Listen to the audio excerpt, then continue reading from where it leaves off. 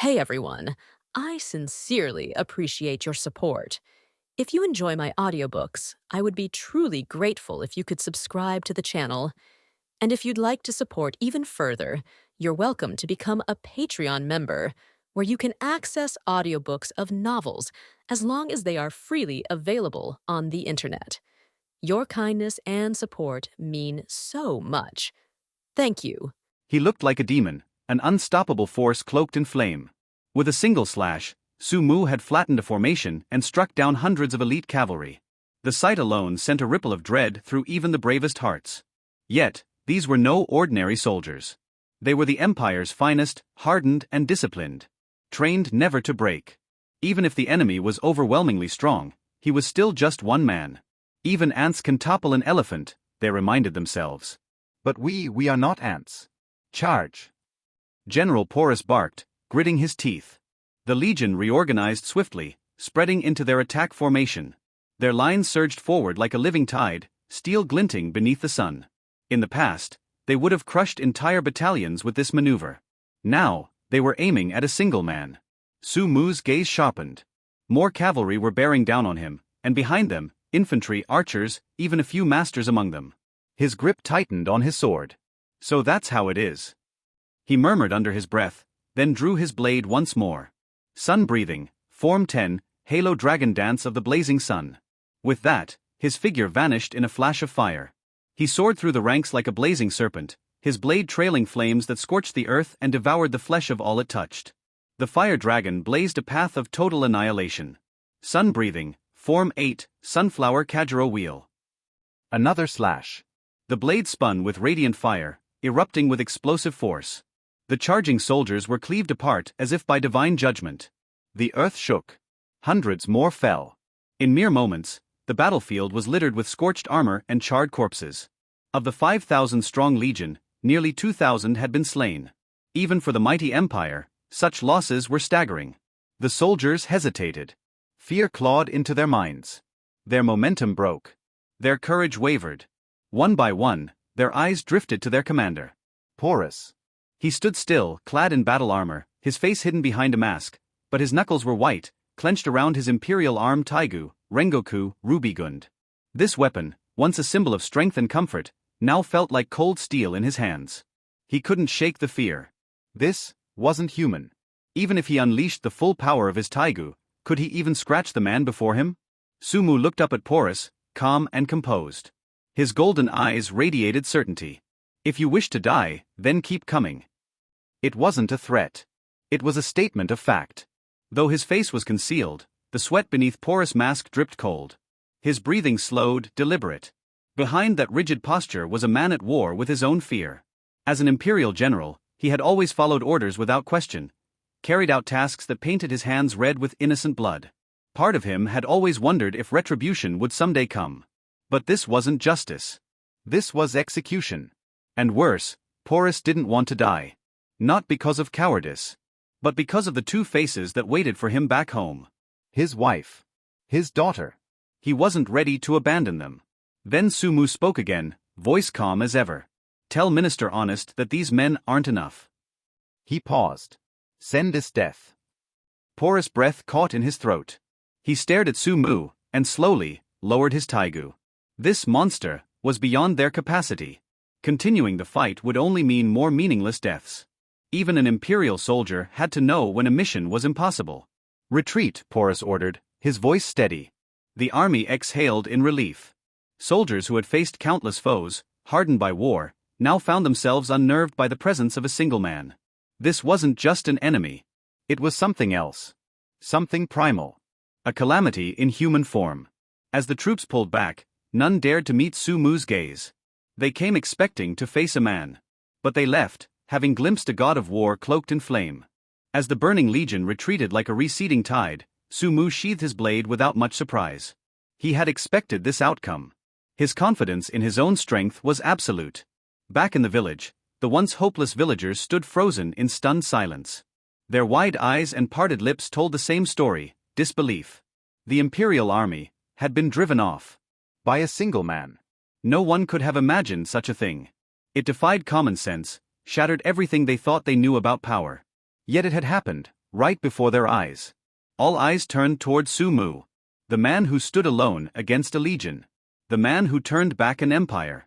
He had done what no one else could. In their eyes, he was no longer just a man. He was a force. Amazing, murmured Jolie, voice shaking with awe. General Su-mu's bravery is simply beyond human. Beside him, Bella gazed at Su-mu, admiration shining in her eyes. She had always known he was strong, but now she understood just how vast the gap between them truly was. Su-mu, meanwhile, walked back into the village with calm steps. His expression remained unchanged. But he could feel it, the shift in how the villagers looked at him. There was awe in their eyes now. and fear. Worship of the strong came naturally to people. That reverence, that quiet intimidation, was carved into every glance they gave him. Standing before Jolie again, Su-mu spoke simply. It's over. Jolie flinched, shame washing over him. When the army had arrived, his first instinct had been to flee. Rational, perhaps, but also cowardly. He had been prepared to abandon the village. Su-mu didn't seem to care. He didn't bring it up. He didn't condemn. It's getting late, he said instead. Time to move. Let's get you back to the capital. He had no interest in drama or lectures. He only wanted to finish what needed to be done. The road back to the capital was still dangerous. He had defeated the 3 beast warriors. He had repelled an entire legion. But if Minister Honest really sent his death, Su-mu wasn't afraid of her, but he wasn't reckless either. He couldn't be sure of victory. Not against her. After a full day's travel, their group finally returned to the imperial capital. Once inside the city, Jolie was immediately escorted to the estate of General Budo. Under Budo's protection, even Minister Honest would find it impossible to harm him. Jolie wasted no time. The moment he settled in, he began sorting through mountains of neglected state affairs, starting the political war he knew was coming. A battle of governance against Minister Honest had begun. Su-mu, however, had no interest in political games. By then, he had already returned to his residence. Tea. A familiar, delighted voice called out. Sha-yu rushed to greet him at the gate, her expression lighting up with joy. Su-mu gave her a subtle nod. How are Ma-in and Shiel? Any trouble? Very quiet, Sha-yu replied quickly. Su-mu gave a satisfied hum. Before he'd left, he'd been slightly worried those 2 assassins might try something reckless. But it seemed they were smart enough not to test him. Then Sha-yu hesitated, her expression turning uncertain. By the way, my lord, there's something strange about Sealyu. Su-mu's brows rose slightly. Where is she? Sha-yu pointed him to Sealyu's room. Without delay, Su-mu made his way there. He opened the door quietly. Inside, Sealyu was lying on her bed, her orange hair fanned across the pillow like wilted flames. She wasn't sleeping. She was staring blankly at the ceiling, eyes vacant, dull, as if life had suddenly lost all meaning. Once a symbol of fiery justice and fanatical loyalty, now she looked like a candle burned out. Su-mu stood silently at the doorway, watching her. Even the most devoted soldiers could break. Even justice, when shaken, could crumble into doubt. And Sealyu was starting to slip. Pushing open the door, Su-mu frowned slightly when she saw the girl lying there sluggishly. In his impression, Serio has always been a very sunny and energetic girl, except for her twisted heart, she has always been positive. I've never seen someone so negative before. I don't know what happened to make Celeo have such an attitude. Seemingly sensing someone coming in, Celeo couldn't help but turn around and saw Su-mu who just walked in the door. Grown-ups. Celeo yelled involuntarily, then turned her head, wiped her face, turned back again, and turned into an energetic young girl again. It seems that the confusion that just appeared has never appeared on the other party. Celeo doesn't seem to be in a good mood. Su-mu walked to the bed, looked at the girl with orange hair and ponytail, and asked with concern, "Where is it?" Celeo lowered his head involuntarily. But after waiting for a while, I didn't wait for the adult's answer, so I couldn't help but raised my head, only to find that the adult was looking at me quietly. The golden pupils were rippling, as if his entire heart had been seen through. The little hands couldn't help grabbing the dress, and the delicate little face showed a little aggrieved. Celeo has encountered some incomprehensible things recently. You can tell me.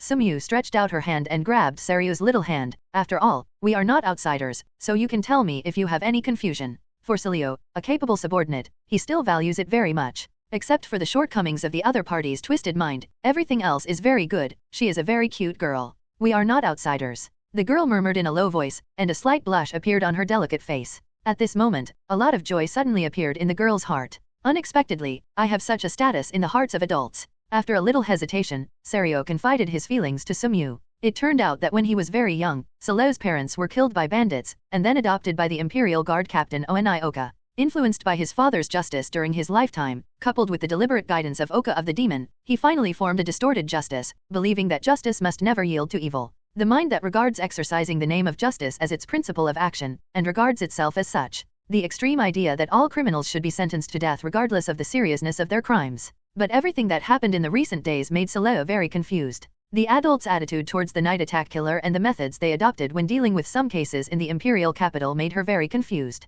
Not bad. For example, some thieves, some criminals who made mistakes, the adults only gave them a little punishment and a certain lesson, and then let them go. This made Saleo very dissatisfied. Saleo believes that no matter what the crime is, since he committed a mistake, he should be severely punished, even at the cost of his life. Only in this way can the crime be severely cracked down. Moreover, not only adults do this alone, whether it is Tatsumai, Iaz, or all other companions, they all agree with such behavior. Zero ask for flowers. This made Saleo, who advocated justice, very confused. It feels that no one in the team is too gregarious, and even, in one operation, she beheaded the thief who was driven over by Tajmi and concluded that he was the murderer. It is a person who does evil. This made Saleo very confused. I don't understand where I am wrong, and I am clearly eradicating the evil, so why should I blame myself? Moreover, gradually, Serio found that he was not compatible with many people in the team. I don't know where I'm headed, Saleo said confusedly. She suddenly felt very confused about the future. Then let me guide you, if Saleo is willing. Sumyu said softly. Really?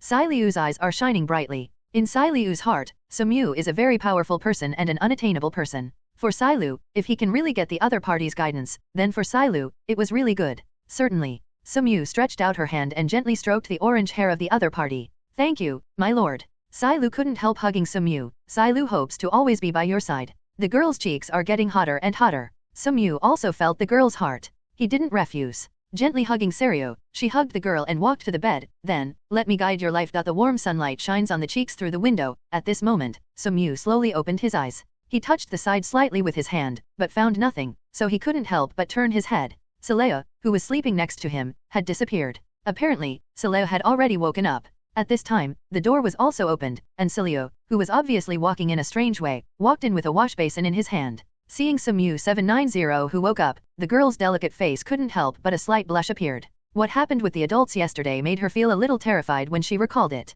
At the same time, there is some joy in my heart. Because, she is completely an adult. Are you awake so early? Serio brought the wash basin over, slightly shy. Okay. Sumyu nodded, reached into the wash basin, picked up the towel, washed his face, then raised his head and looked at Serio. From today you are mine. Sai Lu lowered his head, his face was red, and at the same time he raised his eyes carefully, trying to see Sumyu's expression at the moment. It can be seen that the girl at this moment is a little happy in her heart. In the future, Unity will definitely work hard to help adults. Saleo said in a low voice, raising his head unconsciously. Sumyu nodded. But immediately, Serio lowered his head again, with a bit of disappointment. It's a pity that Serio's strength is too weak, and it may not be of much help to the adults. Before, when she was facing the night attack killers Main and Hill, she felt that even though she was also Tego's envoy, she was no match for Main and Hill at all. I can improve your ability, but once you use my method, you may be subject to me for the rest of your life. Sumyu couldn't help stretching out her hand, and gently rubbed Serio's orange hair. As long as he can help adults, Serio is willing to do so. What's more, in Serio's heart, he doesn't think it is a bad thing to be restrained by adults, because Serio likes to listen to adults. Hearing what Sailu said, Sumyu didn't hesitate. She put her finger on her mouth and bit it open. Bright red blood flowed from the fingers. When Kabatsuji Muzan was killed in Demon Slayer's world, he gained an ability called Familiars. Dependence, you can give your own blood to others and develop into your own disciples of the gods. The host has the right to kill the disciples of the gods. When the blood of the host is given to the servants, their own strength will also decline. The servants it will also have a part of the ability of the host. Drink my blood and become my disciple. Sumyu stretched out her finger and said softly. Serio didn't know what a disciple of the gods was, but he could roughly guess what it was. Without any hesitation, he stepped forward and gently sucked his finger, and the bright red blood was sucked by Serio. Accompanied by the sucking of blood, the girl's fair face was flushed with blush. At this time, Sumyu also felt that a new connection had been established between herself and Serio. It seems that with just one thought of 3.0, I have the right to life and death. This means that with one thought, what you want to do, as long as you really order it, Saleh has no room to refuse or resist. However, while having this feeling, he also felt that his own strength seemed to have declined slightly. It should be said that some capabilities got lost. Developing Saleo into her own disciple, Sumyu felt that some of her abilities were lost. And this ability is the ability of the five-sided omnipotent observer obtained by beheading Zank. Five-sided omnipotent observer, Taigo possesses 5 abilities of insight, farsightedness, clairvoyance, future vision, and hallucination. How do you feel now? Sumyu looked at Serio. Sileo couldn't help clenching his fists, feeling that his strength seemed to have increased a lot, and his physical fitness had also become much stronger. But compared to these, Sileo suddenly felt that he had a very special ability. Her eyes seemed to be able to exert a very special ability 02. I feel that I seem to have the ability of the five-sided omnipotent observer of Taigu. Sai Lu said a little unconfidently. As a Taigu envoy, Sileo has investigated other Taigu in the empire. In addition, she had investigated Zank before the beheading Zank disrupted the imperial capital. Depending on the powers, observers have had a detailed understanding. Now, Kolayu feels that he seems to be able to display the ability of the all-round observer of Daideo's 5 visions.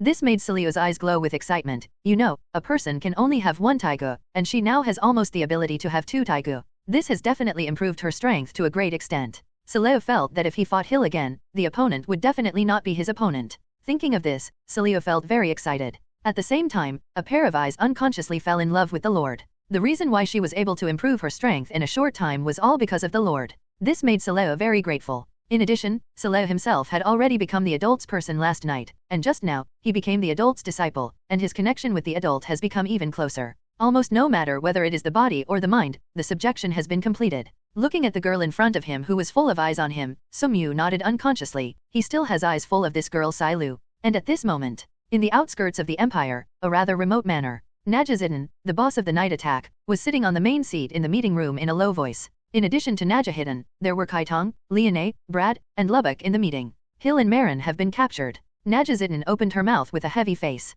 As soon as these words were said, the mood of everyone in the conference room became very heavy. A sense of sadness filled the room. Although as a killer organization, it has already made such an awareness, but it is still difficult for everyone to accept that something happened to people who have always been brothers and sisters. Looking at the grief on everyone's faces, Najazidin's mood is almost the same as everyone's. But as the boss of the Night Raid organization, it is still necessary for her to explain the information she has received. After Najazidin explained the information, Kaitong raised her head involuntarily, and the girl's hand unconsciously pressed the demon's sword on her waist to kill her. On the hilt of Murasame's sword, in other words, Hill and Mayan are now. He was also captured in Sumyu's government office. Kaitong, don't be impulsive. Najazidin naturally knew Chitong's consciousness, but Sumyu who was able to capture Hill and Mayan was not an ordinary person. According to the 750 information obtained, even Bud, the great general of the empire, is not his opponent. On the other hand, when Liane heard Sumyu's name, his eyes flickered. She has met each other. Perhaps, it is not impossible to redeem Hill and Main from the opponent's hands. Liane spoke suddenly, and at the same time explained the situation when he saw Sumyu last time. After listening to Liane's words, Najazidin couldn't help tapping the table with her fingers. It seems that this person named Sumyu is not the same as Minister Ernest. It seems that if necessary, we should meet with the other party. Although the other party seems to have prejudice against the Revolutionary Army, it is not completely hostile, and there is a chance to win over. After all, if a master who can defeat General Bud joins Night Raid, then the strength of Night Raid will definitely be improved by several levels.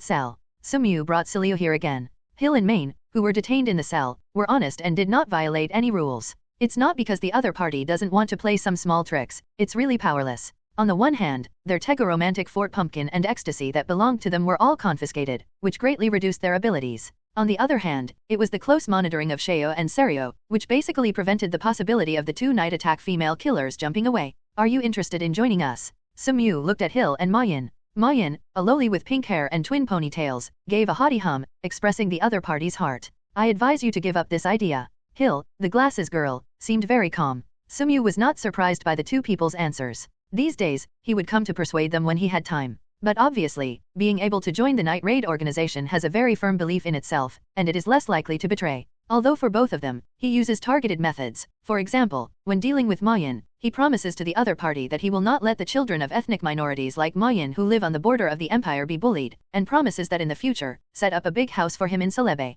Although his proposal moved Hill and Main, they obviously didn't believe him. Both Hill and Main believed that only the Night Raid organization they belonged to could fulfill their beliefs. What a pity.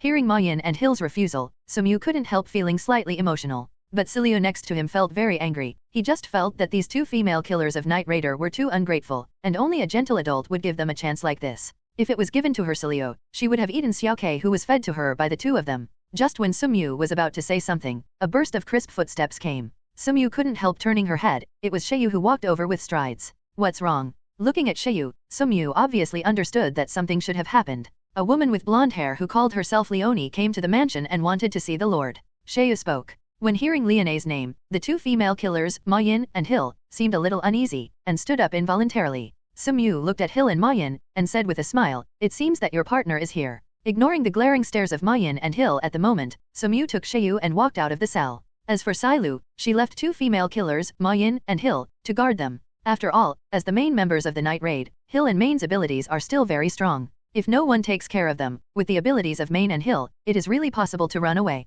He didn't want to see such a situation. In the study, Sumyu saw Liane again. One with beautiful blonde hair, golden eyes, a pretty face without makeup, and a very good figure. "Meet you again, Mademoiselle Leonie." Looking at the woman in front of her, Sumyu couldn't help laughing. Liane's pretty face was slightly gloomy, and if it was not possible, she would not want to deal with the person in front of her at all. Because the person in front of him is too oppressive. Even if you just stand in front of the other party, you will have the feeling of being loved by the other party. Although he is not very willing to deal with the person in front of him, he has to meet this person face to face. After all, his companions, Main and Hill, were both captured by this person, and it was impossible for Liane to remain indifferent. This time, she also volunteered to ask the boss to get in touch with him. After all, as the boss of the Night Raid organization, Najazitten cannot easily take risks. And she has had contact with Sumyu, so she has a certain understanding of this person. "I haven't seen you for a few days. I didn't expect that you are no longer the captain of the Imperial Guard, but have turned into a general of the Empire." Leo too raised her golden eyes and looked at Sumyu.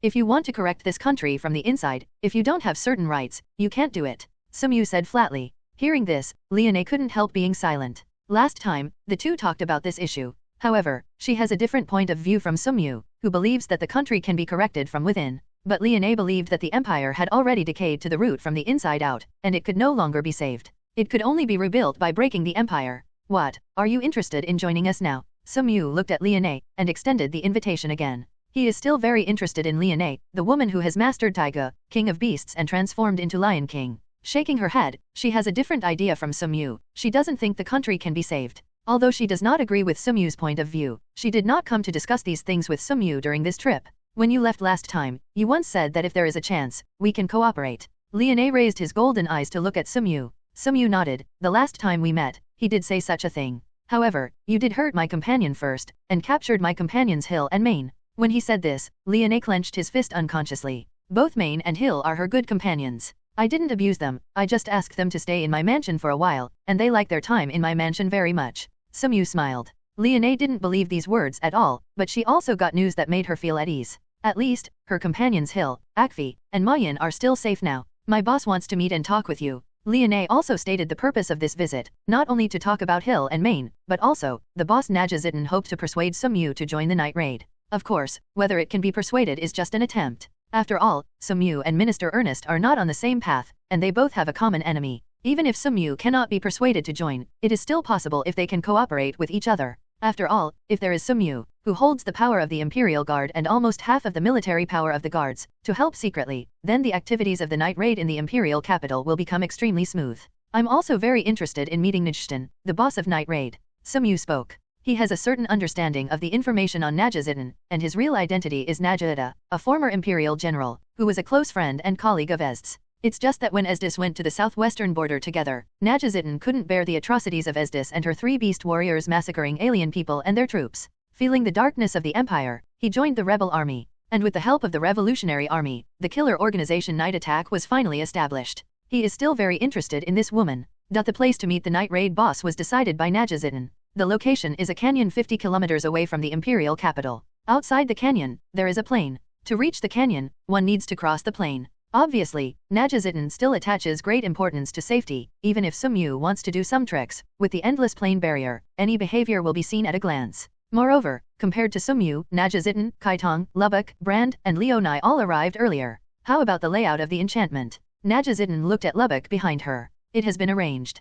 Lubbock hastily said that if Sumyu wanted to send the guards to carry out the encirclement and suppression, he would definitely know about it first. Outside the canyon, Sumyu came over with Tajmi, Iaz, and Sheo. Looking up at the canyon in front of him, he couldn't help nodding slightly. As expected of the boss of the Night Raid organization, he is really very cautious. 17. Even if he wanted to encircle and suppress the opponent in one fell swoop, the location he chose was not very suitable. Even if he organized the guards to come over, Najazitten would probably know it as soon as he appeared on the plain. But fortunately, he didn't have the idea of destroying the Night Raid this time. In the canyon, Sumyu met with everyone from the Night Raid organization. "Give us Hill and Marin back." As soon as they met, Lubbock couldn't help but speak directly breaking the silence at the scene. Sumyu smiled and shrugged his shoulders very naturally. Now that the person is in my hands, it seems a bit too naive to let me let go so easily. Hearing Sumyu's words, as the boss of the night raid organization, Najazitten frowned unconsciously, and couldn't help reaching for her pocket, and took out the tobacco. However, after hesitating for a while, he finally took the tobacco back. Now, not for smoking. What price do we need to pay before you can let go of Hill and Main? Najazitten spoke seriously. As the leader of the night raid organization, Najazitten is no longer a naive girl. Especially in the assassination of Night Raid these years, I have seen so much darkness in human nature, and I obviously understand that it is impossible for Sumyu to let go of Hill and Mayin so easily. I want her. Sumyu pointed his finger directly at Kaitong. Kaitong also saw Sumyu a long time ago, and also recognized Sumyu who had contact with her once. Asking for flowers. It's just that, I didn't expect that the man who looked like a savage at the beginning, now not only controls the Imperial Guard, but also controls almost half of the power of the guards, becoming the latest rising upstart in the Imperial capital. What's more, he didn't expect that the other party's request would be his own. Najazitten also frowned tightly. Although Mayin and Hill are her most important partners just like Chi Tong, in the bottom of her heart, Najazitten knows the meaning of Chi Tong better. Not only because Kaitong is the ace killer of night attack, but more importantly, the one-hit kill Murasame mastered by Kaitong is the most important link for the revolutionary army to overthrow the empire. I'm sorry, it's impossible for me to agree to your condition. I won't exchange my companions for companions. Najazitten shook her head. General Sumyu, you can propose other conditions, as long as they are not particularly excessive. We can accept them. Sumyu just shook his head. It's a pity that you can't accept other conditions. You can talk about it. Night attack, declare allegiance to me. He opened his mouth lightly. The atmosphere became condensed at this moment, and everyone in the night attack couldn't help but clenched the taiga in their hands, ready to fight at any time. The scene became very tense all of a sudden. Everyone in night raid looked tense, and they were ready to activate their taiga at any time. Although, according to the information obtained, Sumyu's strength is very strong, even Bud, the general of the empire, is not his opponent. However, it is not impossible to defeat the opponent with the strength of all members of night attack at this moment. Sumyu naturally sensed the situation in front of him. Although he was facing all the members of Night Raid, he didn't show any fear. One is confidence in one's own strength. The second is that since he dared to come over, he was prepared since 017. But just when the Night Raid was about to use force, Chi Tong raised his head abruptly, and the emotions that had been calm in Gu Jing's mind suddenly became turbulent. Above the canyon, a girl with almost the same appearance as Chi Tong appeared at some unknown time. The girl tapped her toes lightly, and her petite body jumped down from the top of the mountain, and finally landed behind Sumyu like a dancing kochu. Looking at the woman who appeared suddenly, Najazitten unconsciously looked at Lubbock next to her. After all, Lubbock was responsible for the vigilance of the surrounding area. And when the opponent appeared, Lubbock didn't even have an early warning. Lubbock's expression was also quite ugly. The girl who appeared suddenly bypassed the barrier he had set up nearby with Taigu's kaleidoscopic cross-tail. And the girl who appeared suddenly was none other than Kaitong's younger sister, Haitong. As the killer of the empire, the organization that Black Tong belonged to was originally under the control of Minister Ernest, but after he asked General Bud and Jolly, he finally paid a considerable price to ask for it from the organization that Minister Ernest belonged to. Back to Haitong. Now, Haitong is his direct subordinate. Haitong looked at his elder sister Kaitong who belonged to the Night Raid organization, and pulled the servant, the deceased Xingjun Beifang, out of the scabbard. The cold sword pointed at his sister. Sister, you betrayed the empire and joined the Night Raid. Do you know, sister, how painful it is for me to be alone? All I think about every day is how to kill my sister. Haitong looked at her sister. Kaitong remained silent for a while, gently pressing the hilt of his sword. Kill me, will you be redeemed? Haitong shook his head. There is no redemption. Because if it's just like this, my sister will become something that only belongs to me. Come and fight, sister. Haitong's fingers gently stroked the sword body of the courtier's dead marching army Ba Fang, and his black pupils stared at his sister. Let's make a break, sister. Kaitong also pulled out his own Taigu one cut and one kill Murasame. Looking at the elder sister who pulled out Kunyu, the black pupils were slightly sullen. Why did you betray the army? Otherwise, we can always be together. Chi Tong tightly held the hilt of Kunyu, looked at her sister who was a little crazy, and was slightly silent, before speaking for a long time. After seeing the world clearly, I understand that in the organization of the empire, the so-called peace of the people, it's just a lie. Staying there is just a special force that keeps killing people for the benefit of the empire. As long as the empire is still there, the people will still suffer the same. So, I invited you to run away with me, didn't I? How could I escape? I can't do such things as betraying the mission and sacrificing my companions. Haitong stared at her sister angrily. The misfortune was caused by the rulers of the empire. If they are buried, the people can be happy, and the deceased companion will understand my approach. Chi Tong shook his head. You talk too much of yourself, Oni-chan. Haitong clenched the sword in his hand. The next moment, the minister's 1.4 March of the Dead Eight Houses was activated. In an instant, the ground began to shake violently, and countless human hands stretched out from the ground. At the same time, a huge bone monster broke through the ground and appeared behind Haitong. Deistiguro, a super dangerous species. In addition, there are 6 dolls and a super dangerous species. Nadara, Doya, Wall, Eepman, Hunter, Locke. Super dangerous Caesar giant frog.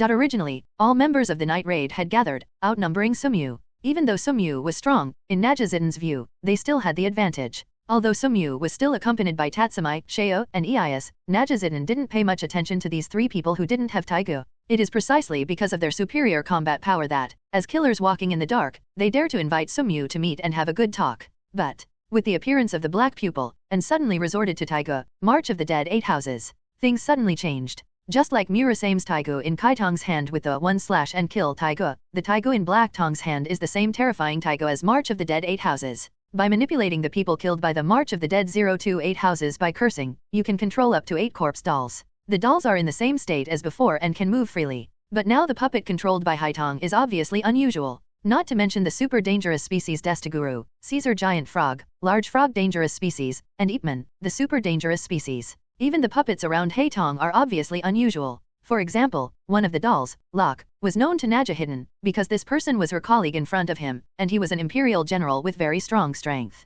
Except for the Locke character, the rest of the dolls are not simple. Nadara, a partner who grew up with Chi Tong and Haitong during his lifetime, is also a member of the assassination team, and his strength is very strong. Duoya, before she was alive, she was a female killer of a different ethnicity in the north, and she was good at using 2 guns. Wall, he was a famous bodyguard during his lifetime and was good at various defensive techniques. None of these people is simple, and it is extremely difficult for their night raiders to deal with any one of them. Seeing this scene, Chi Tong couldn't help clenching the kunyu in his hand. And Haitong also looked at his sister at this moment. Today, for me, I made a break because of the regret I once had. That way, I can move on. Come on, sister. Black pupil, my sister. Haitong held Murasame's sword and pointed at Haitong. Well, I like you the most, Onai-chan. Haitong also clenched the Taigo March of the Dead Hakafeng in his hand. Today, she and her sister are fighting for their beliefs. One stands for the empire, and the other is for the ruin of the empire. Seeing that the sisters were about to start a life and death battle, Sumyu couldn't help stretching out her hand, and gently stroked Haitong's black hair.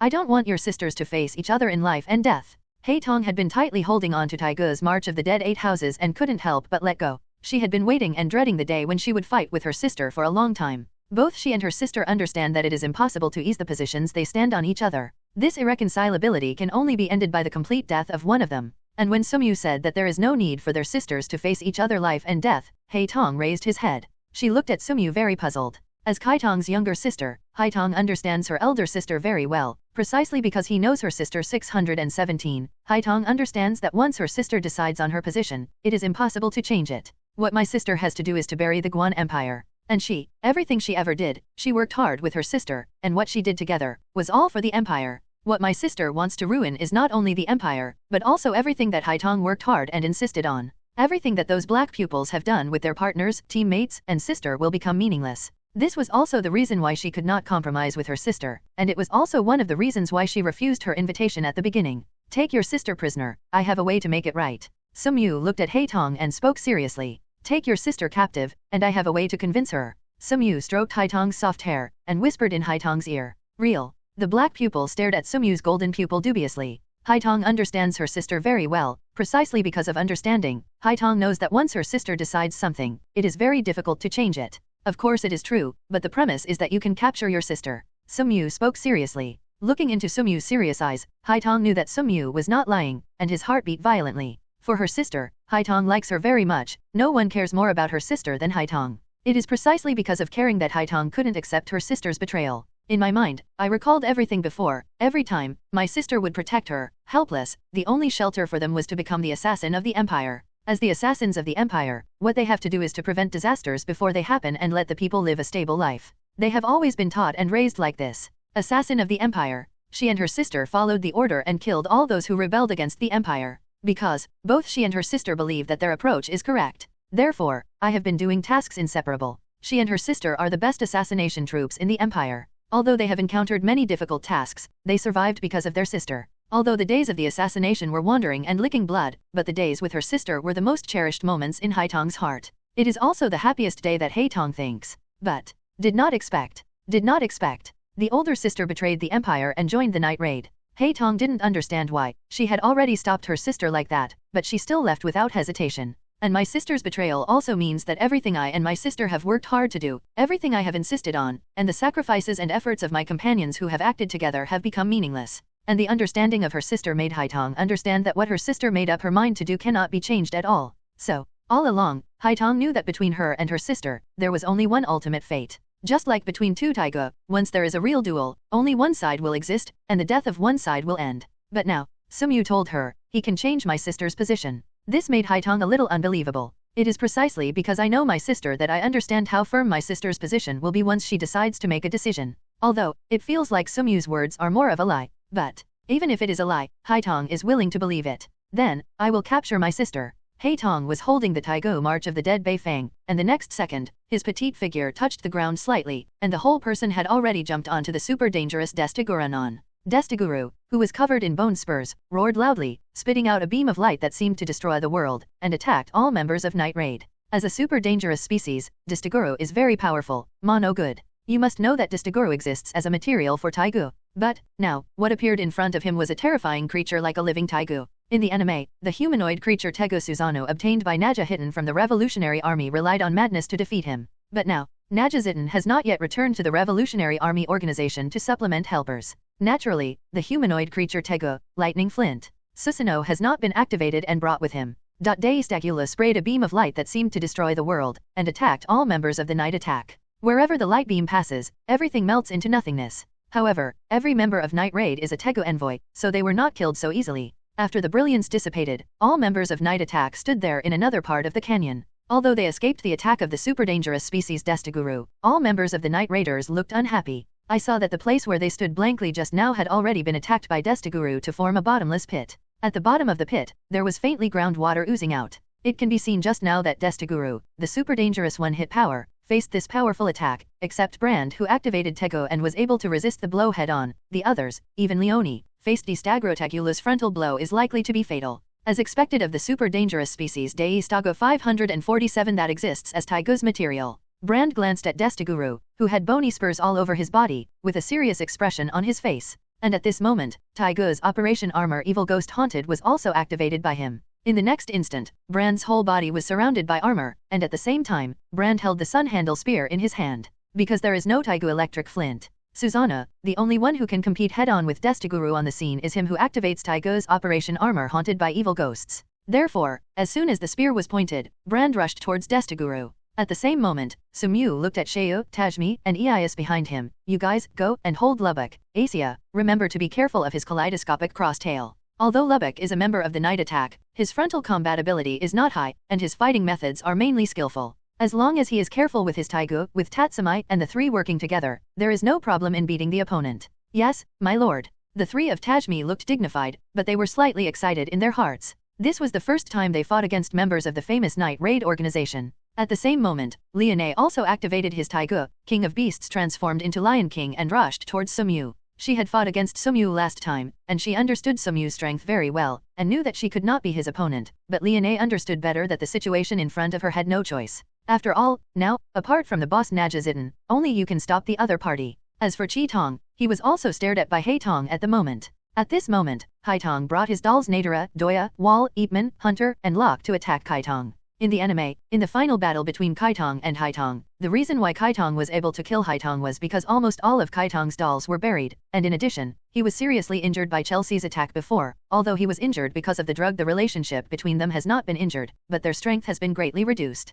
Therefore, in the anime, in the decisive battle between the black pupil and the red pupil, the black pupil is not at its peak. But the current black pupil, except that Destiguru was restrained by Brand and distracted a little bit, the current black pupil is almost at its peak state. Coupled with the help of the puppet, at this moment, it is actually fighting against the older sister Tong. Looking at the situation, Sumyu's eyes were calm, and the situation in front of him was within his expectation. At the peak of Tong in the anime, he can control 8 corpses against all members of Night Raided with only one person. What's more, there is a stronger him now. His eyes flicked from the surrounding battlefields, and finally fell on the boss of Night Raid, Naja Zitten. As for Leone who was rushing towards him and attacking him, he directly ignored him. Leone, who turned himself into a beast with Taigo and improved his physical ability by leaps and bounds, could not pose too much threat to him. I'm afraid, this time, it will be very difficult for Night Attack to escape.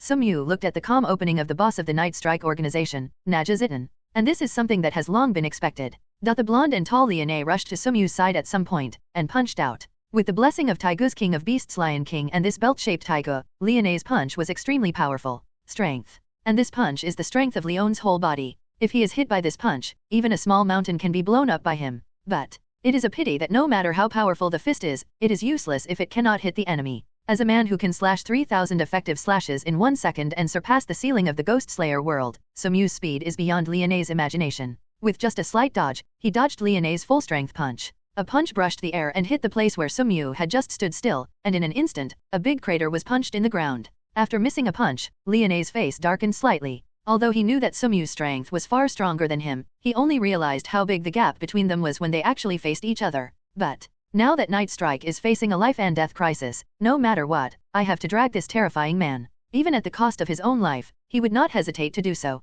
It's a pity that Sumyu doesn't intend to spend too much time on Liane. With just a slight flash, he appeared behind Liane. Liane's face changed, and he was about to make a move, but in Sumyu's eyes, Liane's movements were too slow. When Liane raised his hand, he had already hit Liane on the back of the head. There was a sharp pain in the back of his head, although Liane tried hard to stay awake, but obviously, he couldn't do it. He was directly knocked out by Sumyu's palm. Almost instantly, Liane, the most important member of the Night Strike organization, lost his fighting power. After defeating Liane, Sumyu's eyes fell on Naja Zitten. At this moment, Naja Zitten is being entangled by the doll Locke operated by the black-eyed Taigo March of the Dead Eight Houses. Locke, who was a general of the Empire during his lifetime, was also a colleague of Naja Zitten. He was assassinated by Haitong because he planned to defect to the rebels and was found out. He became one of the dolls of Haitong. Originally, Locke's strength was not as strong as that of Naja Zitten, but now Naja Zitten is not in full bloom. Back then, when Naja Zitten betrayed the Empire and joined the Revolutionary Army, she encountered AI who came to beg for her life.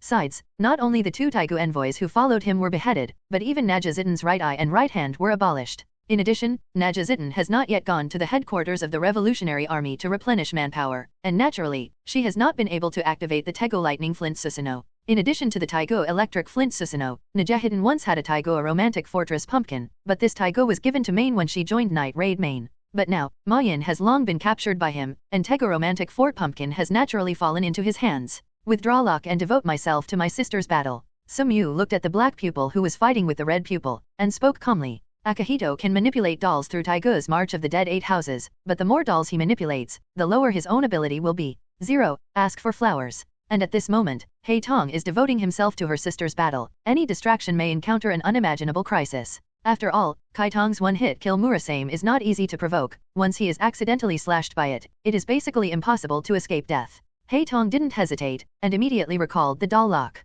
At the moment when Locke was recalled, Haitong also breathed a sigh of relief. Although relying on the puppet to gain the upper hand in the battle with her sister at the beginning, Kaitong soon relied on super high agility and super fast speed. The speed made it difficult for a time. 0. If it wasn't for the fact that the puppet she summoned was no longer part of the life system, her sister Tega's Murasame's one cut, one kill would not be effective. Otherwise, her puppet would have been destroyed by her sister. Moreover, in order to maintain the suppression of Najahidin, she invested too much energy in controlling the personality of the puppet Locke, resulting in her own ability being greatly insufficient. Now, with Locke's recall, the black pupil's ability has increased a bit. Although, there is still Destiguru being entangled by Brand, but Destiguru does not need to consume too much energy from her. After all, with Destiguru's rough skin and thick flesh, even if Brand wants to get rid of him, it will take a certain amount of time. The puppet Locke was withdrawn, and Naja Zitten also lost her opponent, which made her feel a little relieved. But when Naja Zitten looked at Sumyu who was standing opposite, her heart fell to the bottom in an instant. Looking at Sumyu opposite, Naja Zitten's heart almost sank to the bottom of the valley. Although she has never fought against the opponent, she can feel the strength of the opponent, especially in the current situation, which makes Naja Zitten feel deep regret. She should never have dominated the meeting with Sumyu this time. She shouldn't be lucky with Sumyu, thinking that she is hostile to Minister Ernest, so she naively thinks that she can persuade him. I didn't expect, you are such a person, I naively thought that I could talk to you. Naja Zitten looked at So 680 Mu and unconsciously clenched her fists. Because of his own mistakes, the night attack fell into the current situation. From the very beginning, I shouldn't have any illusions about Sumyu. Although what Naja Zitten said was very vague, Sumyu could probably understand what the other party meant, and couldn't help but sneer. As an assassination organization, you should be prepared for any situation, right? Naja Zitten couldn't help but smile bitterly. If you are prepared for the situation in front of you, it will not be the current situation. He deliberately chose this Grand Canyon as the location. The purpose is to prevent possible accidents. Because the outside of the Grand Canyon is a plain, if Sumyu really wants to gather the guards, they will definitely be able to detect it immediately. However, what I didn't expect was that Sumyu didn't bring any guards, and only brought 2 or 3 entourages. The only one who was in ambush might be Haetong alone. But it was this kind of people who made night attack into an unprecedented passive. This was something she hadn't expected. You are so naive, Najahedon. Sumyu looked at each other and couldn't help but sneer. Do you think I will join the Revolutionary Army? I do have illusions about this. I once thought that you were hostile to Minister Ernest, that you were also dissatisfied with the decay of the empire, and that you would be willing to work with us to eradicate evil, establish a new country, and become a partner of justice. Be a hero to the people. Najahedon lowered her head slightly, feeling slightly sad. Sumyu listened, but just looked at Najahedon with a sneer. It's ridiculous. As long as you join you, it is to eradicate evil, for the people, for justice. These are too ridiculous. Night Attack is nothing more than an assassination organization. As for the Revolutionary Army behind the night raid, they are not very good. He said coldly, the Revolutionary Army is nothing more than a group of deceitful people, and they have also deceived some people who are full of illusions. General Sumyu, do you have any misunderstandings about the Revolutionary Army? Najahedon looked up.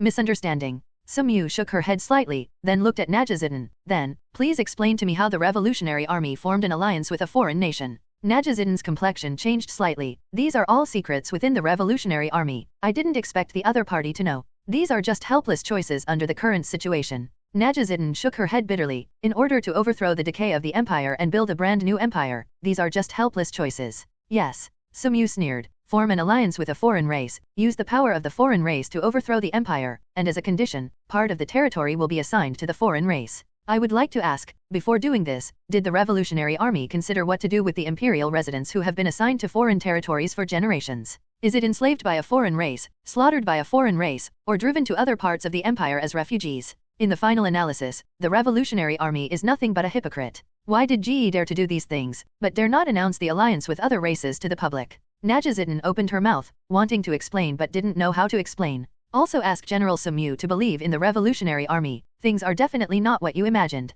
Najahedon is still trying to persuade Sumyu with words in the 5.6 picture. But Sumyu just sneered. Then, in the same way, Night Raid can also trust me to correct this decaying empire from the inside, and guide the empire back to a normal track. He looked at Najahedon and spoke very calmly. So, obviously, no one can convince the other. Final result. It still depends on who is strong and who is weak. And without a doubt, he has the absolute upper hand. Najahedon knew that she could not convince the other party, and the situation in front of her had only one choice for her. The choice is easy. If you don't want to be captured by the other party, then you can only choose to resist. Almost without hesitation, Najahedon stretched out her right hand. Her right hand has long been abolished by Esdith, and at this moment, her right hand is entirely a prosthetic limb made of metal. With Najahedon stretching out her right hand, the metal prosthetic was thrown out immediately, hitting Sumyu like a cannonball. Although the attack has already been launched, Najahedon is still in a heavy mood. The result of the battle with Esdish at the beginning has reduced her current strength by about 40%. Looking at the metal prosthetic that hit like a cannonball, Sumyu just tapped the ground lightly. Her figure was erratic, and she easily dodged Najahedon's blow.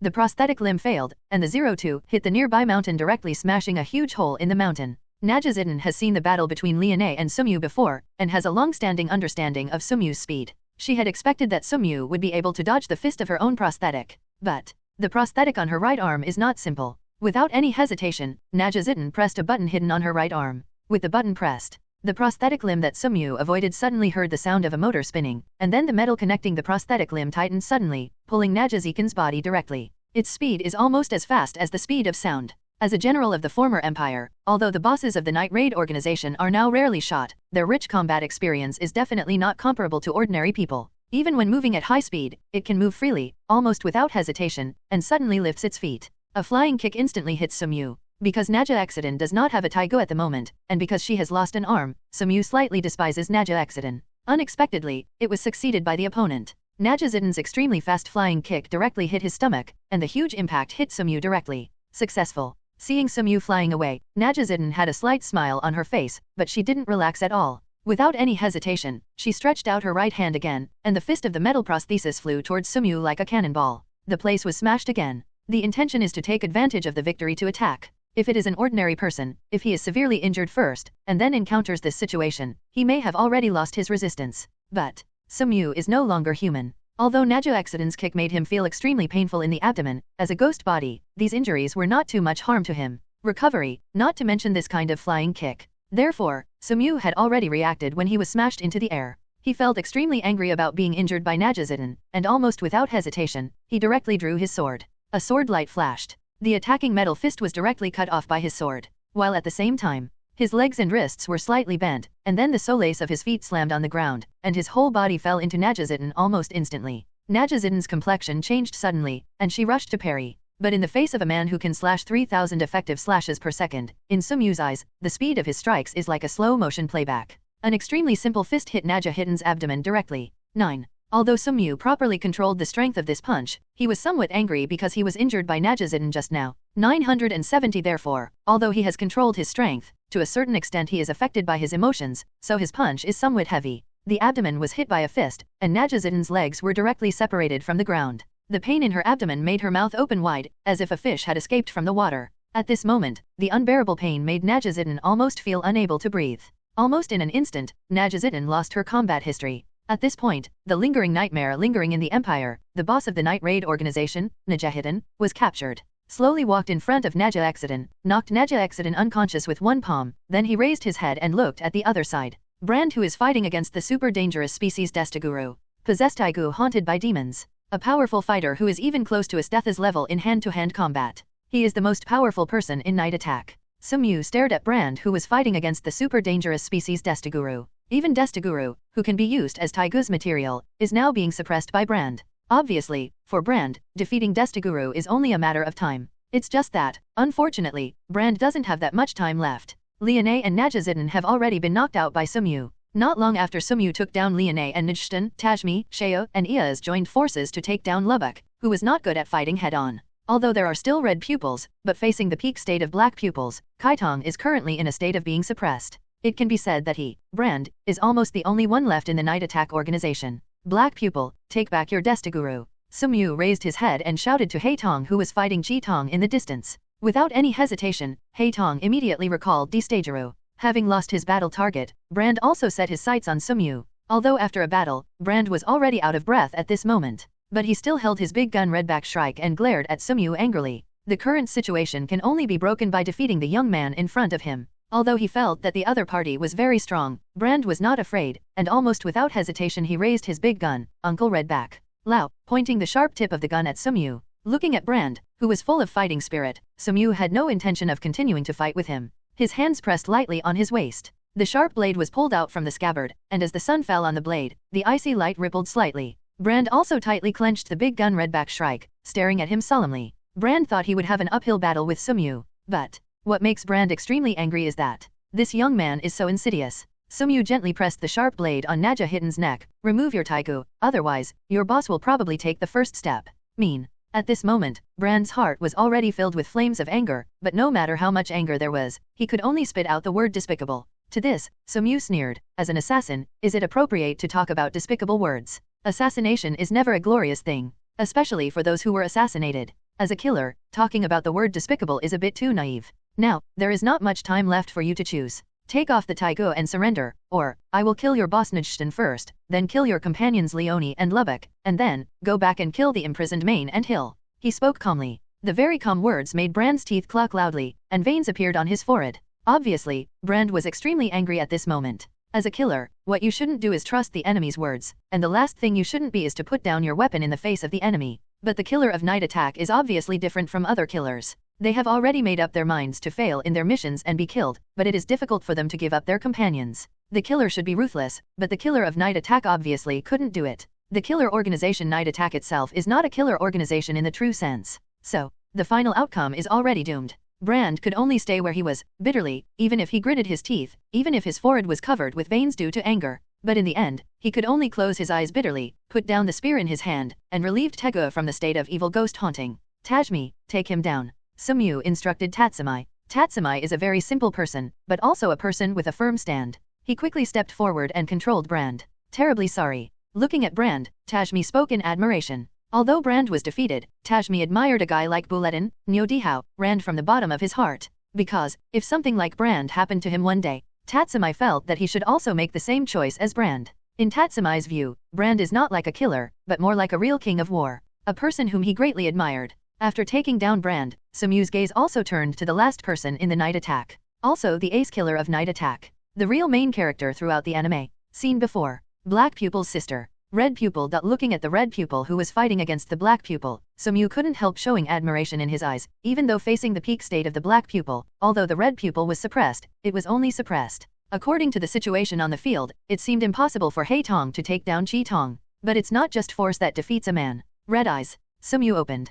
Chi Tong, who was fighting with her sister, couldn't help turning her head, and when she saw Sumyu's situation, her beautiful pupil couldn't help shrinking. Just now, she had devoted herself to the battle with her younger sister, and had no time to take care of the surrounding situation. Just for a while. His partners were all captured. The girl's heart flustered all of a sudden. She unconsciously clenched the hilt of her sword. She was more worried about her companion than she was in her current situation. The current situation is an unprecedented crisis for her, and it is even more unspeakable bad news for the Night Attack organization. Hei Tong, come here. He spoke softly again. Hei Tong was very obedient. He tapped his toes lightly, but suddenly, the girl's figure had landed beside Sumyu.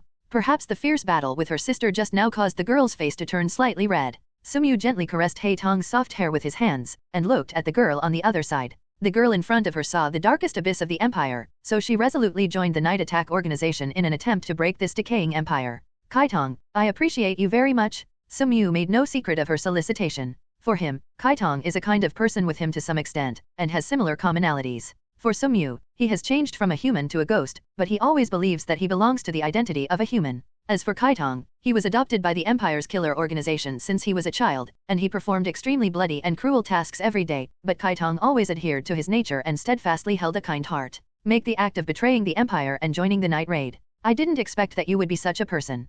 Chi Tong's hand tightly held the hilt of the sword, and the red pupil suppressed the flames of anger. If she had known that she would encounter such a situation today, she would have taken action when she met Sumyu for the first time. What am I? Sumyu's very flat Q&A. Kai Tong couldn't help being silent. Just the last time and this time, she and Sumyu had only two sides together. She doesn't know much about what kind of person Sumyu is. Only relying on two sides, can you judge my attributes? Sumyu frowned and looked at the girl. Everyone and I are fighting against the darkness of this world. In today's empire, ghosts are rampant. Ghosts and monsters in human skin are arrogant and domineering, and I am the only one who is the only one. These evils that God can't punish are all caused by me and everyone in the dark. In cutting down, and you are preventing us from eradicating evil. Hei Tong firmly believes in himself and the concept of Night Raid, and always believes that his actions are correct. Therefore, she cannot tolerate Sumyu's behavior that endangers her companions. Seeing Kai Tong's state at this moment, Sumyu understood that it was really difficult for him to convince Kai Tong in a short time. But as long as you give him time, Sumyu doesn't think it's too difficult. As long as you understand one thing, it is only a matter of time before Kai Tong will be recruited by him. That is, Kai Tong joined Night Attack because Kai Tong was disappointed in this decaying empire. But when he brings the empire back on the right track and restores the prosperity of the empire, Kai Tong will no longer have the motivation to continue to work for Night Raid. Although he is confident that he can persuade Kai Tong in the future, Sumyu has no hope of being able to persuade Kai Tong now. Because, even now, he has not convinced any of the members of the Night Attack. As for this point, Sumyu had already expected that if the members of Night Raid were so easy to persuade, Night Raid would not become the Empire's confidant, and would become the future, even the youngest and strongest general of the Empire, Esther, a killer organization that Stuart can't solve. It can be said that anyone who joins the Night Raid already has lofty beliefs in their hearts, and is already ready to sacrifice their lives for benevolence. Just like in front of him, even at an absolute disadvantage, Kai Tong still holds his Taigo one-hit kill. Murasame still did not give up resistance. It can be said that as long as the other party is not killed, the matter is absolutely impossible to end. But no matter what kind of person you are, there are always shortcomings. Although Night Strike is a killer organization, this killer organization doesn't seem like a killer organization at all. Killers are supposed to be ruthless, but the members of Night Raid always pay too much attention to their companions, just like Chi Tong now. She should have run away now. However, Chi Tong didn't. Because she seems to care too much about her companions. So when Sumyu pointed the sword in his hand at the other members of Night Strike, Chi Tong's delicate face was visibly flustered. For a killer, this is extremely inappropriate, because for a killer, no matter under any circumstances, he should maintain the most basic calm, because only in this way can he find opportunities in a crisis. Just grab it. Sumyu put the tip of the sword on Najazitan's fair neck. The meaning was obvious, just like letting Brand put down the weapon before. If Brand is more like a fighter, then Kai Tong, the ace killer, is also different from ordinary killers. She cares too much about her companions, and even risked her life for it. So, soon, Chi Tong made the right decision and put down his weapon. In fact, even if he didn't put down his weapon, Chi Tong might not be able to run away in the face of the situation in front of him. captured all members of Night Raid and confiscated their taigu. For a taigu envoy, although losing taigu is almost equivalent to losing most of his force.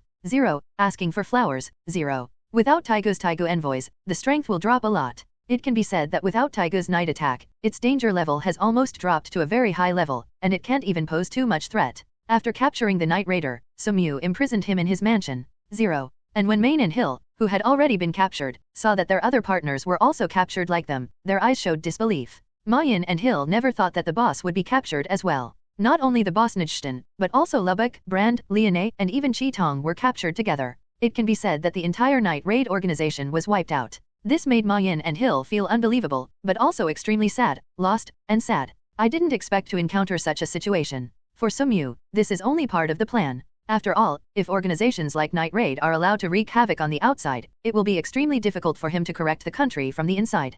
Cell. Sumyu stood outside the door. Kaitong sat quietly on the bed in the cell, without making a sound. At this moment, the girl's taigu is a one-hit kill. Murasame has been taken away, and it can be said that most of the threat has been lost. To be honest, when facing Akihito, he was still somewhat vigilant in his heart. He was wary of Akihito taigu. Although he is a ghost, he has an immortal body, and ordinary means cannot threaten him. However, Kaitong's taigu when cut will kill Murasame 0 made him quite afraid, because he didn't know his own immortality. So when facing taigu's Murasame Ikasan under the effect of certain kill, whether its immortal body is still valid. Sumyu looked at the girl in front of her calmly. Even though she was captured, she still maintained a very calm posture. We met again. How did you think about the proposal last time? He looked at Chi Tong. Kaitong raised her head slightly and looked at Sumyu. Before Sumyu proposed that Kaitong should do things for him, but was rejected by Kaitong, so last time, he deliberately changed the proposal, that is, Kaitong should do things for him, and he cannot hurt her companion, that is, Mayan, Hill at all. Obviously, this proposal is very tempting for Kaitong who values his companions.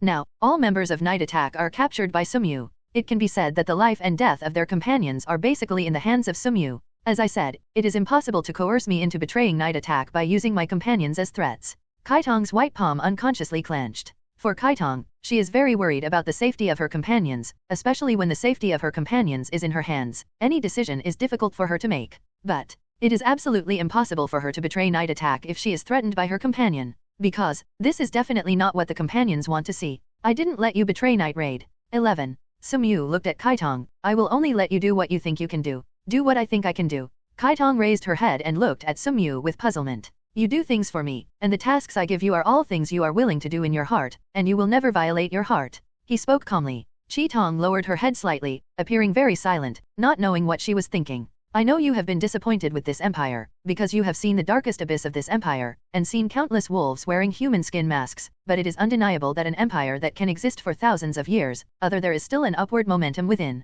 There are still a large number of conscientious factions in the empire. They are silently dedicating to this country. There are also countless people who are also eager for changes in the empire. They don't want their country to be destroyed. Because, no matter how dark the empire is, this empire belongs to their country after all. And what Night Attack wants to do is to destroy this country. Chi Tong was silent. It was precisely because she saw the darkness of the empire that she resolutely threw herself into the Night Raid to completely eradicate this decadent country. Although I have been disappointed with this decadent country, however, it is undeniable that there are still countless people working hard to change this country, hoping that the empire can develop in a good direction. As time passed slowly, Kaitong remained silent and did not give Sumyu an answer. 3.8 Sumyu was not in a hurry. She waited silently, waiting for Kaitong to make up her mind after enough thinking. Finally, I don't know how long it took. The girl suddenly raised her head and looked at him. Sumyu also looked at Kaitong. He thought that Kaitong had finally made up his mind. But it seems not. I want to meet my sister first. Sumyu froze for a moment, then nodded. In Chi Tong's heart, more important than her companions was probably her sister Hei Tong.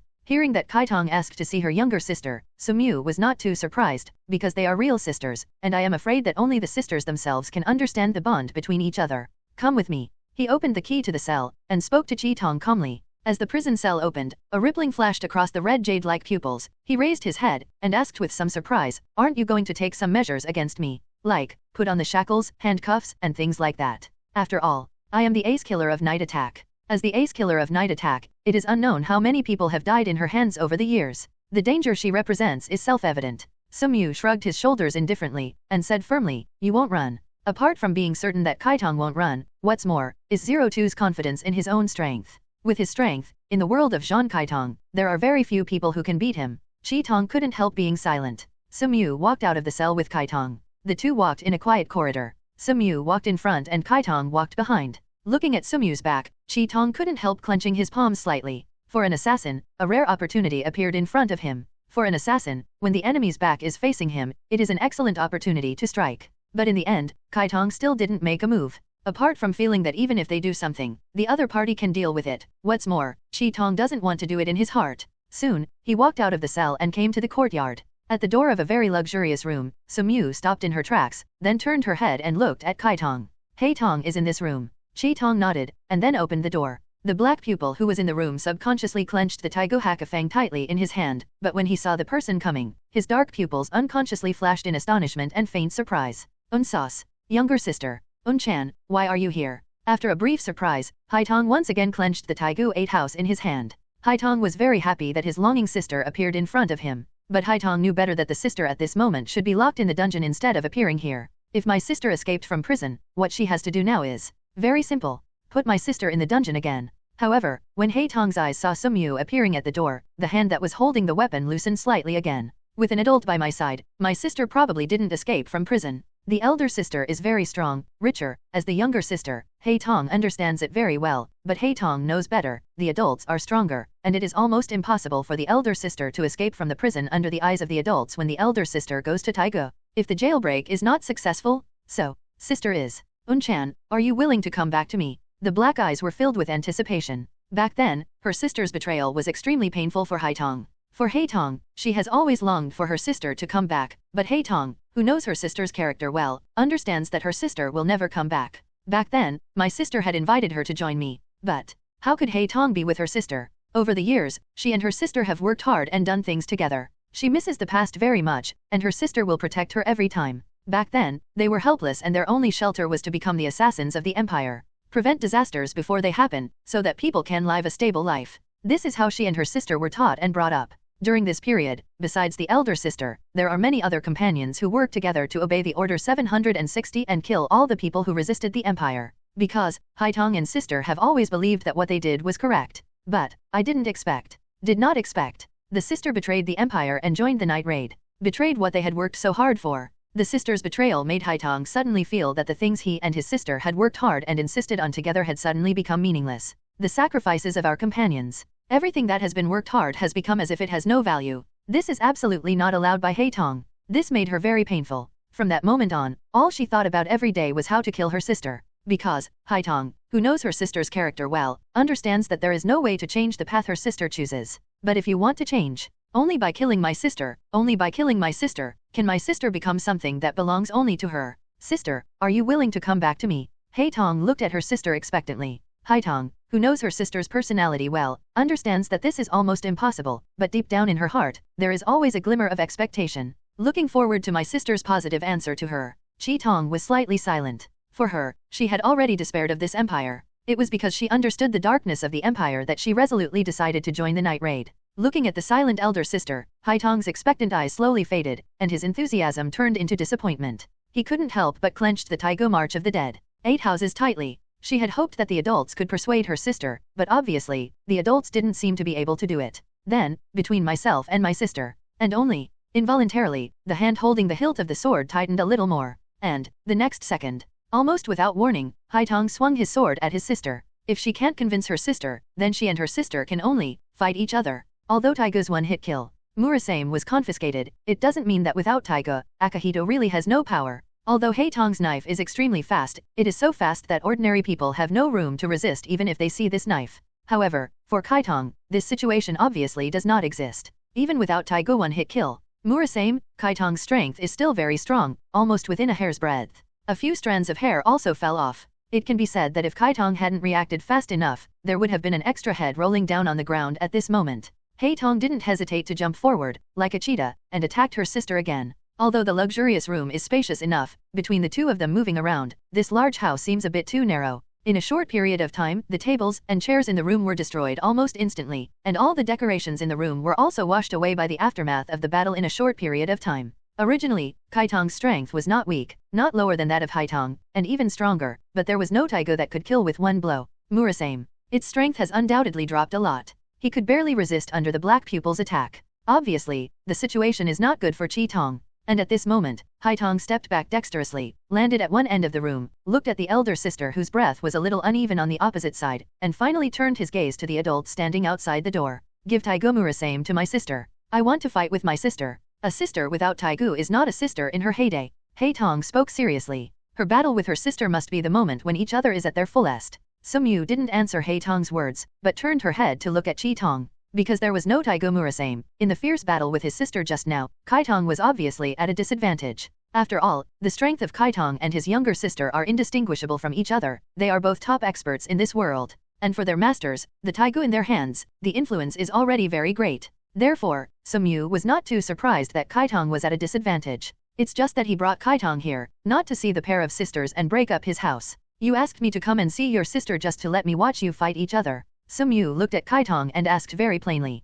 Chi-tong remained silent for a while, looking at Haitong with red jade-like eyes. For her, when she resolutely decided to betray the empire, her heart was completely separated from the empire, and she no longer had any hope for the empire. But the only one who can't let go is the younger sister. Is this empire, which has been corrupted to the point of darkness, really saved? Looking at his younger sister, Chi-tong raised his head and looked at Sumyu in some confusion. This empire has long been decayed to the bone. But it's not that Kai-tong doesn't have any affection for this empire. Since they were young, they had no one to rely on with Haitong, and the only shelter they had was the empire's assassination organization. They have been taught since childhood to prevent disasters before they happen and let the people live a happy life. Therefore, she and her sister have been carrying out the assassination mission of the empire. Once, she, like her sister, firmly believed that what they did was right. But it wasn't until an assassination mission that she was shaken for the first time about whether she was right. And that assassination mission. The ruby-like pupils are caught in memories. After passing the cruel Umbu elite selection, the other 6 of her became the sons and daughters of Gojtsi, the leader of the imperial assassination force, and accepted his more cruel trials.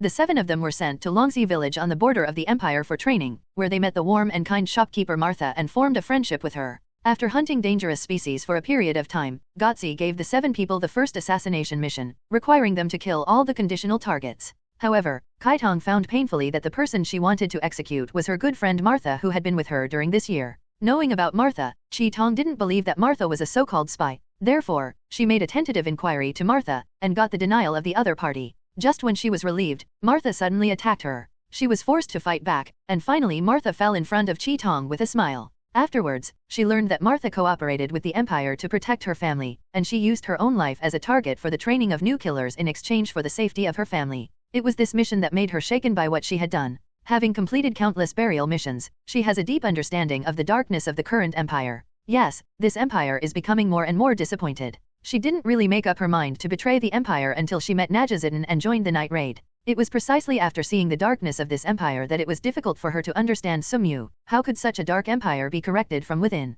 This empire is beyond redemption. But he looked at his younger sister Haitong in front of him. At the beginning, she regretted not being able to take away her sister, just like now, watching her sister pointing a sword at her. She can understand her younger sister, because her betrayal made her younger sister suddenly become very confused. She used to work hard, made an agreement together, sacrificed, and did her best. Now, she suddenly told herself that this everything is wrong and meaningless. How can my sister accept all this? So, at this moment, both look at Sumyu. Kai-tong hopes to get a positive answer from the other party. Can you really let me witness the darkness of this empire dissipate and usher in the moment of light? The very calm inquiry also determined where Kai-tong really made up his mind. As you wish. Sumyu looked at Chi-tong, and answered calmly and firmly. After receiving Sumyu's answer, Kai-tong thought for a long time. Finally chose to agree. However, although Kai-tong is willing to join him, she has not really surrendered in her heart. For Kai-tong, she has long been disappointed in this decaying empire. This empire has long been decayed to the point that it is rotten from the root, and it can only be broken and built.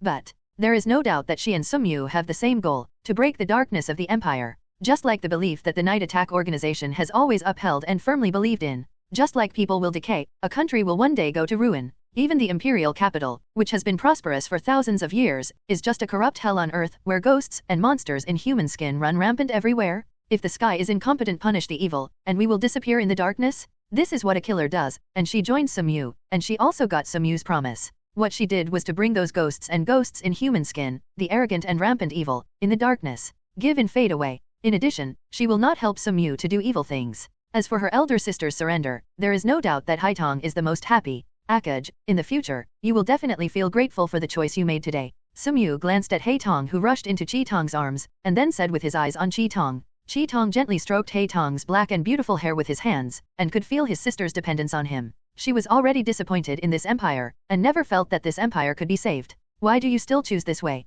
Caressing his younger sister's back with his hand, he could feel Hei Tong's dependence on her. The reason why I want to try, just because of my sister. So, Tuan decided to give it a try and take Sumyu's word for it. Although I am joining you now, there is one thing that must be explained in advance. Chi Tong opened her mouth to talk about the conditions for her joining. Seemingly knowing what Kai Tong was thinking, Sumyu said flatly, "Don't worry, all members of Night Attack, I won't hurt them." Hearing Sumyu's assurance, Kai Tong couldn't help but heaved a sigh of relief. Although she decided to follow the path guided by Sumyu, in her heart, Kai Tong still felt guilty for Night Raid, because no matter what she thought in her heart, her behavior is a kind of betrayal. And for her who has always regarded Night Raid as her partner, this is an extremely difficult feeling to overcome. And at this time, Sumyu also took out one hit kill. Village Rain. Give you? Looking at the Village Rain in Sumyu's hand, Kai Tong didn't accept it immediately, but raised his head unconsciously to look at him. Aren't you afraid that I will betray you after I get the weapon? You know, for a Tegu envoy, whether he has a weapon or not is completely different. You will not. Sumyu looked at Kai Tong very calmly, but he still said, by the way, I will not let your companions out these days. I hope you can understand this, and I hope you don't do anything in this regard hands and feet. Chi Tong lowered her head slightly. I see. Chi Tong picked up the kunyu in Sumyu's hand. I will hold the Village Rain and fight for you, but if I find out. Chi Tong naturally didn't say the latter words. Sumyu also knew. You will see that this country will get better and better. He spoke confidently. Chi Tong nodded in a low voice.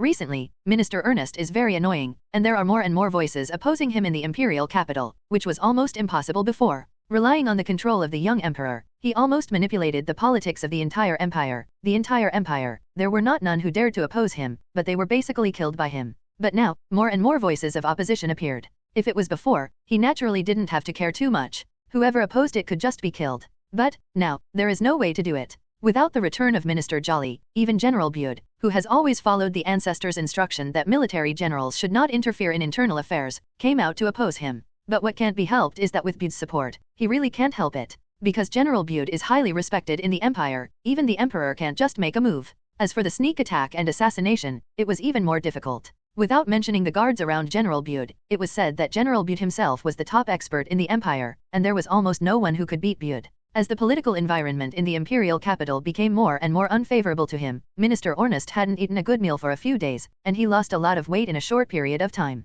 This was unimaginable for the meat-loving Minister Ernest. In order to deal with the immediate situation, Minister August Fu approached Estes without hesitation. Before proposing to deal with the rampant night raid in the imperial capital, Minister Ernest suggested to the emperor to recall Estes from the border. Because of the death of the three beast warriors, that is, Liwa, Niu, and Datas, Estes lacked manpower. As the plot developed, the Hunter organization was established and began to recruit manpower. The Hunter organization is very simple, and all the recruits are Taigu envoys who have Taigu. It's just that because of Sumyu's intervention, Seryu and Haitong didn't join the hunters. Although Seliu and Haitong didn't join, Will, Poros, Dadar Fashion and Half still managed to become a member of the Hunter organization. Originally, the Hunter organization was preparing to deal with the Night Raid, but just as Esdith was about to launch an action against the Night Raid, the Night Raid organization suddenly disappeared, which made Esdith very interested. You want me to deal with Bud? In the office, Esdith, who has long water blue hair, looks at Minister Ernest, who is full of fat. Yes. Minister Ernest nodded. With the support of General Bude, the current opposition has become more and more powerful, and has almost become his confidant.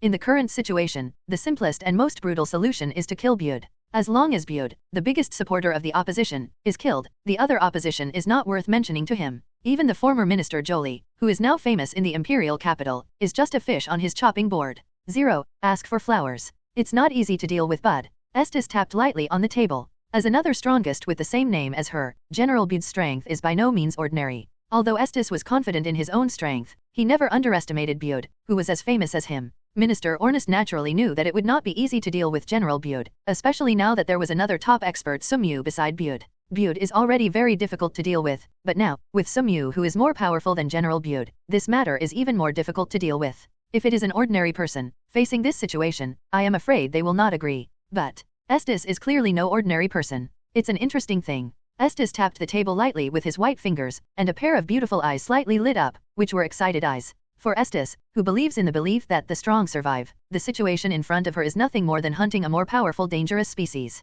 Not to mention, that young man named Sumyu killed 3 of her subordinates. Night shrouded. Sumyu's residence. Sumyu, who was resting in the courtyard, stood up abruptly, looking into the distance. Seemingly sensing the change in Sumyu, the black pupil and the red pupil couldn't help but raise their heads, following Sumyu's gaze and looking into the distance. But nothing was seen. This made Chi-tong and Hei-tong slightly puzzled, not knowing what alarmed Sumyu. Accompanied by Sumyu whispering slightly. At this time, a slender woman was standing there on the courtyard wall of the mansion. Wearing a white military uniform, a military cap, and long aqua blue hair, he is tall and graceful. Exquisite 783 face. Around his slender waist, he wears a sword. But at this moment, the woman's water blue eyes were looking at him with great interest. In the dark night, the girl's eyes were filled with incomparably intense interest. This woman is none other than a super S-rank combat madman who is as famous as General Bude, and also the youngest and strongest general in the entire empire. Estes. With the appearance of Estes, Hai-tong and Kai-tong also found each other. Looking at the woman in front of them, Chi-tong and Hei-tong couldn't help but clenched the swords in their hands. They never noticed when the other party appeared, and when they approached so close without making a sound. It's pretty scary. You know, they are already super killers themselves, and being able to approach them silently without them noticing, the opponent's strength is obviously far beyond imagination. Sumyu's eyes are also looking at each other, almost as the ceiling of Jean Kai-tong's world, as Ditha's strength is definitely strong enough. If it weren't for Kai-tong relying on Taigu's one-hit kill, same characteristic, I'm afraid, it wouldn't be able to catch the opponent. Sumyu knew that if she wanted to cultivate this country, she would meet her one day. Unexpectedly, it was this day. Much earlier than expected. It seems that the current environment of the imperial capital is so critical for Minister Hornist that he wants to use his trump card. And Estes did not hesitate, it was the ace killer. His strength is strong enough, and he can feel the more powerful aura of the woman in front of him. It was an extremely terrifying aura. Even if he surpasses the ceiling of Ghost Slayer world and can kill 3,000 effective slashes in 1 second, he can't ignore the opponent. An extremely powerful woman. In the final plot of Jean Kai-tong, after the Supreme Taigu was defeated in the decisive battle of the imperial capital, Esdith fought against more than 10 Taigu envoys and millions of troops with his own power, showing his unparalleled strength. And it's Taigu, the essence of demon god appearance. Hei-tong clenched the Taigu March of the Dead 8 house in his hand and stood in front of Sumyu, looking coldly at the woman who appeared in front of him. The woman who knows the eyes is very strong, but the black pupil does not allow adults. As for Kai-tong, she also slowly pulled out her Taigu one-hit kill. Murasame, and the cold sword edge shone with a little bit of coldness. Seeing that the red pupils and the black pupils were facing enemies, Sumyu couldn't help stretching out his hand and patted them on the shoulders. Back off. Chi-tong and Hei-tong were a little puzzled. She's very strong. Sumyu said something very simply. Chi-tong and Hei-tong felt even more puzzled, because each other was very strong, so they were needed more. However, Sumyu just shook his head. For Estes, group attacks are meaningless to her. Too. Sumyu spoke coldly again. Although Kai-tong and Hei-tong were unwilling, they still obeyed unwillingly. Obviously, the teachings these days are still very effective. Obviously, they began to obey his orders even if they were reluctant. When the red pupils and black pupils receded, Sumyu also looked at Esdith. Like Sumyu, Estes also looked at him.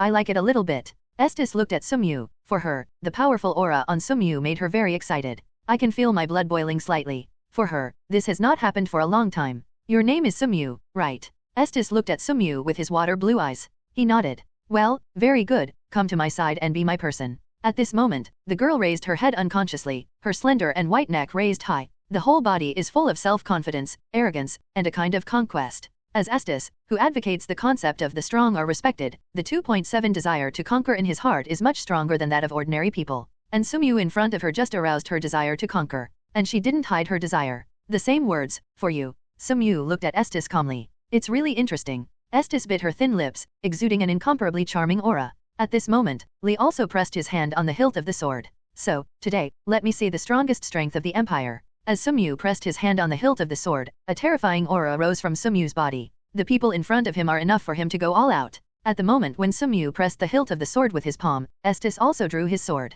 It was impossible to see when the two of them moved. When they saw it, the swords of the two had already clashed in the air. One touch and instant. Although it was only a short contact, both Sumyu and Estes knew that the other party was a very strong opponent. It's very powerful. As expected of my prey. Estes narrowed his blue eyes. Sumyu was silent, adjusting her breathing. For him, the greatest achievement is undoubtedly the breathing method of Ghost Slayer. And to deal with Estes, he really needs to go all out. 02 choke. The sword was drawn in an instant, and the bleak light of the sword invaded in front of SDC in an instant. As for Estes, who flatters the strong can survive, he has never been vigilant, his wrist shakes almost instantly, and the sword he holds is also tearing through the air in an instant. Choke. The icy swords collided, and fierce sparks scattered. With the blade as the center, the aura of the two collided with each other, and some aura escaped and swept towards the surroundings. Walls collapsed, trees snapped, and dust flew. Blocking it with a sword, Sumyu was not surprised. If he killed SDC so easily, he would really look down upon him. Withdraw the sword, then swing the sword again. The bleak sword edge continued to attack Esdith.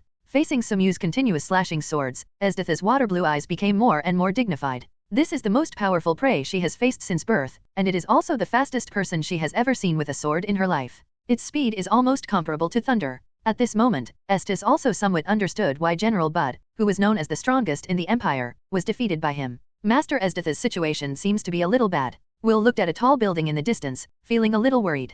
Don't worry too much, Estes is the strongest in the Empire. Behind him, Angel Lan said comfortingly. However, looking at the situation where the two were fighting, Esdith was indeed at a disadvantage. Estes is indeed very strong, even Sumyu, Yin had to admire secretly. But human beings are human after all. When facing ghosts, their strength will eventually be exhausted, especially when facing his sword, there is only futile defense. Without him, the sword is fast enough. For Sumyu, who can slash 3,000 effective slashes per second, the speed at which he strikes the sword is beyond the reach of human beings. Even SDC, facing his sword, is hard to defend against. If SDC hadn't planted a layer of ice around him to protect him, his head would have been cut off by Sumyu at this moment. Even so, the ice shields around his body became thinner and thinner under Sumyu's sword strikes. Almost a breakthrough is only an instant effort. And once the defense was broken, facing Sumyu's sword that was faster than Ruo Leiting, Estes was almost powerless to defend. This is also the first time that Esdith has faced a powerful crisis.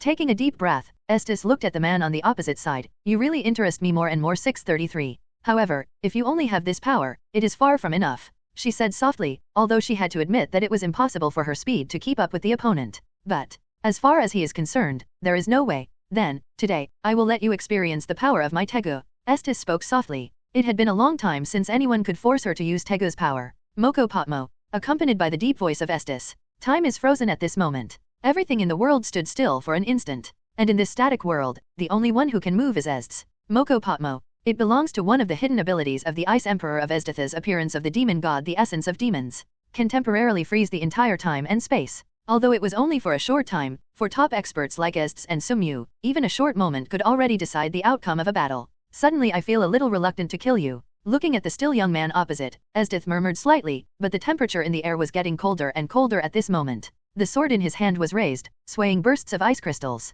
A gust of wind blew by, and the boy's head snapped off, mottled with blood. And at this moment, the ability to freeze time and space of Moko Botmo was also forced to end. Relying on Taigu's devil's appearance, devil's essence, he obtained the ability to freeze time and space for a short time. However, these are not achieved by one's own strength. The time to persist is very short, and this ability can only be used once a day. After all, time is a very powerful ability. Being able to manipulate time has extremely powerful power no matter where it is. This is not what this world can grasp. However, Estes did it by relying on the Ice Taigo, the appearance of the demon god, the essence of demons. Grown-ups. As the head fell, Heitong and Chi-Tong, who were watching the battle not far away, couldn't help being shocked. Estes didn't pay too much attention to the red pupils and black pupils that came quickly, and her eyes were more on the boy's body. It can be said that the person in front of her is the most powerful person she has ever seen in her life. But after all, he lost to her. Withdrawing the sword and putting it into the sheath, Sumyu has already beheaded, so the next one will be the world-renowned General Bud. But just as the sword was put into its sheath, Esdith's body froze suddenly. The boy whose head had been cut off by her stood up again, and the head that fell to the ground jumped up and returned to the boy's head. Unbelievable, incomprehensible. Chi-Tong and Heitong, who were originally running, couldn't help but stop, staring blankly at the scene in front of them. I've never heard of anyone who had their head cut off and survived. But what actually happened in front of them told them that all this was not a dream. But what actually happened? However, how is this possible? They naturally don't know that he is already inhuman, as a ghost with an immortal body. As long as he is not subjected to specific methods, he is basically an immortal existence. Even if his head is chopped off, he can recover quickly. And this is also his biggest means of relying on. He turned his head and made a slight click sound, then stretched out his hand and touched his neck, and there were some blood stains that had just fallen. You are very strong. Sumyu raised her head and looked at the woman with long aqua blue hair opposite her. Estes was silent. Although everything in front of him was too weird, there was no doubt that the other party did not die. It was beyond her comprehension. However, this moment is obviously not the time to think about these things, and more is to think about how to deal with the opponent's counterattack. As far as she is concerned, after using the ability of Mokubatama, which can freeze time and space, she has already consumed too much energy. Now, for her, it is very difficult for her to stimulate Tegu's ability again. Although there is no Taigu, Estes is still strong, relying on his own strength, but it is far from reaching the level comparable to Sumyu. But at this moment, Sumyu was stroking the sword in his hand, and his gaze was fixed on the woman opposite. Next second, wrist shake. A sword was cut out, and the shadow of the sword that could not be seen fell down. Esdith's eyes couldn't help but condense. The powerful sword that had never been seen before, without hesitation urged the Ice Emperor's demon god's appearance, the essence of the devil. Ice crystals were constantly being formed around Esdith, and the suspended ice crystals formed a high wall to block her in front of her, densely packed, almost covering the entire sky. Then, after a sword, the dense ice crystals covering the sky dissipated into the air, and a sword fell on Esdith's neck. If it continues to fall, even if it is stronger than Esdith, it will be the result of being beheaded and dead. She doesn't have the ability to live, Qian Lijiao, even if she can cut off her head like Sumyu. But there is no doubt that, in the fight against Sumyu, she lost or. Looking at Esdith, who remained motionless under her sharp sword, looking at this haughty beauty, Sumyu kicked out, hitting Esdith's leg and wrist. Well, with pain in his legs and wrists, he unconsciously let out a cry of pain. At the same time, he staggered and knelt in front of the boy in an extremely humiliating posture. Looking at the extremely unwilling woman in front of her, who dared not move because her neck was threatened by a sharp sword, Sumyu smiled coldly. This is it, Esdith, the youngest and strongest general in the empire. No one would have imagined that the youngest and strongest general of the empire, Esdith, would lose to Sumyu, a young man who had only recently gained fame in the empire. Almost instantly, Will, Dr. Fashion, Porus, and Angel Lan all appeared not far away, staring at Sumyu solemnly. Sumyu didn't care about the sudden appearance of the four people, and his eyes fell more on Esdith. At this moment, Esdith was kicked abruptly in the knee by him, and was forced to kneel at his feet, trying to get up several times, but she had to keep her kneeling position because of the cold and force from the sword edge. For Esdith, who has always been strong, this is an unbearable humiliation. Is this the youngest and strongest general in the empire? He looked at Esdith, and spoke calmly again. 410 Esdith was silent, knowing that this was a mockery from the other party, but she couldn't refute it. Because, in the battle just now, he had already lost. She didn't understand why. She had already chopped off the other party's head, but the other party was still alive. Although doubtful. But these are not important anymore. What matters is that he has already lost. For Esdith, what she believes in is the strong survive. This is what she has always understood. The strong are respected. The strong own everything, and the strong are above everything. This is the truth that Esdith once realized. It's just that, before, she was a strong one, but now, facing Sumyu, she is not anymore. Very unwilling, but have to admit their failure. The strength of the young man in front of him is completely above her. I lost? She said these words in a low voice, with a look of desolation in her eyes. She has defeated powerful enemies countless times, hunted and killed powerful dangerous species countless times, and she has never lost. Very unwilling, but I have to admit. Hearing Esdith's words, he put his sword back into its sheath. Esdith, who had just been forced to kneel on the ground, also stood up again. At this moment, her hair looked messy, and her face, which was once exquisite like a blooming flower, seemed to wither at this moment. I lost? Esdith looked at each other calmly. As a winner, you should have it all. And she, a loser, is also the other party's prisoner. This is the truth understood by Esdith, who has insisted on the belief that the strong are respected all his life. Sumyu naturally understood what the other party meant, and was not surprised at all, because this is the idea that Esdith himself insisted on. Betrayed Minister Hornist. He, Akfei, spoke calmly. Esdith was silent. Don't tell me that Esdith, the youngest and strongest general in the empire, is the most loyal lackey of Minister Ernest, let alone betray Minister Ernest. Sumyu looked at Esdith calmly. For people like Esdith, the reason why they work for Minister Ernest is only because, as long as Minister Ernest is in power, such an empire is destined to be in turmoil. Turbulence will lead to war, and for a person like Esdith, she doesn't care about the rights of the empire she is in. What she wants is always her own satisfaction. Only continuous warfare can continuously produce enemies. This means that even if the entire army of enemies can be wiped out every time, she will always let go of one or two enemies with the most potential, looking forward to their comeback. This is the reason why Esdith chose to cooperate with Minister Ernest, and also the reason why she worked for Minister Ernest. I need to think about it because, it's not just me. It took a long time for Esdith to speak again. For Esdith, the youngest and strongest general in the empire, she already represented not only herself, but also the loyal subordinates who had always been loyal to her, a large part of the elite soldiers of the empire. Sumyu nodded. He knew that what SDC said was not false, because she was indeed a general who cared about her subordinates. Otherwise, Esdith would not have a group of soldiers willing to die for her. Then wait for your final result. Sumyu spoke calmly. Follow me, I will give you a wider stage. Seeing the figure of Esdith leaving, the black pupil behind him couldn't help but said, My lord, let him go like this.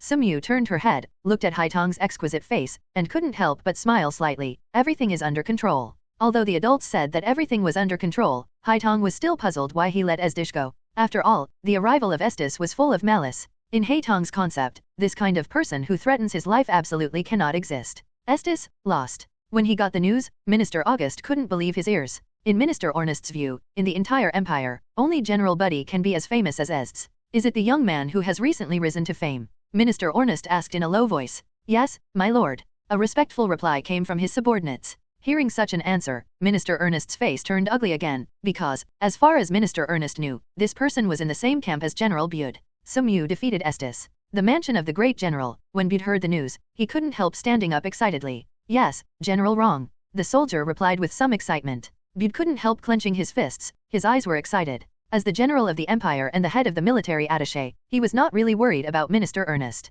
What he was really worried about was actually Esdith, the empire, the youngest and strongest general. After all, the reputation of Esdith has already spread all over the world, and even he is not sure that he can deal with Esdish. But thinking of the last time he had a fight with Sumyu and the pressure he faced with Sumyu last time, Bude felt that this seemed normal. With the news of Sumyu's victory over Esdith, powerful waves were sent throughout the empire. But Sumyu didn't care too much about all of this. Through the battle with Estes, he found that he still has many shortcomings. If it weren't for being a ghost and possessing an immortal body, if it weren't for these things, he would have lost the battle he wrote about Esther's. The ability to master the laws of time is not something he can resist. Back in the room, Sumyu lay cross-legged on the ground, silently comprehending the feeling of the battle with Estes just now. He doesn't care much about other aspects, but what he really cares about is the Moko Potmo used by Estes. Experience the general feeling of time and space frozen at that time. As a personal experiencer, although time and space were frozen at that time, he felt something faintly. It was a speechless feeling. Zero ask for flowers. It's just that, no matter in any world, time is always a powerful, profound, and elusive existence. He wanted to understand it in a short time, but it was very difficult. After receiving the news of Estes's defeat, Minister Ornest went to Estes's mansion again immediately. In Estes' mansion, Minister Ornest frowned slightly at the obviously silent Estes. I heard you failed. Minister Ornest looked at Estes. Estes raised his head and glanced at Minister Ernest, with indifference in his eyes. Why, come and see me joking. No. Minister Ornest shook his head. I just came to confirm the authenticity. After all, I really can't believe it. Yes, I lost. The opponent is much stronger than me. Estes said in a low voice, but she was somewhat unwilling in her heart. She had too many doubts in her heart. During the battle with Sumyu, she used the Moko Potmo to freeze time and space, and successfully kill the opponent. But what she doesn't understand is, why are people who have clearly been beheaded still alive? Until now, Estes still wanted to understand why a person who had been beheaded was still alive. During the battle that day, she knew very clearly that she had indeed cut off Sumyu's head, and that was not false, but real.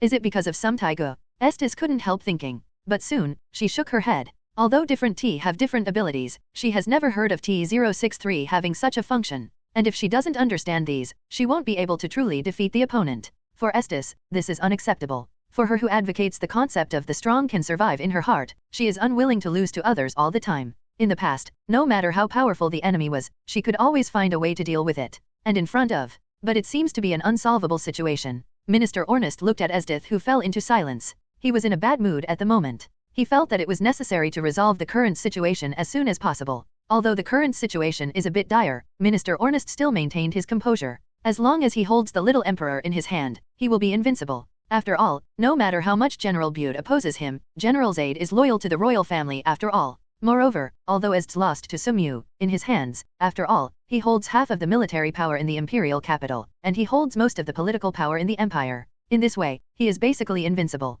I think it's better for you to be more cautious with Sumyu. After recovering from his thoughts, Esdith calmly glanced at the bloated and obese Minister Ernest next to him. He's more of a threat than you think. Estes spoke flatly. I will find a way to solve the other party. Minister Ernest took out a piece of roast meat from his pocket, and while chewing, he said, everyone has desires and shortcomings, and no one is an exception. Some people like wine, some people like power, some people like fame, and that kid is no exception. Isn't he standing in the camp of General Bude? As long as he is drawn over, this threat will naturally be eliminated. Just like when he recruited Estes back then. Looking at Minister Ernest, who seemed a little arrogant, Estes didn't pay attention to him. Ernest is proud of thinking that he was recruited by the other party back then, but in fact, it's just that everyone gets what they want. All she wants is someone like Minister Ernest, who is disrupting the empire, to stir up Tegu. Only in this way, will the empire have enough rebellion, and she will also have a steady stream of prey. What she took a fancy to was not being recruited by the other party's power. He won't be as easy to deal with as you think. Esdith glanced at Minister Ernest lightly. He thought too well. Although he had only experienced one battle, Esdith deeply understood that the other party was not an ordinary person. It is not something that ordinary people can deal with. What that person wanted was not something Minister Ernest could satisfy at all. I didn't expect to say something difficult to deal with from Estes. It seems that General Estes was also afraid in this battle. 1.2 Minister Ernest spoke indifferently. It's just that as soon as the words were finished, a threatening coldness suddenly appeared in the room, and unconsciously, the temperature in the room dropped to the extreme. Feeling the coldness of the room with his fat body, Minister Ernest shivered uncontrollably. At this time, Minister Ernest suddenly realized that the crazy woman Estes is not so easy to provoke. Feeling the coldness on Esther's, Minister Ernest couldn't help trembling slightly. At this time, Minister Ernest realized that even though Esther's was defeated by Sumyu, this woman still isn't it so annoying. Feel sorry. Minister Hornest couldn't help lowering his head. Estes gave Minister Ernest a cold look, and then closed his eyes. Minister Ernest didn't dare to stay, and rushed out in a hurry. The temperature of the room made him dare not stay any longer. Minister Ernest understood that although 02 often ordered Estes to complete various things, fundamentally, the two were still cooperating, are equivalent in status. Moreover, Minister Ernest understands that this crazy woman, Estes, can do anything. Who knows if Estes, who just failed, will go crazy. After leaving the mansion of Estes, the rich horse army waited. Minister Ernest boarded the carriage, thinking about how to deal with Sumyu in his mind. People, after all, have shortcomings. Although that young man Sumyu has shown incomparably powerful strength, he is still young after all. A young man always has desires, right? Beauty, wealth, these, he can satisfy. But what if Sumyu really rejects all of this? Thinking of this, Ernest couldn't help frowning, and kept rubbing the ring in his hand. If it's really the last step, you can only activate the strongest Taiga. This is also his strongest hole card. Until the last step, he was not very willing to start. As Minister Ernest left the mansion, Estes also opened his eyes. She didn't care too much about Ernest. From the beginning to the end, she just used Ernest's hand to accomplish what she wanted to do. As a person who believes that the strong can survive, she understands that only the strongest can truly survive. Looking up, looking out the window, a bird flew by. She couldn't help thinking of herself. She has always been the strongest since she was a child, and she has encountered many enemies along the way. Whether it is a dangerous species or a powerful enemy, in the end, it was defeated by her. Along the way, she has fought countless people, winning step by step, until she never encountered an enemy who could fight. She almost stood at the pinnacle of the world, thinking that no one could catch up with her. But, Sumyu. The appearance of this young man brought an end to the victory she had been maintaining. She lost for the first time. Clenching his fists involuntarily, it was difficult for Estes to accept this fact, especially in the end. Sumyu let him go. This is the hardest thing for her to accept. In the past, these are what she did. She will always let go of the most potential enemies, expecting these enemies to continue to hone their martial arts, grow to a sufficient level, and then come to seek revenge on herself. Can make yourself more opponents who are strong enough. But it is a pity that none of the enemies that have been let go in these years have successfully threatened her. She always looked down on the losers with the victor's attitude. But never a day. There was also a person who also looked down on her, the loser, with the attitude of a winner. Involuntarily, Estes clenched his fists and pursed his lips tightly. Wait, I will definitely defeat your point. Absolutely, will defeat you? Revolutionary Army Headquarters. A general looked at the information he had just obtained with an extremely gloomy expression. According to the information just obtained, all members of the Night Raid organization lost contact. What does that mean? He naturally understands. He simply couldn't imagine that the Revolutionary Army's ace-killer organization Night Raid would be completely wiped out. He couldn't even imagine it. What kind of person is Sumyu? The general murmured, his face gloomy. According to the information obtained, this person named Sumyu has been in Feng Shui in the Empire in a short period of time, and even the great general of the Empire, Bude, was once defeated by him. Now, he has even mastered the Jin and half-guards. Even General Bude, he was allied with it. When he thought that such a young man might be the opponent of the Revolutionary Army in the future, he felt an extremely suffocating feeling. Before, the enemy they cared about and feared the most was the youngest general of the Empire, Estes. However, regarding Estes, they still have a certain degree of certainty, that is to use the red pupil. But now, even Kaitong and the night raid he was in were all overthrown, and now, there was such a young man, which made him feel an extremely strong pressure. He has an intuition that this man named Sumyu is currently the most powerful and threatening enemy of the Revolutionary Army, an enemy even more terrifying than Estes. But want to solve each other. Involuntarily, he set his eyes on the lazy-looking kitten curled up on the table. Chelsea. He spoke in a low voice. The next moment, the kitten, which was still curled up on the table, jumped off the table. A burst of smoke rose, and a beautiful girl with long hair and earphones, chewing a lollipop, and a girl in a British-style uniform stepped out of the smoke. General. Chelsea showed a serious expression on her face, and looked at the leader of the Revolutionary Army seriously. The leader of the Revolutionary Army also looked at Chelsea. In the Revolutionary Army, there are a total of 2 assassination organizations. One is the Night Strike that Naja Hitten belongs to, and the other is the Assassin Association that Chelsea belongs to. However, it is very sad that the Assassins Association where Chelsea belonged to was targeted by the Empire in the previous mission. Due to intelligence errors and some other reasons, the Assassins Association, an assassin organization, was wiped out. All of them, including Chelsea's master Barbara Obel, were killed. In the entire Assassin Association, only Chelsea, the ace killer of the Assassin Association, escaped in the end. Looking at Chelsea, the leader of the Revolutionary Army is also full of appreciation. Chelsea is an ace killer no less than Kaitong, and has an assassination record comparable to Kaitong, the elite of the Imperial Assassination Force. Different from Kaitong, who relies on the strength of assassination, Chelsea's assassination method is even more superb. Many powerful people will die in Chelsea's assassination for no reason. All of this depends on Chelsea's Taigu transformation Gaia Foundation altar. This is a cosmetic Taigu, a very special Taigu. This Taigu has almost no role in frontal combat, but because it allows the user to transform into anything according to his own wishes, so, this Taigu is very suitable for assassination and investigation. Lise, this is your mission this time. The leader of the Revolutionary Army took out a report. Chelsea took the report, which is a report about Sumyu's information, which contains all the information about Sumyu that the Revolutionary Army currently knows. Investigate this person, if possible. The leader of the Revolutionary Army made a movement of swinging a knife. Clear. Chelsea nodded, a burst of smoke flashed by, and the pretty girl just turned into a kitten and ran outside. As usual, Sumyu started to wander around the imperial capital after completing her training. These days, with his suppression of the imperial criminal groups, there are fewer and fewer criminal incidents in the empire, and the law and order are getting better and better. With the improvement of law and order, the environment of the imperial capital also improved little by little. Many people began to have a smile on their faces. Seeing all this, Sumyu was also slightly happy, but he knew that all this was just a temporary solution, not the root cause. To change all this, the situation of the empire must be changed. And for all this, Sumyu understands very well. It is also heading in this direction. And he believes that it won't be too long. Thinking of 483 like this, but suddenly felt something, a pair of golden eyes raised unconsciously. In the distance, there is obviously some confusion. Obviously something is wrong. Sumyu stepped forward and soon discovered the situation. A girl who was setting up a street stall was surrounded by several burly men. The girl lowered her eyebrows and kept calling for help. But when those burly men stared at them fiercely, they all shrank their heads in shock. Who can help me? The girl was crying and begging, and matching with the girl's pear flower raining expression, it really made many onlookers very angry. But still no one dared to make a move. It is really these burly men who are too deterrent. Looking at everything in front of him, Sumyu frowned slightly. It stands to reason that with the recent crackdown on crimes in the imperial capital, few people would dare to act recklessly like this. He shot almost without hesitation.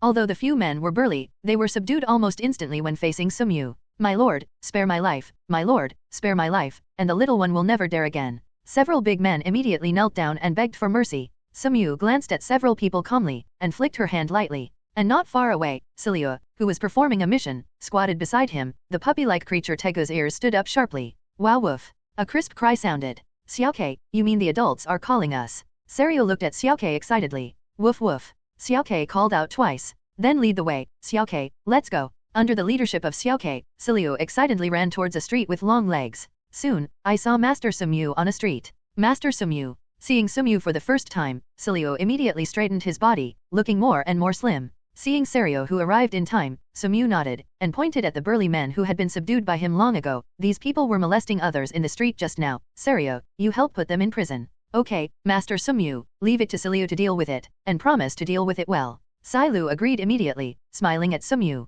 However, when his pretty face turned to the burly men, it was immediately covered with frost. It's really abominable, since you committed a crime in the imperial capital. Follow me to the security team. Serio took out the handcuffs, handcuffed several big men to the pillars, and then tied them up with ropes. Seeing Sailu grabbing the rope with one hand and taking away several burly men, he couldn't help but nodded. After dealing with the little things encountered on the road, Sumyu was ready to leave. Just stepped on the footsteps, but stopped. The girl who had just been threatened by several burly men came to him at some point, and was holding his clothes pitifully with her small hands. My lord, can you let me follow you? The girl's exquisite face was full of fear, and she looked at him with pleading eyes. This girl looks so pitiful. It's so unbearable to feel sorry for. My lord, can I follow you? The girl looked at him pitifully. Sumyu frowned slightly when she heard this. Something always feels wrong. His eyes swept over the girl. The girl looked soft and weak. It seemed that she was just an ordinary person with soft hands. She didn't seem to be in the area of martial arts. Why follow me? After all, there is nothing left to do now. Sumyu raised her eyebrows and stared at the girl in front of her.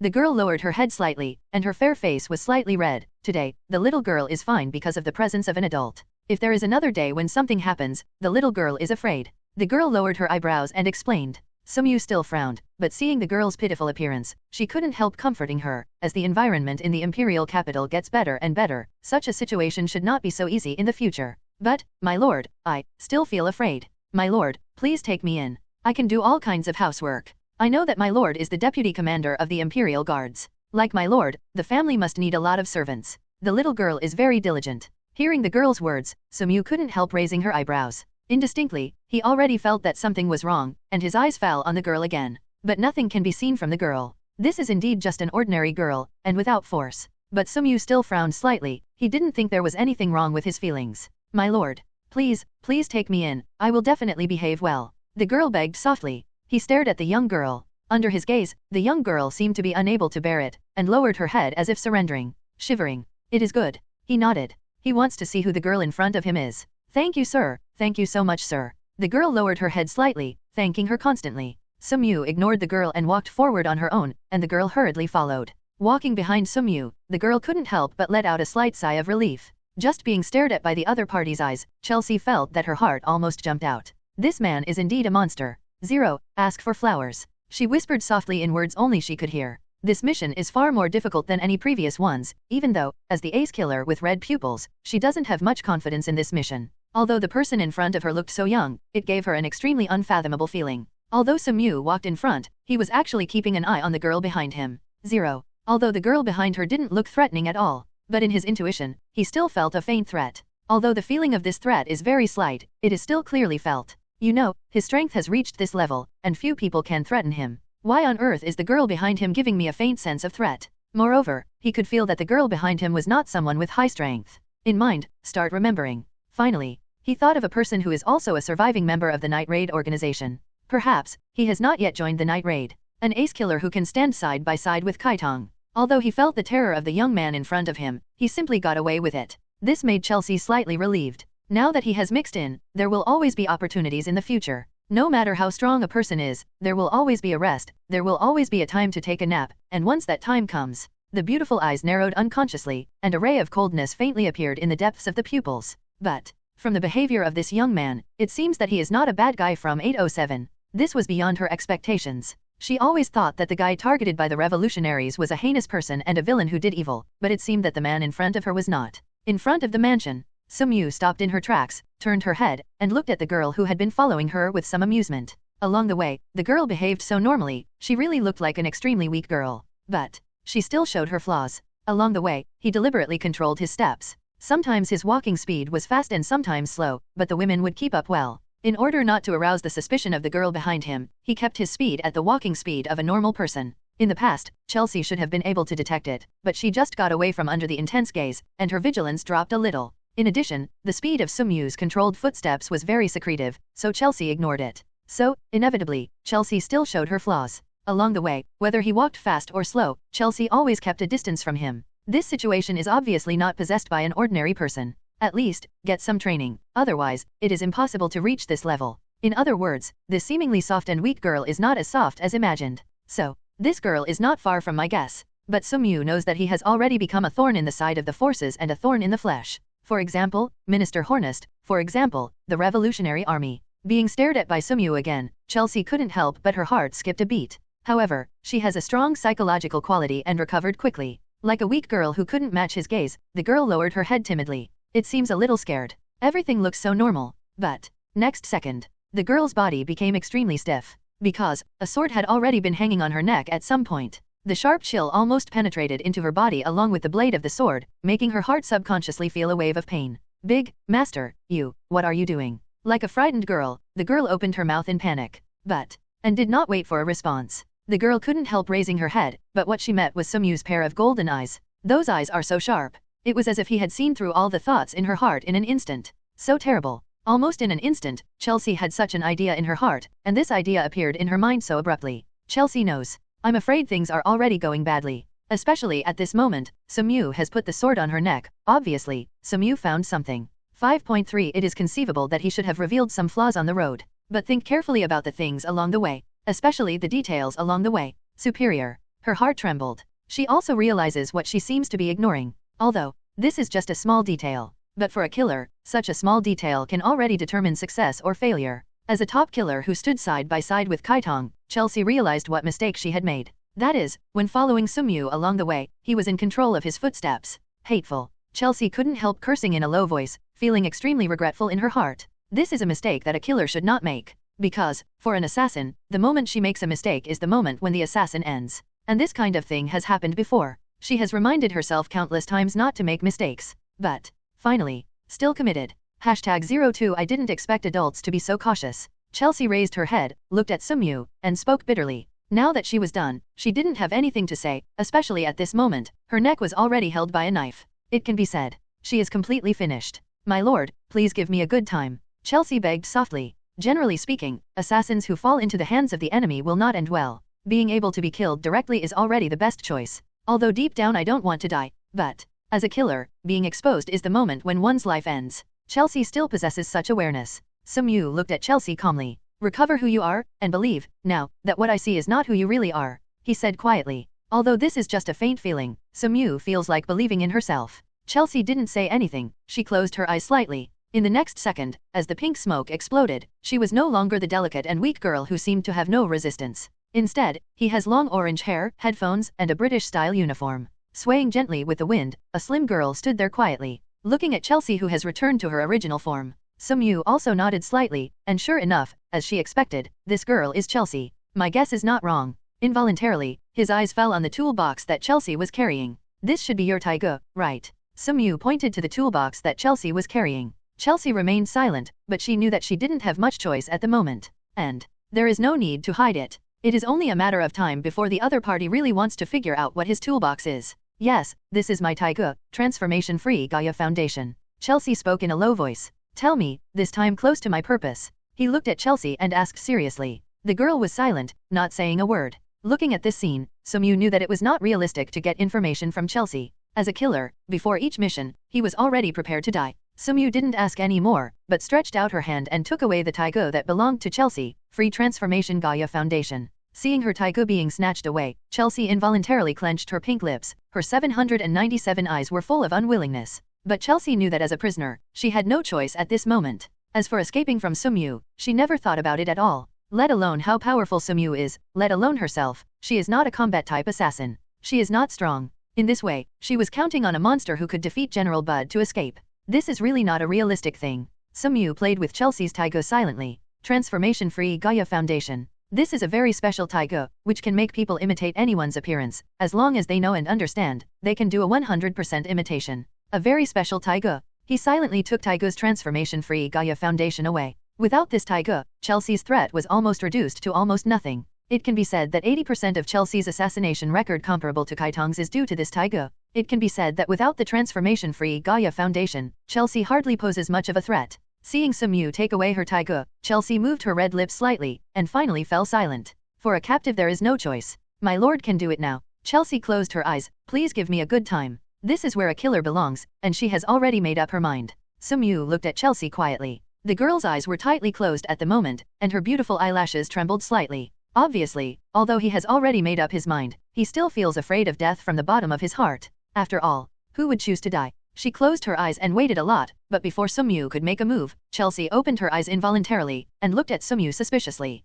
Then, she lowered her head slightly and clenched her teeth. If your lord thinks that you can get any information from me, then it is impossible. Apparently, Chelsea thought that Sumyu's delay in attacking her was obviously because she wanted to get more information from her. However, the other party should understand that it is not very possible to obtain information from a killer who is ready to die. Why is it impossible to get any information from you? Sumyu looked at Chelsea and grinned. Hearing Sumyu's words, Chelsea only felt an incomparable chill in her heart. She knew that she might suffer an unbearable punishment. The purpose is to force oneself to reveal information. These punishments may even be very cruel and terrifying. But Chelsea clenched her fists involuntarily. Her mouth is as hard as her bones. It is absolutely impossible for the direction to get anything from her mouth. Thinking like this, my heart became more and more determined. Let's go. Sumyu ignored Chelsea and turned to open the door of the mansion. Looking at the back of Sumyu walking forward, for a moment, Chelsea wanted to turn around and run away, but finally sighed softly. With her strength, if she is found head-on, she is almost a fish on the chopping board, especially since even Tego has been lost. It is even more impossible to escape under the opponent's nose. Looking at Chelsea who was following up, Sumyu couldn't help but nodded slightly, but the other party was smart and followed up obediently. If you really don't know how to praise, he may really be able to destroy flowers with his hands. Back at the mansion, Sheo was the first to greet him. The girl ran over excitedly, stopped a few steps away, and looked at him with admiration. My lord, you are back. Sheo said happily. Sumyu nodded and stretched out her hands at the same time. Sheo immediately took off his coat gently for him. Where's Chi Tong? When Sheo took off his coat, he asked casually. I'm practicing sword in the backyard. Sheo said in a low voice. It's really hard work. He couldn't help sighing slightly. No wonder Kaitong possessed super strength at a young age. In addition to her own talent, it was also related to Kaitong's hard work. Wang Haozhao. And when Chelsea, who just followed Sumyu into the mansion, heard Sumyu talk about Kaitong, her eyes couldn't help but froze. She knew a little bit about Kaitong, the assassin who had a comparable assassination record with her in the Revolutionary Army. And she also knew that Kaitong was the ace killer of night attacks. But why? Sumyu didn't have any hostility when talking about Kaitong. Could it be? For a moment, a possibility came to mind. Thinking of that possibility, Chelsea involuntarily clenched her fists. As the ace killer of the Assassin Association, Chelsea naturally knew the ace killer of night attack very well. Know that it is a very powerful assassin. Moreover, compared to an assassin of the non-frontal combat type like herself, she belongs to the kind of powerful assassin who can fight head-on. She has always regarded Kaitong as her competitor. Especially when the Assassin Association to which she belonged was destroyed by the Empire, the Revolutionary Army headquarters vaguely transferred her to Night Raid to supplement the shortage of Night Raid personnel. Kaitong understands better in night attack, and consulted a lot of information about night attack and about Chi Tong. Chelsea knew that the Night Strike organization was a stronger killer organization than the Assassin Association. But not long ago, this killer organization suddenly disappeared, as if it had completely disappeared from this world. The information Chelsea got was that before the Night Raid disappeared, the leader of the Night Raid organization led all members of the Night Raid to participate in the meeting with Sumyu. At that time, Chelsea had a guess. After all, the powerful Night Raid organization is not so easy to destroy. But it really disappeared. Then, the only possible reason for this possibility is that there are traitors in the Night Attack organization. In addition, the conversation between Sumyu and his servants just now confirmed this point without a doubt. That is to say, there is a 80% chance that this traitor is Chi Tong. If you think about Kaitong's identity, this possibility is even greater. After all, before joining the Night Raid, Kaitong was a serious assassin of the Empire. If Kaitong is really a traitor, then the reason why the Night Raid disappeared is understandable. After all, as the ace killer of Night Strike, if Kaitong really wanted to do harm to Night Strike, it would definitely be an extremely terrible disaster for Night Strike. Only, there is one thing that Chelsea can't figure out: why Kaitong betrayed the Night Raid and the Revolutionary Army. You must know that all those who joined the Revolutionary Army and the Night Raid were disappointed in the decay of this empire. They are all, people with a firm will, and it is not so easy to betray Night Attack. So, what method did this person in front of him use to make Chi Tong, the ace killer of Night Strike, willingly betray him? Chelsea couldn't figure it out. Chelsea didn't know that all her guesses were wrong. In fact, the current Kaitong didn't count as a betrayal of Night Attack or the Revolutionary Army. Because, so far, Kaitong has not done anything harmful to the Night Attack or the Revolutionary Army. After Sumyu knew where Chi Tong was from Sheyu, she also nodded, and at the same time pointed to Chelsea who was behind her. Put her in a dungeon. Sheyu's eyes also fell on Chelsea, and it could be seen that this girl didn't seem to be too dangerous, and she was so beautiful. Now, the adults let themselves put her in a dungeon. As if thinking of something bad, Sheyu's eyes could not help showing a little anger. She has heard that once a man has money and power, he will easily turn bad, but Sheyu never thought that the adult she admired would become corrupt so quickly. Putting such a weak-looking woman into prison, what do you want to do? Is it to satisfy some unknown hobby? Of course, in addition to this, it is more anger. If the adult really likes that kind of tone, it is not impossible for Sheyu. Why are you looking for another girl? At this moment, Sheyu looked at the Lord with a resentful face, only feeling that the Lord had changed. The small mouth also pouted, looking very angry. Seeing Sheyu's performance, Sumyu also knew that the other party must have misunderstood, so she stretched out her hand and hit Sheyu's head hard. What are you thinking about? Sheyu lowered her head. His eyes were slightly resentful. Don't look at her weak, but she is a master assassin. Sumyu glared at Sheyu angrily. What? Sheyu couldn't help but let out a cry. Her eyes couldn't help falling on Chelsea. Apparently she didn't expect this weak-looking girl to be an assassin. I really didn't expect it. How can such a cute girl be an assassin? Sheyu pouted, with an incredulous expression on her face. So, don't be fooled by the appearance. This is a master assassin who is as famous as Chi Tong. Sumyu sighed slightly. Not only is Chelsea's assassination record not weaker than Kaitong's, but her assassination methods are even more superb. Almost every assassination makes the deceased wonder how he died. Hearing what the adults said, Sheyu was also shocked. I didn't expect this weak-looking girl to be so scary. Therefore, we must strictly guard and not relax easily. He patted Sheyu's head and said seriously. Okay. Sheyu nodded heavily, and escorted Chelsea away. Chelsea was very honest and smart. She didn't make any movement of resistance, and was taken away by Sheyu in an orderly manner. But, walking on the road, her eyes were slightly lowered. A pair of white hands clenched unconsciously. It can be imagined that at this moment, Chelsea's heart is as calm as it appears on the surface. It can be said that at this moment, Chelsea's heart is full of anger. She really didn't expect that Kaitong would betray Night Attack and the Revolutionary Army. Simply, unforgivable. Chelsea clenched her fists, her white and tender teeth unconsciously clenched her red lips. She thought of the Assassins Association she was in, and thought of her master, except for the reason why the Empire wiped out him in one fell swoop because his whereabouts were exposed. The traces were discovered by the Empire. The real reason for the destruction of the Assassin Association and the tragic death of his teammates and his master was the betrayal of his teammates. Although, she had killed the traitor with her own hands. But the Assassin Association is gone, the master is gone, the teammates are gone, and she is left alone. Therefore, Chelsea hates traitors the most.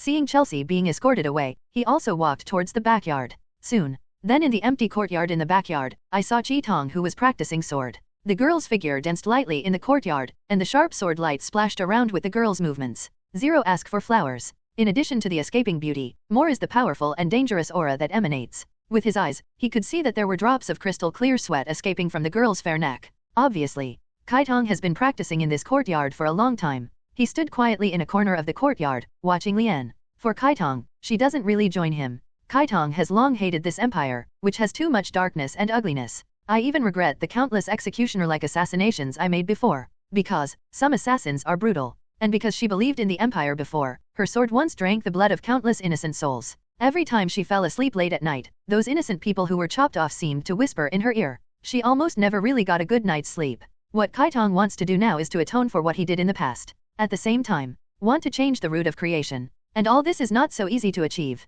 Before, Kai Tong felt that if he wanted to change all of this, he could only destroy everything, and rebuild a new life in the destruction. But, now, Kai Tong sees another path in Sumyu, the empire. Maybe it's not hopeless. Kai Tong once lived in the darkest place in the empire, and everything he saw was so dark. Officials who oppress common people, nobles who act recklessly, poor people who are in despair. These are the darkness of everything about the empire that Kai Tong saw before. Too much ugliness, too much despair that makes the heart feel suffocated. Because of this, Kai Tong has doubts about the empire he once believed in, and began to reflect deeply on his past actions. Gradually, Chi 490 Tong discovered that everything he had done was to become an evil part of this empire. She was convinced that everything she did was wrong. She was in pain and confused. At this time, she came into contact with Night Attack, and Najazidin extended an olive branch to her. He revealed the darkness of the empire to her, and at the same time, announced the purpose of Night Raid. Just like people will decay, countries will one day go to ruin. Even the imperial capital, which has been prosperous for thousands of years, is just a corrupt hell on earth. The demons and monsters in human skin are running rampant everywhere. If the sky is unable to punish the evil, we will disappear in the darkness. She was attracted by the purpose of Night Raid and what it wanted to do. So, she joined Night Raid. In my heart, I also recognized what Night Raid was going to do. She chose a new path. And this path is the opposite of that of his younger sister Haitong. At the same time, at that moment, she also had the realization that between her and her younger sister, perhaps only one could survive. All along, she has always thought so. But, with constant contact with Sumyu, Chi Tong also discovered that this empire seems to be, not all dark. Although shrouded in infinite darkness, in this darkness, there are still countless people who maintain kindness and insist on the light. Some light is still rising in this empire. Although these lights seem so dim, they do exist and warm those who walk in the dark. This empire is not so hopeless. So, Kai Tong tried to choose to believe in what Sumyu had to do. At the same time, also a little confused. After all, the road to be taken by Night Raid and the road to be taken by Sumyu, in the end, which one is the right one? She is confused. Whenever she thinks about this, she is always at a loss. The more she thinks, the more confused she becomes. I don't know if the path she is going on is right or not.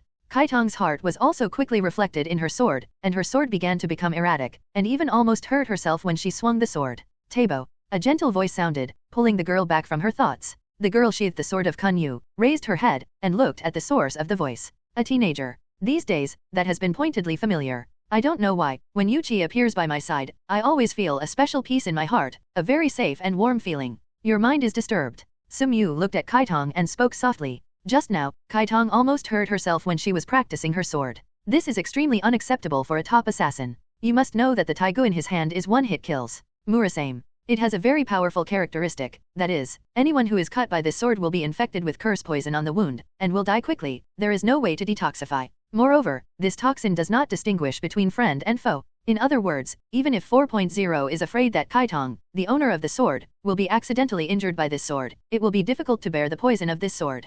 Chi Tong lowered her head a little ashamed. Still confused. Sumyu looked at the girl and asked softly. The girl looked at her, curling her lips. Sumyu stretched out her hand and lightly touched Kai Tong's head. If you can't choose for a short time, then please let me be your guiding light. You can try to trust me. You can try to trust me and let me be your guiding light. Gentle words lingered in the girl's ears. So gentle, yet so friendly. Can I really trust you?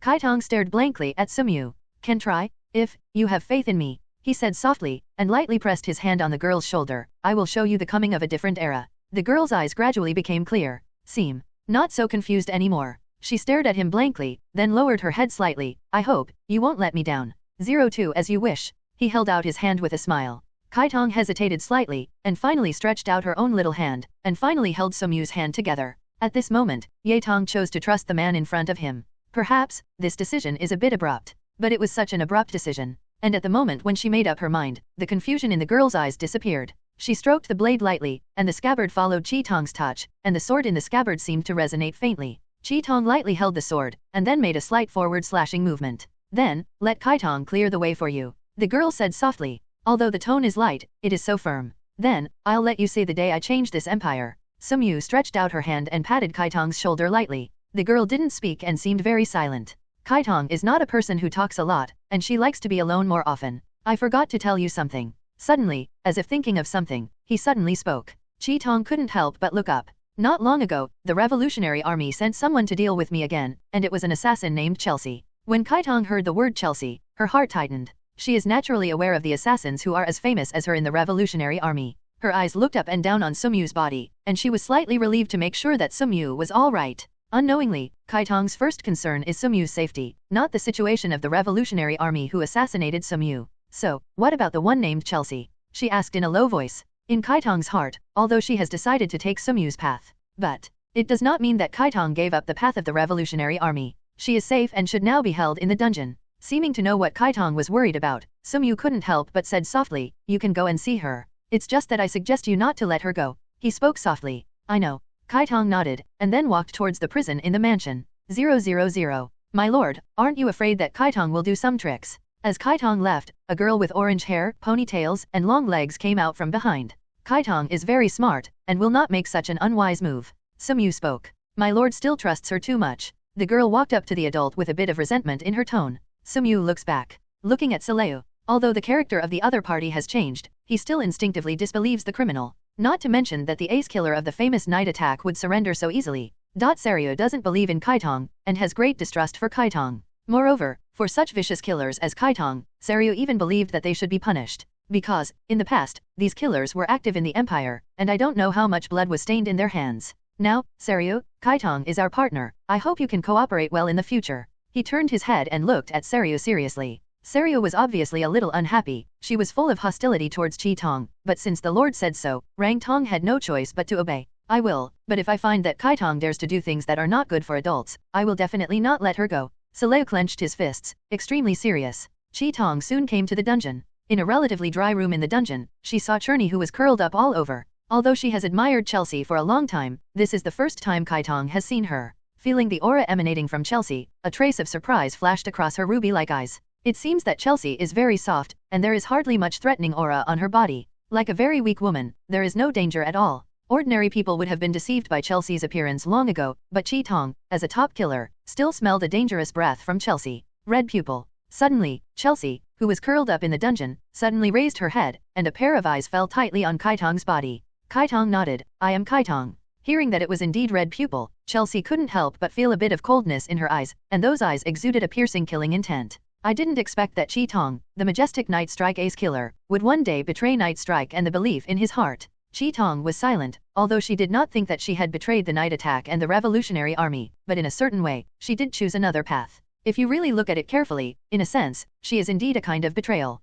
Looking at the silent red pupil, Chelsea couldn't help clenching her fists. Why did you betray night attack? A pair of red jade-like eyes also fell on Chelsea. In a sense, I just chose another path. Is it at the expense of night attack? Chelsea sneered. Night Raid was captured by all the members, not because of me. Chi-Tong looked at Chelsea calmly, and she probably knew that Chelsea had misunderstood Khan. Chelsea frowned slightly. She couldn't figure out, if it wasn't for Kaitong's betrayal, how could all the Night Raiders be captured? But Chelsea also knew that in this situation, there was no need for Kaitong to lie to herself. Your strength is far beyond your imagination. Chi-Tong looked at Chelsea calmly and told the truth. Although the words are concise and to the point, do you zhao zhao, but Chelsea also immediately understand what you mean. That is, all members of the Night Raid were captured, all by Sumyu alone. With one person's power, he captured the Night Raider who gathered so many experts. It's hard to imagine how powerful the other party must be to achieve this level. But now, it is meaningless to pursue these. Chelsea raised her head and looked at Kaitong with burning eyes. I hope Kaitong will return to the arms of the Revolutionary Army. The recruitment of all members of Night Raid is still in progress, but unfortunately, the progress is not going smoothly. They are all hard bones. However, Sumyu had already expected this result, so he didn't pay much attention to it. If the Night Raider was so persuasive, he would have doubts instead. With the participation of General Bud in politics, the former Minister Jolly began to return to the political arena, and the Conscience faction in the Empire spontaneously moved closer, and their power became stronger and stronger. Minister Hornist's faction has been gradually overwhelmed. It's just that it is not easy for Minister Hornist to overthrow the opponent in a short time with the support of the Emperor. Thinking of how much the little Emperor trusted Minister Hornist today, he also had a slight headache. Suddenly, as if feeling something, Sumyu suddenly raised his head. A black 300 shadow drifted past the door. Next second, a girl with beautiful long hair and a pretty face without makeup appeared in front of him. Black pupil. With the conditioning these days, Hei Tong has slowly restrained his body's dependence on drugs. But it may take some time to completely eliminate the effects of drugs on oneself. Mew, it's still the latest information I got. Hei Tong took out a small letter from his pocket. Sumyu took it and watched it seriously. His eyes froze slightly unconsciously. The intelligence is very simple, that is, there is an investigation, ACA, that shows that Anning Road is secretly preparing armed forces to launch a rebellion. Sumyu naturally has a certain understanding of Anning Road. This is a religion with a huge following. With the creed that doing good deeds can lead to happiness and longevity, a large force has formed on the east side of the imperial capital. If it launches an armed rebellion, it will be a great turmoil for the entire empire. You must know that the foreign nations in the west are already ready to move, and most of the empire's troops are guarding against the foreign nations in the west. If there is a rebellion in Anning Road, it will greatly restrain the army of the empire. And this time, Sumyu couldn't help coming to the map, his eyes narrowed slightly. The foreign nation in the west, the Anning Road in the east. If it is in trouble at the same time, the empire will be devastated by these two rebel forces. And this time, his finger points south on the map. Sumyu has never ignored the power of the Revolutionary Army. It can be said that compared with the Revolutionary Army, Anning Road and the foreign nations in the west are not to worry about. And precisely, the strength of the Revolutionary Army is the south. Although the Revolutionary Army has maintained a low-key development these years, Sumyu knows that through continuous assassination, bribery, and temptation these years, the guards in many cities in the south have been eroded by the Revolutionary Army. Moreover, the strength of the Revolutionary Army has long been strong. If the Empire is busy dealing with the Anning Road in the east and the foreign nations in the west, the Revolutionary Army suddenly launched an attack in the south, and the defensive Revolutionary Army rebelled directly in the south. Well, I'm afraid all these imaginations are not groundless. According to his understanding of slashing red eyes, this is something that will happen in the future. So, how to deal with it? Sumyu frowned slightly, tapping her fingers on the table unconsciously. He knew that Minister Ornest had been trying to control the great power of Anning Road. These years have achieved results, and even the current deputy leader of Anning Road is now a member of Minister Ornest. It can be said that Anning Road has been gradually infiltrated by Minister Hornist. But now, if the Revolutionary Army wants Anning Road to launch a rebellion in the east, it must get rid of Minister Hornist's influence in Anning Road. So, he can take this opportunity to bring Anning Dao under his command. Over the years, Anning Dao has formed a great power in the east of the imperial capital by relying on the creed of a lot of good deeds can lead to a happy and long life. If it can be subdued, it will be great. But obviously it's not that easy. Over the years, Minister Ernest has not lost his mind on Anning Road. For this reason, he did not hesitate to send the 4 ghosts of Raxhasa to have been active in Anning Road, and even took the deputy leader of Anning Road, Balik, under his command. If time continues, it won't be long before Anning Road may be accepted by Minister Ernest. In the anime, in order to prevent this from happening, the Revolutionary Army used night attack to kill the deputy leader Barak and the 4 ghosts of Raxhasa, so that they could cooperate with Anning Dao and launch a rebellion. But, it's different now. All members of Night Raid have been captured by him, which also means that the Revolutionary Army can't come up with a trump card like Night Raid. However, Sumyu feels that even if there is no night attack, the Revolutionary Army will not give up and may send other experts. It's just that compared to professional assassins like Night Attack, can other experts of the Revolutionary Army deal with the Raksha 4 ghosts? He doubted it. After all, assassins and masters are not two different concepts. Perhaps, the Revolutionary Army still has many masters, but there is only one Night Attack. Come on, let's go to Anning Road. Sumyu immediately made up his mind. Although he was going to Anning Road, he didn't go right away, but was ready to leave after finishing dealing with the affairs of the imperial capital. 3 days later, night. A carriage stopped in front of Sumyu's mansion, and Sumyu entered the carriage with black eyes. Accompanied by the sound of the coachman's whip, the carriage galloped towards the imperial capital. Sumyu opened the car window, and his eyes fell on the imperial capital that kept going away. In the imperial capital late at night, everything looks so peaceful, especially near Duchin, where the lights are shining brightly. But his gaze is more based on the place where the lights can't shine, where the infinite darkness is immersed, like a dormant beast. It won't be long. Looking at all this, he murmured slightly.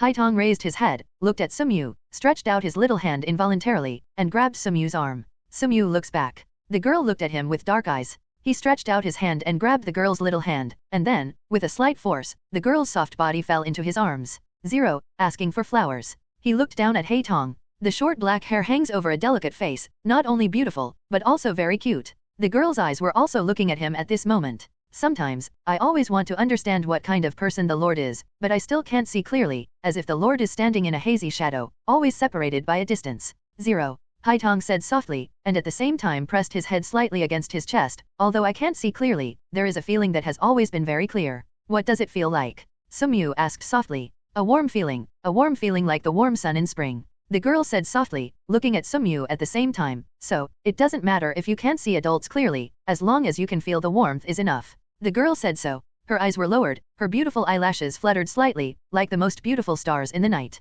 Sumyu's heart was touched, and she couldn't help stretching out her hand. The carriage runs in the dark. Inside the carriage, it was bumpy. This night is destined to be restless. J-Lock City. Anning Road headquarters. A carriage stopped slowly at the gate of the city. The curtain of the car was lifted, and a girl came out. The girl was slender, with a delicate face under short black hair. The girl is none other than Haitong. And as Haitong got out of the carriage, Sumyu also came out quickly. Looked up and looked at J-Lock. This place is already far away from the imperial capital. Perhaps, it is not as prosperous as the June 43 of the imperial capital, but it is still considered to be the most populated place. Among the constant crowds, many believers of Anningdao can be clearly seen. Compared with the sad faces of the people in the imperial capital, the smiles on the faces of the people here are much less. After all, the imperial capital had been squeezed by Minister Hornist before, and the people there lived a hard life. And here is far away from the imperial capital. Although it has been squeezed to varying degrees, it is still a lot easier in the end. Sumyu walked into the city with black pupils. Stop at an inn. A quiet room. Sumyu was sitting, Haitong nestled obediently beside him, very quiet. In front, a person in black is introducing the situation here. That is to say, there are many strange people breaking into J-Lock City these days. Sumyu asked faintly while playing with Haitong's black hair. Yes, Yins. The man in black replied respectfully. Go down and keep staring. Sumyu nodded. Yes, my lord. The man in black quickly walked down respectfully. As the man in black left, Sumyu also stood up, and the black pupil who was lying crooked also got up and followed behind him. The unknown stranger. He murmured. It should be from the Revolutionary Army. The black pupil behind him guessed. Think about it too. Sumyu also agrees with this guess, because without the night attack, even if the Revolutionary Army sends a master to deal with the deputy leader Barik, it is so easy to be exposed because of lack of experience in lurking. If the night raiders come over, they might be exposed so quickly. Can imagine. Since his eyeliner has discovered the master of the Revolutionary Army, it is time for Perik to receive the news. As Sumyu guessed, a luxurious room, Barik quickly received a report from his subordinates.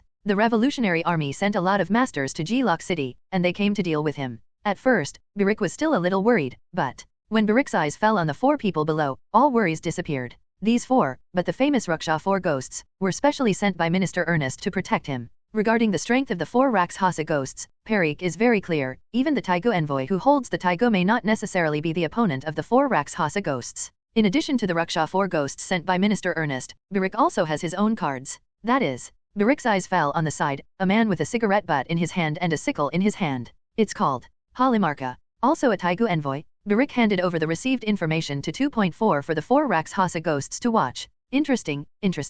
Thorn, the head of the Rakshasa 4 ghosts, looked at the information sent by Barik and couldn't help stroking his forehead, with a cruel look in the corner of his eyes. Already, I haven't exercised for a long time. I hope they can persist for a longer time. If it ends too soon, it will be too boring. Zhu Tian, one of the Ruksha 4 ghosts, squeezed his fist. J-Lock City was eerily quiet tonight. Then, dozens of men in tight black clothes broke into the castle in the center of J-Lock City through the night. Sumyu stood in front of the windowsill of the inn, quietly watching this scene. In order to deal with Barik, the Revolutionary Army really worked hard. Looking at the scene in front of her, Sumyu couldn't help sighing. Haitong quietly followed behind Sumyu without saying a word. She was a girl who didn't like to talk. It's just a pity that he is not a professional assassin. Sumyu shook his head. Although the people sent by the Revolutionary Army are all masters, they are not professional assassins after all. On the frontal battlefield, these masters may be as powerful as 0 to 10 assassins, but in terms of assassination, 10 such masters are not as effective as 1 professional assassin. Really. It didn't take long before the sound of fierce fighting came from the castle.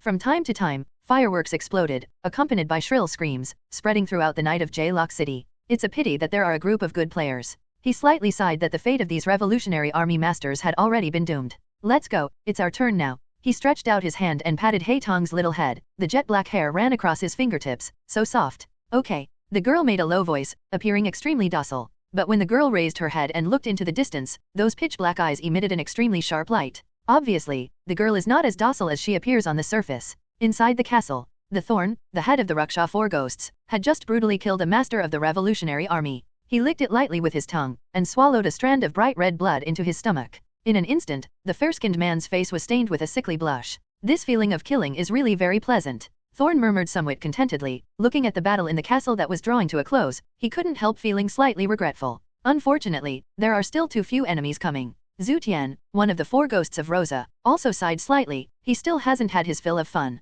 I really don't understand if this revolutionary army is an idiot. They dare not send their trump card night attack against those who are protected by our Rakshasa four ghosts. Ma Tiaoyu, one of the four Rakshasa ghosts, muttered. Ma Tiaoyu is a girl with wheat-colored skin and looks very cute. I thought Chi Tong would come. Horsehead was a little dissatisfied. Once, when Kai Tong was a member of the Empire's assassination force, she was Kai Tong's good friend. Unfortunately, not long after she became one of the four Rakshasa ghosts, she heard about Kai Tong joining the night strike. She was shocked at the time, and never thought that Kai Tong would betray the Empire. Yeah, I thought the Revolutionary Army would send Kai Tong over. Spine, the head of the Rakshasa Four Ghosts, also sighed slightly. He also served in the Imperial Assassination Force, and he is a 040 of the day for Hitomi. However, he has never spoken to Chi Tong. It's just that this time the Revolutionary Army underestimated the four Rakshasa ghosts too much, and they didn't use their trump card night attack to deal with them. It really makes people angry. He was looking forward to fighting Kai Tong before. He has always longed for it, but he was unable to fight against the assassination forces of the Empire before, and he had never encountered it after Kai Tong betrayed the Empire.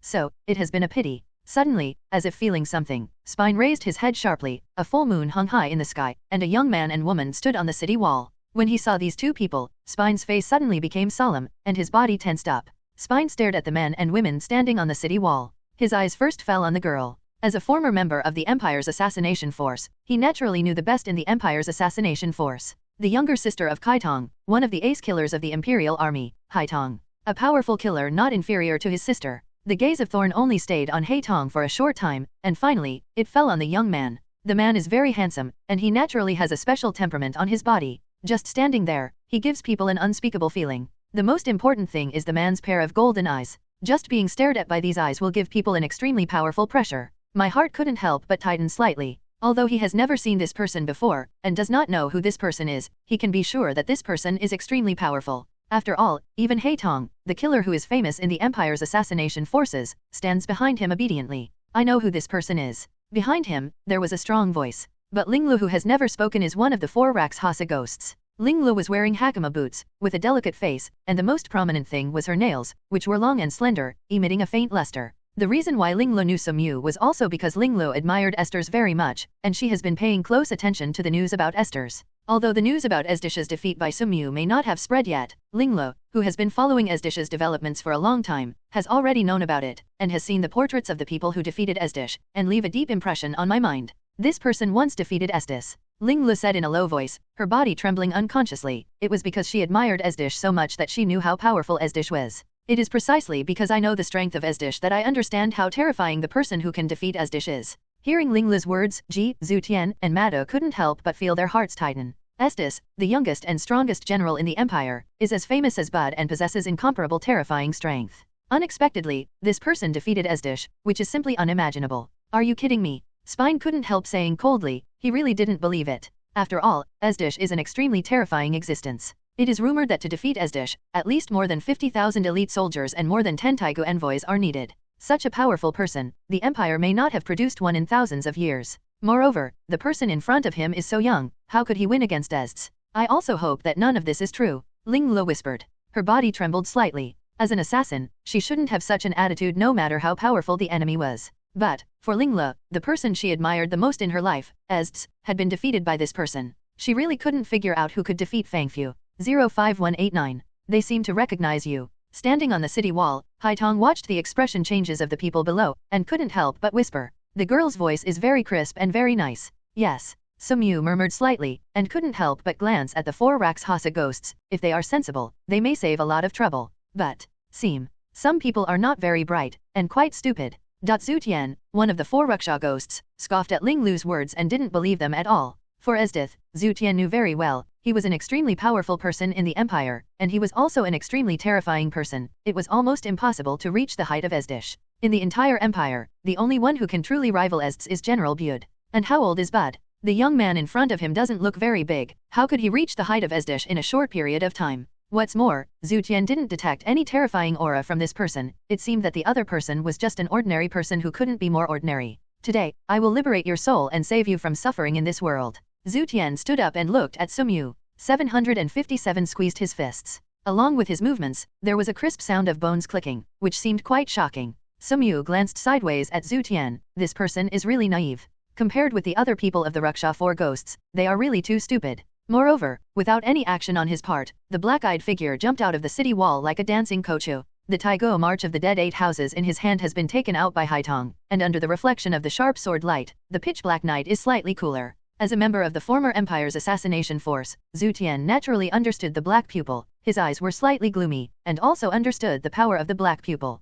He turned his head and looked at his leader, the thorn of one of the four Rakshasa ghosts. I will leave the black pupil to you, and I will deal with that person. Zhu Tian pointed to Sumyu. Zhu Tian, be careful, that person seems even more terrifying. Spine couldn't help reminding his teammates. Ling Lu's words just now still ring in his ears. It seems that the young man is the most terrifying, and even Haitong has been standing behind him. Obviously, the other party is not so easy to provoke. Rest assured, Zhu Tian clasped his fists with both hands and made a rather shocking sound of bang bang. He was good at using the Huangquan Temple 100 Cracks fist. Practice, his strength is very strong. He is very confident in himself. Saying this, Zhu Tian has already rushed towards Sumyu like a humanoid tank. There was a hint of coldness in Haitong's dark eyes, and he was about to step forward to stop her when the thorn, one of the four Rakshasa ghosts, approached faintly and attacked her like a poisonous snake. Your opponent is me, Haitong. Spine said coldly. As the head of the Rakshasa Four Ghosts, Spine is the strongest. He can manipulate his body as he likes. His body is very tough. Even if a sharp sword cuts on him, it won't do any harm to it.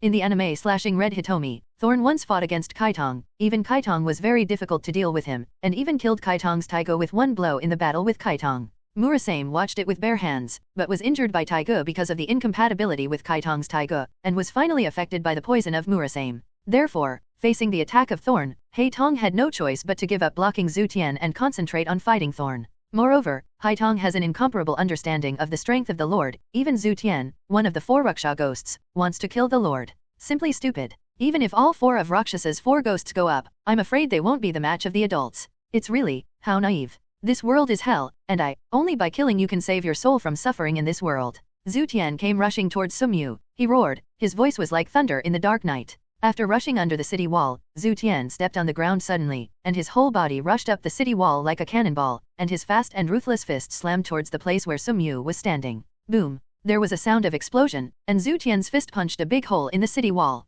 With the power of his physical body alone, he has exerted a powerful power almost comparable to that of Tego Dash. Only, looking at the empty place, Zhu Tian's expression was very serious. Just now, his fist with all his strength missed the opponent, and when he was about to get close to the opponent, he had already retreated lightly. His punch hit the air. With a single punch, Zhu Tian's face was extremely ugly. What he hates the most is fast enemies, and this kind of enemies is the last thing he wants to face. He is the most powerful person among the four ghosts of Rakshasa, and he is also the person with the highest physical strength. Even the thorn is not as strong as him, but his movements are compared to his strength. Very clumsy. Slow movement means that it is easy to be dodged by the enemy, especially when encountering an enemy with amazing speed. It is difficult to hit the opponent. And just now, the speed Sumyu showed made his eyelids twitch, and he didn't even see how Sumyu dodged. It seems that the enemy I encountered this time is more difficult than I imagined. Zhu Tian was slightly concentrating, and his body also made a bang bang sound at this time, and then, the muscles of his body swelled instantly. The whole person seemed to transform into a small giant area all at once.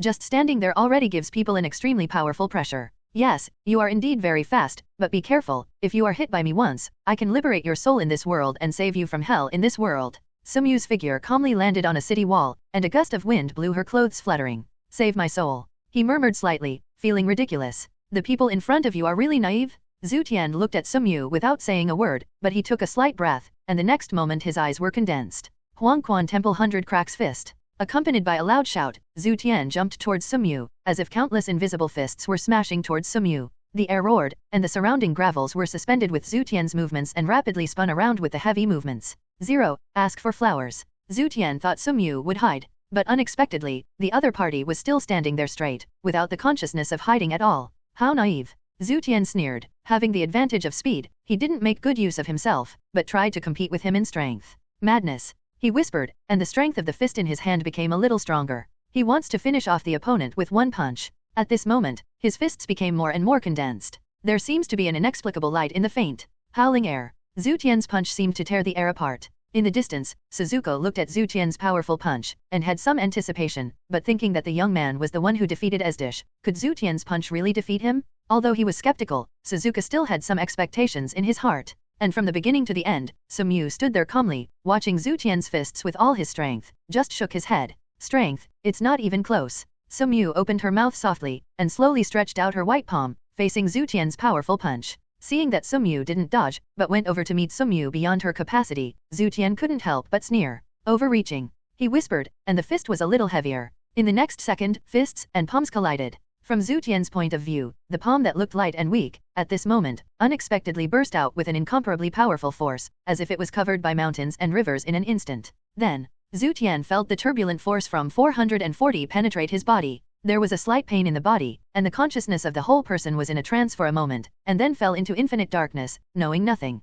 Sumyu stepped back, closed her palms, and stood behind her back with her hands behind her back, looking at Zhu Tian who was still standing there maintaining her punching movements. Her eyes were calm. Zhu Tian, Zhu Tian. Looking at Zhu Tian who remained motionless, Ma Tiaoyu, one of the Raksha Four Ghosts, couldn't help shouting. But Zhu Tian still remained motionless. The horse's head was a little worried, and jumped up, like a vigorous civet cat, ran up the city wall and came to Zhu Tian's side. Zhu Tian, Zhu Tian. The horse's head patted Zhu Tian's shoulder, and shouted worriedly. However, just as the palm fell on Zhu Tian's shoulder, a gust of wind blew, and Zhu Tian, who looked like a small titan, dissipated like flying ash with the wind. The sudden change made Mata stunned. His face also turned extremely pale in an instant. With just one slap, Zhu Tian was gone like this, not even a corpse remained. Simply horrible. As you said, this world is hell, and I will rescue you from this hell and save you from the suffering of this world. Sumyu looked at Zhu Tian's body that disappeared with the wind, and spoke calmly. Turn around. He looked at He Tong. At this moment, He Tong was fighting fiercely with the thorn among the four Rakshasa ghosts. The figures of the two flickered constantly in the air, occasionally bursting out with strong shock waves. Looking at this scene, his eyes were calm. Do you want to help? He asked lightly. He Tong, who was battling Thorn, one of the four Rakshasa ghosts, bit his lip slightly. His pretty face became extremely solemn. Unnecessary. He Tong opened his mouth calmly, and in the next second, He Tong clenched Taigu's hand of dead marching 8 directions slightly, and then, a snow-like blade shot out like a rainbow, cutting towards the Thorn. The body of Thorn twisted in an unbelievable manner, abruptly dodging He Tong's sword. But He Tong's sword this time is obviously stronger than before. I saw that the sword that was dodging suddenly turned faster, and in the next moment, it turned into several cold lights, which hit the vital parts of the Thorn body respectively. The Thorn twisted at will like plasticine, and the countless deadly swords were all dodged by it with a slight difference. It's like dancing between the blades. As the strongest Thorn of the Rakshasa Four Ghosts, he has long been able to manipulate the body at will, and he can temporarily adjust the structure of the body for any incoming attack. In the eyes of others, that fatal attack that cannot be dodged is not considered a fatal attack to him. Is that so? Spine sneered. Yes. The pretty face of the black pupil was 0.4 indifferent, and the petite body retreated lightly. The next second, the ground trembled, and an extremely huge dangerous species came out from the ground. The whole body was almost composed of white bones. A ball of extremely powerful energy. Destiguru. Super dangerous species. It itself is one of Taigu's materials. A living Taigu material. Although it is dead, but at the moment controlled by He Tong, it is a living Emperor Ho. Destiguru is an extremely powerful super dangerous species, and its most powerful feature is its powerful destructive power. However, this dangerous species also has a flaw, that is, it takes a little time to gather strength to exert the most powerful destructive power. But fighting against people, this little time accumulates enough power for people to react and dodge. Therefore, just now when He Tong fought against Thorn, he secretly summoned Destiguru through Taigu and hid in the ground. Wait for its cohesive power to break through the ground. The extremely powerful energy ball condensed in Destiguru's mouth, followed by the black pupil 02U with a light wave. Flash of light. The extremely fast energy ball tore through the black night and rushed towards the Thorn. At this moment, Thorn couldn't dodge at all, because the energy ball's attack completely enveloped him. No matter how much he controlled his body, he couldn't dodge it. He could only watch the energy ball attack. Rumbling. Rumbling. The ground was shaken, and the hard ground was completely torn apart. Gravel splashed and dust flew up. Where the shockwave spreads, everything is washed away. When everything dissipated, the ground was in a mess. In the center of the huge crater created by the energy ball, a slender figure lay there. His body was dyed blood red and his hair was charred. Only his chest was still heaving slightly, apparently still alive. Even so, under the bombardment of Destiguru, he was also seriously injured and dying. Thorn felt a little unwilling at the moment. If he had noticed Destiguru earlier, he would never be easily hit by his energy wave. If we had prepared early. But obviously, nothing if. A petite girl has already raised her sword.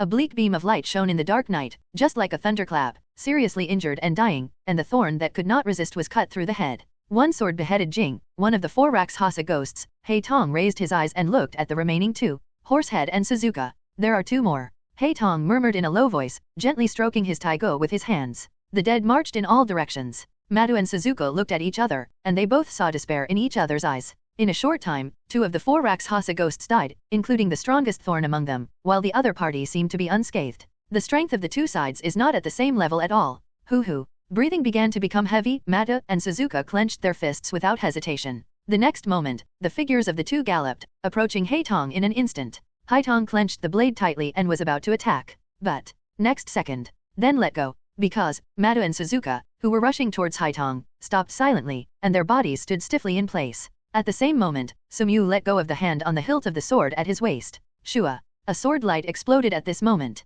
The horse's head, which was frozen at the original 340, separated from Suzuka's head in an instant, and fell to the ground with wide eyes. Obviously, neither of them knew how they died until they died. I don't even know when Sumyu made the move. It's over. He looked at the fallen horse's head and Suzuka, and opened his mouth lightly. At this time, Hei Tong's figure also flashed, and the figure floated behind Sumyu. Sumyu continued to step forward. He never stopped at the corpses of Madu and Suzuka. At his level, there are very few in this world that can threaten him. In the deepest part of the castle, the vice priest of Anning Street, Barak, was sitting on a throne in a gorgeous cassock. A peace believer walked over quickly. Master Ruksha 4 ghosts have killed all the assassins who attempted to assassinate him outside the castle. The believer knelt on the ground and spoke respectfully, with deep shock in his eyes. It was a very restless night tonight. A large number of masked masters rushed into the Holy See, and the believers came forward to stop them. Like ghosts and ghosts, those brave and invincible assassins couldn't last long in front of the 4 Ruksha ghosts before they were all strangled by the 4 Ruksha ghosts. Among them, an assassin holding a taigo was also killed.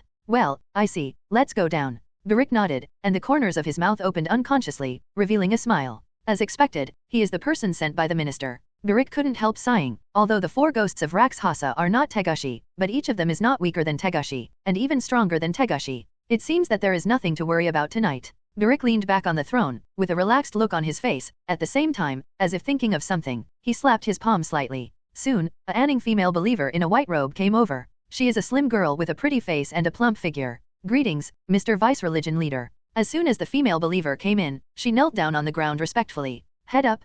Barik sat upright slightly, staring at the believers. The girl couldn't help raising her head. Her eyes fell on Barik. Her face was full of respect, even admiration. Not the worship of Perik, but the belief in Anning Road. Looking at the girl's beautiful face, Barik felt his body was a little hot, and there was a gleam of obscenity in the depths of his eyes. But on the surface, Barik never showed the slightest bit. Your faith has been recognized, and from today onwards, you will serve as the entourage of the leader. Barik stared at the girl's pretty face, and spoke calmly. What? The girl couldn't help exclaiming. Her eyes glowed, and the color of joy could not help appearing on her face. Really? Naturally it is true. Barik said lightly. However, you have unclean evil thoughts possessing you. If you don't get rid of this unclean thing, I'm afraid you won't be able to take up this position. Then, what should I do? The girl panicked a little. Take off your clothes, and I will remove the evil for you on behalf of God's will. Barik spoke calmly, and the evil thoughts in his eyes became more and more hot. The girl was slightly shy, but her belief in the Anning sect made her choose to believe without any hesitation. Gritting his teeth and shaking his head, then I would like to ask the vice leader to help me get rid of the evil thoughts in my body. Barik looked at the priestess with pride in his eyes, as if he was looking at a delicious prey to play with. Just when he was about to urge the female believers to act quickly, a rumbling sound came from outside. At this moment, the ground trembled and the mountains shook, as if the entire land had collapsed. Sensing the movement outside, Barik looked away from the female priest, frowning slightly. What happened outside? Why is there such a big commotion? Hasn't the assassin been dealt with? Or, did the dead Rakshasa meet another enemy? Just as Barik was thinking in his heart, there was a rush of hurried footsteps, and then a pale-faced Anning believer ran in. Vice leader, it's not good, it's not good, the 4 Rakshasa ghosts are all wiped out. In an instant, Barik stood up abruptly, with disbelief in his eyes. Barik stood up in disbelief. He really didn't believe that the Ruksha 4 ghosts would die. Barik is very clear about the strength of the 4 Ruksha ghosts. Each of the 4 Ruksha ghosts is a 1 in a million master in the Huangquan temple, and they are the private executioners of Minister Ornest. the pinnacle of strength of the right and wrong Taigu holders, can rival Taigu envoys with bare hands, and possesses the ability to manipulate the body at will. It is very powerful, and it is very difficult to kill one of them, let alone destroying 4 at the same time. Moreover, just now came the news that powerful assassins attacked at night, and the 4 Rakshasa ghosts took action, strangling all the assassins who attacked in the attack, so in the blink of an eye, there was news that all the 4 Rakshasa ghosts were killed in battle. 897 He couldn't believe it. Eyes narrowed unconsciously, Barik fixed his eyes on the Anning Taoist. Are you kidding me? My lord, what this subordinate said is the truth. The kneeling Anjing believer spoke palely. Barik snorted coldly, but he didn't believe it, and even felt that the person in front of him was an assassin. His eyes could not help but glance to the side. A man with a cigarette in his mouth and a scythe in his hand looks a little strange. Halimarka possesses a sickle-shaped Taigu Adeos. A Taigu envoy, a koi, is also one of his whole cards. Halimaka's Taigu Adeos is very powerful, and it is slow movement. Slow movement, after moving, the user will be cursed for 5 seconds and die. Holy Maka felt the gaze cast by Barik. His body moved suddenly, and the next moment he appeared in front of this Anning Taoist, swiping his pitch-black sickle violently. Blood spatter. A headless corpse fell down with a bang, and the head flew away. The Anning Taoist opened his eyes wide, and he didn't understand why he had to kill him until he died. It's nonsense, how could the Raksha 4 ghosts die? Holy Maka's figure returned to the original place again, his eyes calm. He also had the same thought as Barik. He didn't think that the 4 ghosts of Rakshasa would die. As a Tegu envoy, he clearly knew how powerful the 4 ghosts of Rakshasa were. One person, let alone 4 people. He also felt that the Anning Taoist who reported the news in front of him was an assassin, and the reason why he reported this was to disturb their minds, and then assassinate them while their minds were flustered. Well done. Balik looked at Holy Maka's movements, and couldn't help but nodded slightly. He thought that the person in front of him should be the assassin who tried to assassinate him. Of course, he might have misunderstood him, but it was not important. Even if this person is not an assassin and what he said is true, if he kills him, he will kill him. The life of an anarchist is not in their eyes. I'll go out and see what's going on outside. Laimaka said at this time. Need not. Barik shook his head. I think it's a conspiracy. The assassin deliberately distracted you so that he could kill me secretly. Halimarka nodded, agreeing with Barik's thoughts. This kind of assassination method is very common. I believe that the 4 ghosts of Rakshasa will soon finish off the enemies outside. Barik said softly. He is very confident in the strength of the Raksha 4 ghosts. Only, I don't know why, but at this moment, I always feel a little restless. And just at this moment, a loud bang came from outside the door. Then, the tightly closed palace door flew upside down and hit the ground, splashing dust all over the sky.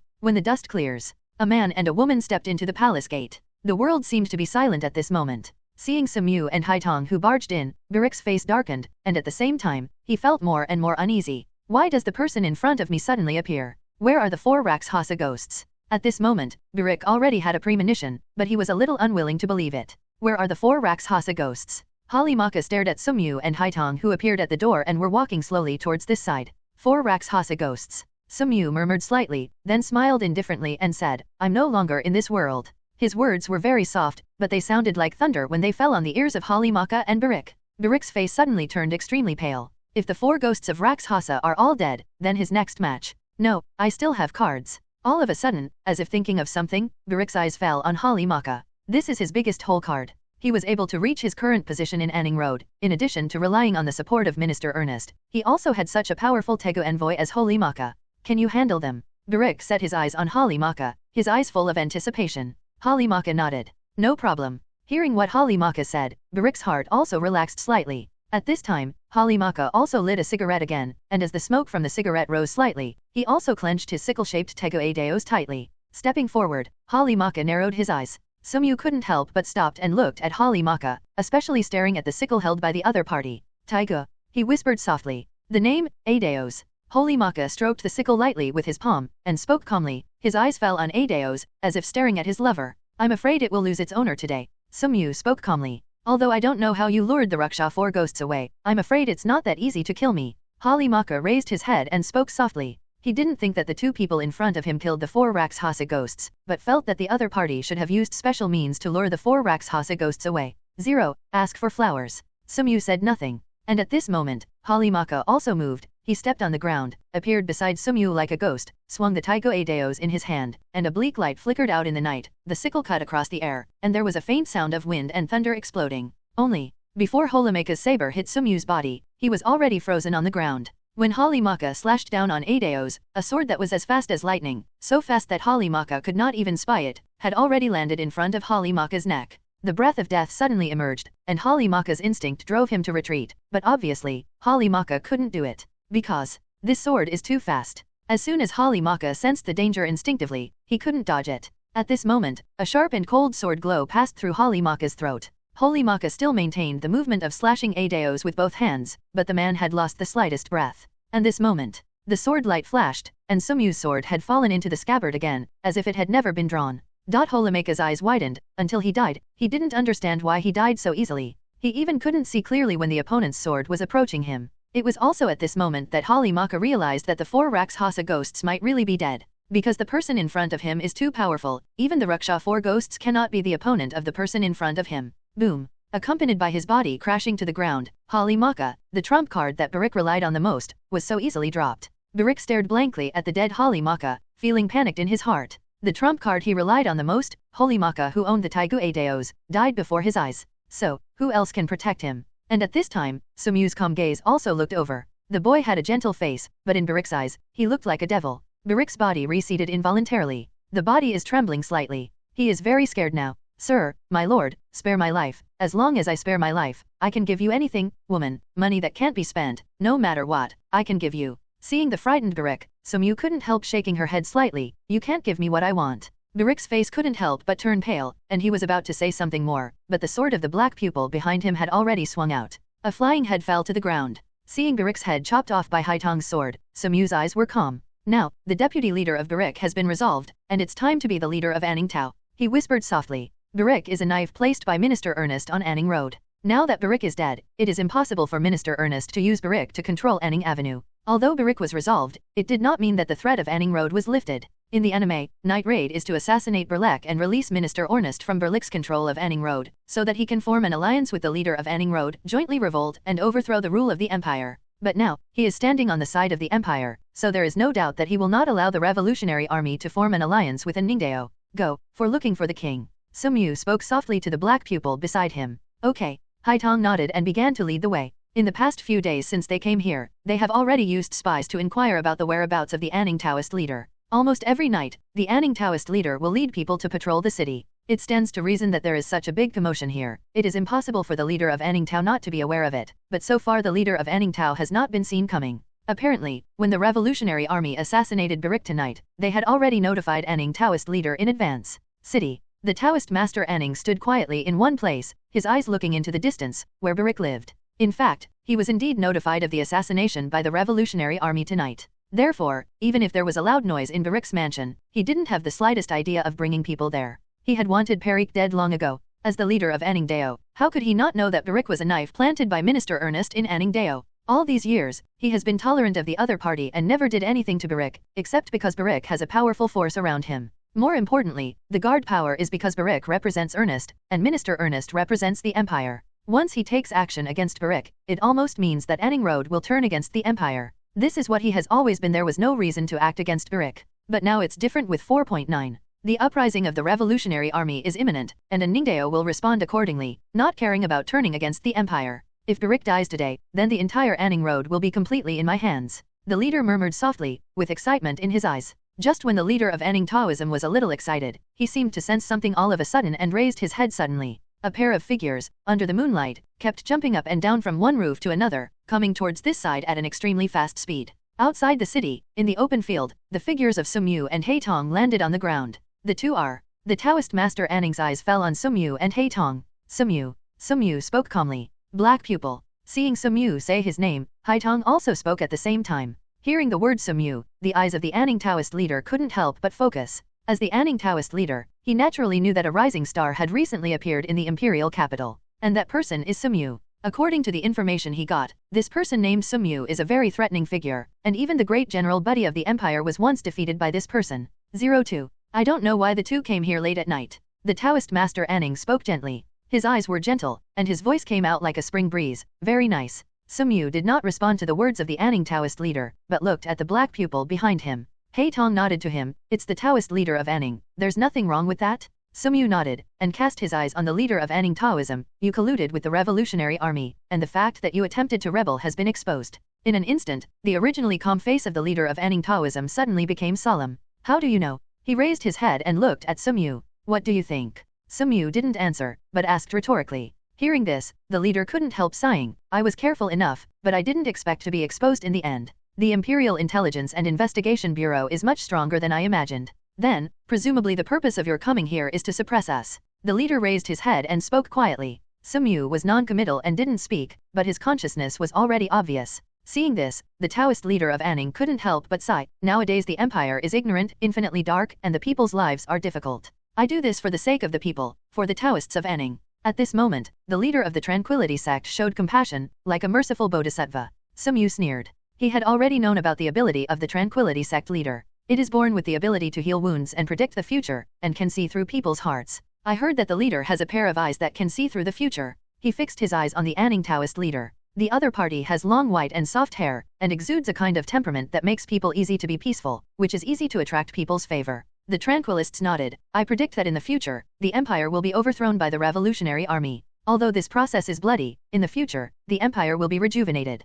So, you predict that the empire will surely fall in the future. Sumyu squinted at Taoist Master Anning. Yes. The leader sighed slightly. Just like people will decay, the country will one day go to ruin. This is an unchangeable future. Sumyu nodded. In fact, in the anime Zhanqi Tong, Empire 103 finally collapsed under the push of the revolutionary army. Do you think there are people in this world who change their fate against this guy? Fate cannot be changed, and the future cannot be changed. The leader of Anning Taoism said calmly. So, can you see through my future? He squinted his eyes and looked at the Taoist leader Anning with a smile. What is my future like? The leader was slightly stunned, then nodded. Then let me take a look at Mr. Su's future. Saying so, his eyes fell on Sumyu. A hazy light flowed in the eyes of the leader. At this moment, it seemed that time was flowing in the eyes of the leader of Anning Tao. The leader of Anning Taoism is a hybrid of dangerous species and human beings. He is a taboo existence, so he is born with the ability to heal wounds and predict the future. He can read people's hearts and even remember the names and numbers of every believer. Therefore, the leader has an extraordinary charisma in Anning Road.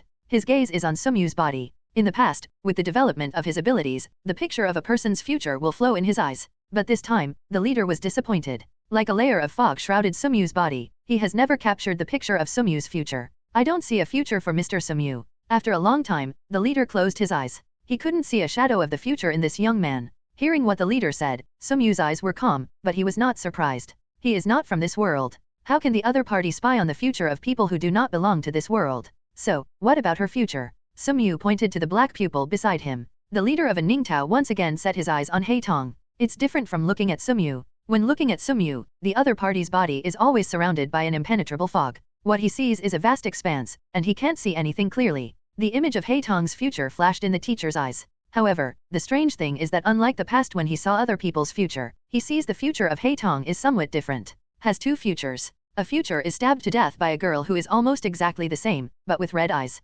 Another future is. He wanted to see another future, but a layer of fog appeared, and that future was so white that he couldn't see clearly at all, as if everything was unknown. Closing his eyes tiredly, he stared at Sumyu and Haitong blankly. A person who cannot see the future, a person whose future has been changed. The leader murmured in a low voice, unable to figure it out. How? Sumyu looked at the Anning Taoist leader calmly. I don't see a future for her. The Taoist master Anning smiled wryly. Since you can't even understand our future, how can you see the future of the empire? He stared at the Anning Taoist leader coldly. The leader was silent, and finally spoke slowly. The empire has long been decayed, crumbling, like a setting sun at night. Only the last brilliance remains. How do you know it's the last glory? Sumyu asked again. The Taoist leader of Anning was silent. I know that the revolutionary army has already contacted you early, and you are also ready to cooperate with the revolutionary army's uprising. Sumyu continued to speak. The leader was silent, but he did not expect that the empire had already investigated all of these. After all, these secrets are only known to him and the top leaders of the revolutionary army.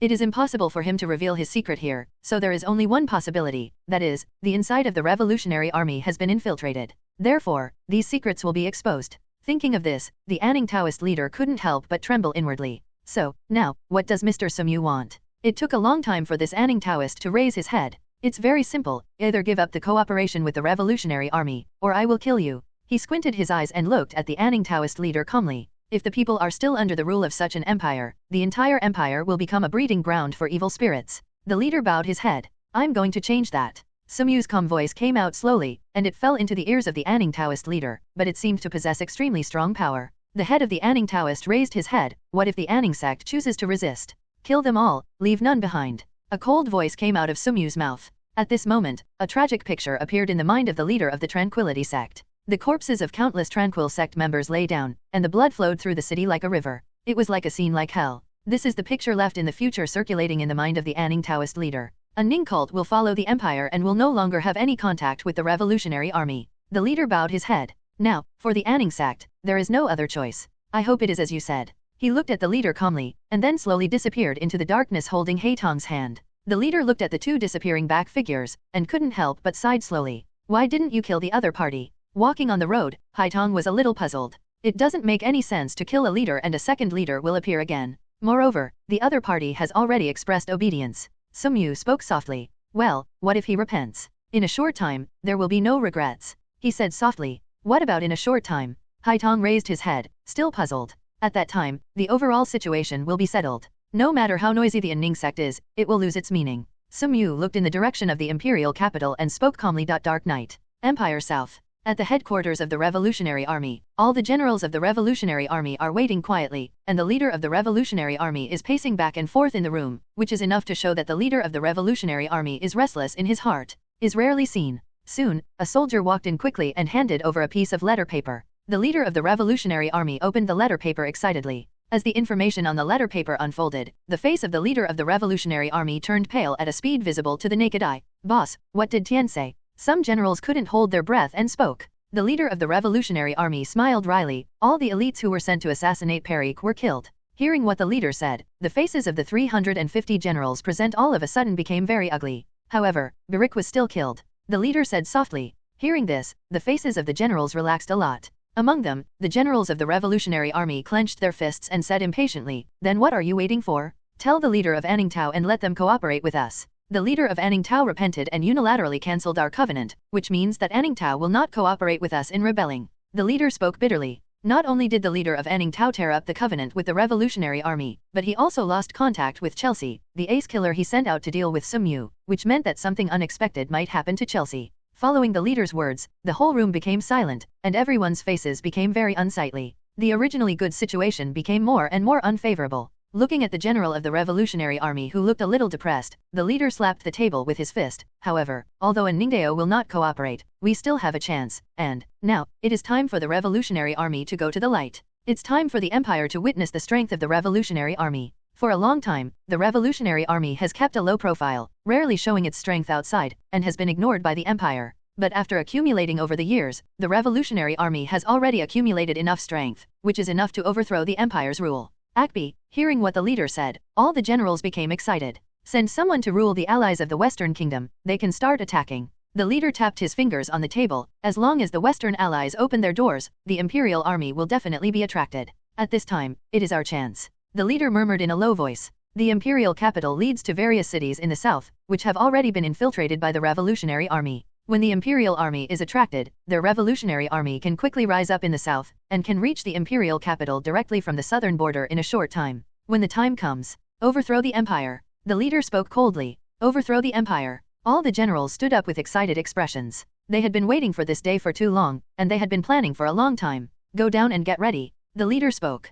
Promise. One of the famous generals retreated one by one, looking uplifted. After hiding for so long, it was finally time to show their swords. The time has come to overthrow the Empire. Soon, there was only the leader in the room, and his eyes were fixed on the candle. The flickering candle flame flickered in his eyes. There was a trace of uneasiness on the leader's face, but also a trace of determination. But by this time, there was no way out. Imperial capital. Palace. A large number of officials gathered here. The head of civil servants was Minister Ornest, followed by the former Minister Jolly who had recently returned to the imperial capital. In terms of generals, the leader is Bude, the great general of the empire, followed by Ezds, and after that, Sumyu, a new star who has recently risen in the imperial capital. The little emperor sat on the throne, listening to the minister's report with some absent-mindedness. A minister is reporting that Minister Hornest has abused his power and oppressed the people. Soon, another minister came forward to refute. Such a situation occurs almost every day in the palace council. Ornest squinted at another minister's report to him. In the past, he would never let the other party feel better if he dared to report him at the court.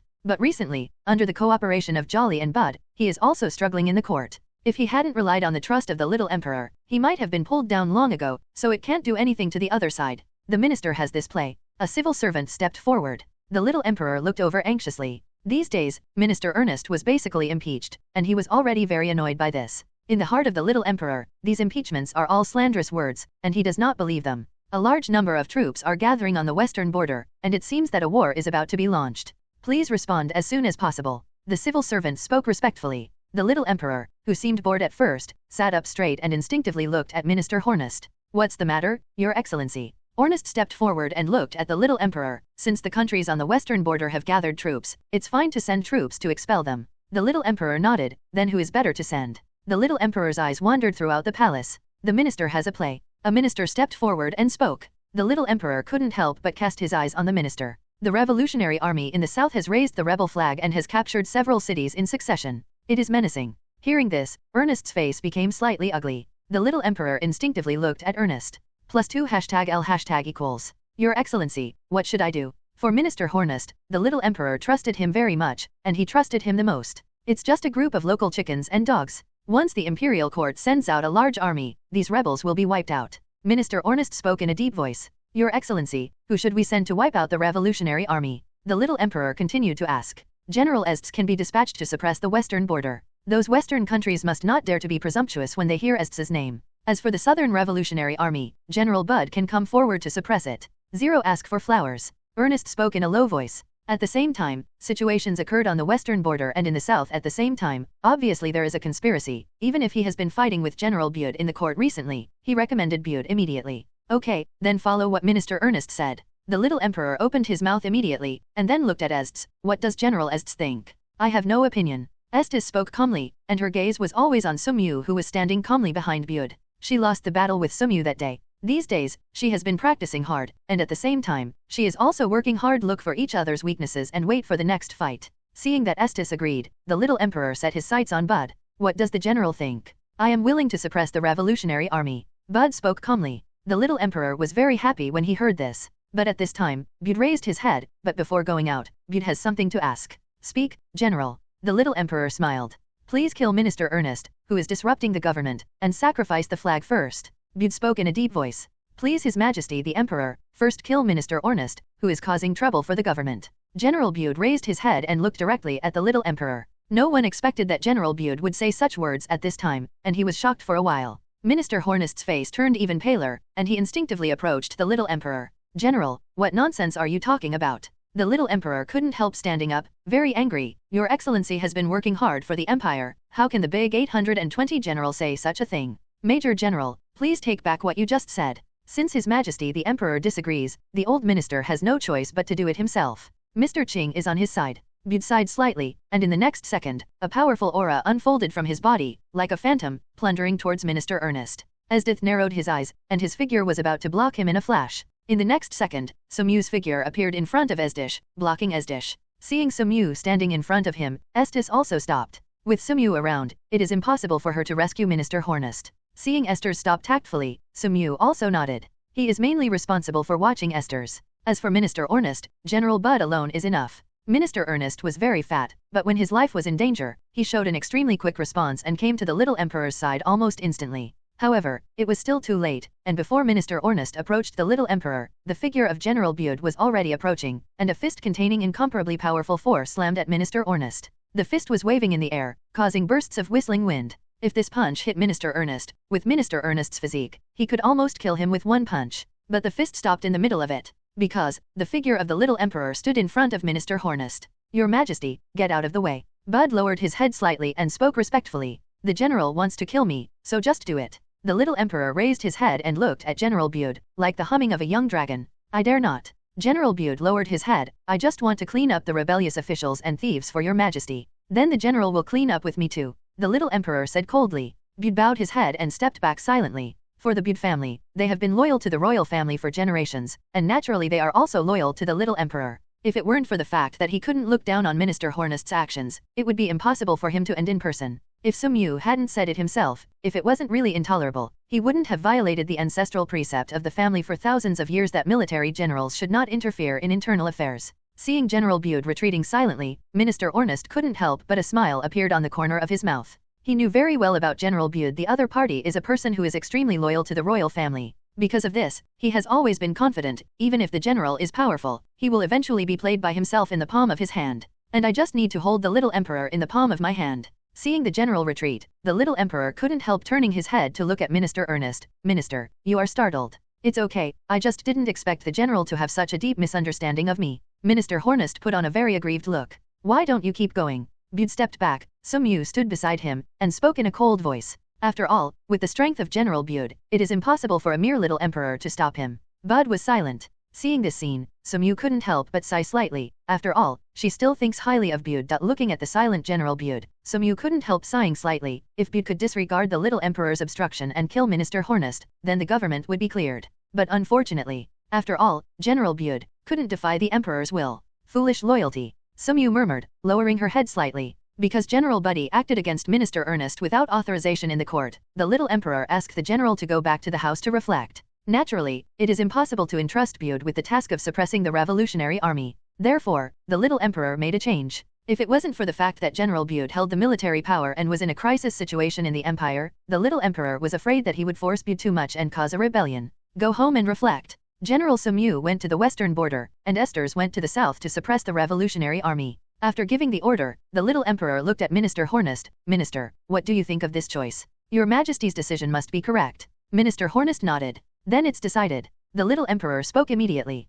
Lead the army and go to the western border to fight against those who invade the border. After leaving the palace, Sumyu murmured. General Bud walked behind in silence, speechless. Originally, it was a unanimous decision to win Minister Ernest today, but in the end because Bud did not dare to defy the little emperor, finally stopped. Minister Jolly also sighed slightly, and looked at General Bud helplessly. He wanted to say something, but in the end he could only sigh softly. He understood General Bud. After all, the Bud family had been loyal to the royal family for generations. General De is also loyal to His Majesty the Emperor. However, after all, an opportunity was missed. Feel sorry. After a long time, Bud looked at Sumyu, lowered his head, and looked ashamed. Sumyu looked at Bud calmly, for a long time, then shook his head. You should not say sorry to me, but you should say sorry to the people of the empire who are in deep darkness. When Bud heard this, his face turned slightly pale, and his lips couldn't help but tighten. Go back to the mansion. Haitong frowned when he heard that Lord Sumyu would lead the army to the border. Why did you send your lord to lead the army? Haitong was a little puzzled. After all, there are still many generals in the empire.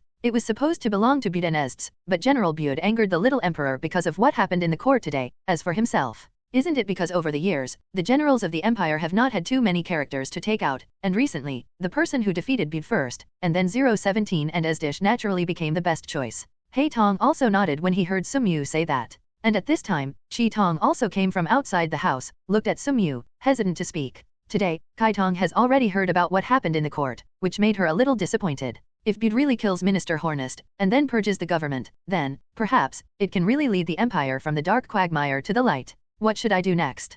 Chi Tong asked. Since relying on Bud is not enough, then rely on yourself. He smiled and said, and gently patted the scabbard on his waist. X8. Sumyu gets up early. 10,000 troops were waiting outside the city early. Meet the general. As Sumyu walked over, the generals in the front row immediately bowed down, and saluted. Following the salute of the general in the front row, other soldiers also bowed abruptly. Meet the general. Looking at the neat and solemn army, Sumyu nodded slightly. The number of troops is somewhat small. Haitong followed behind Sumyu and whispered. In fact, at least 50,000 elite soldiers should be dispatched for border support this time, but now, it is afraid that they will not be more than 10,000. No problem. He shook his head. He had expected this earlier. With the character of Minister Ernest, how could he entrust the military power to an outsider, even if the 10,000 soldiers were sent from General Bud? Set off. Sumyu spoke. Accompanied by Sumyu, who came out first, Wan soldiers followed closely behind under the leadership of generals at all levels. Half a month later, Western Frontier. Sumyu rushed over with 10,000 soldiers.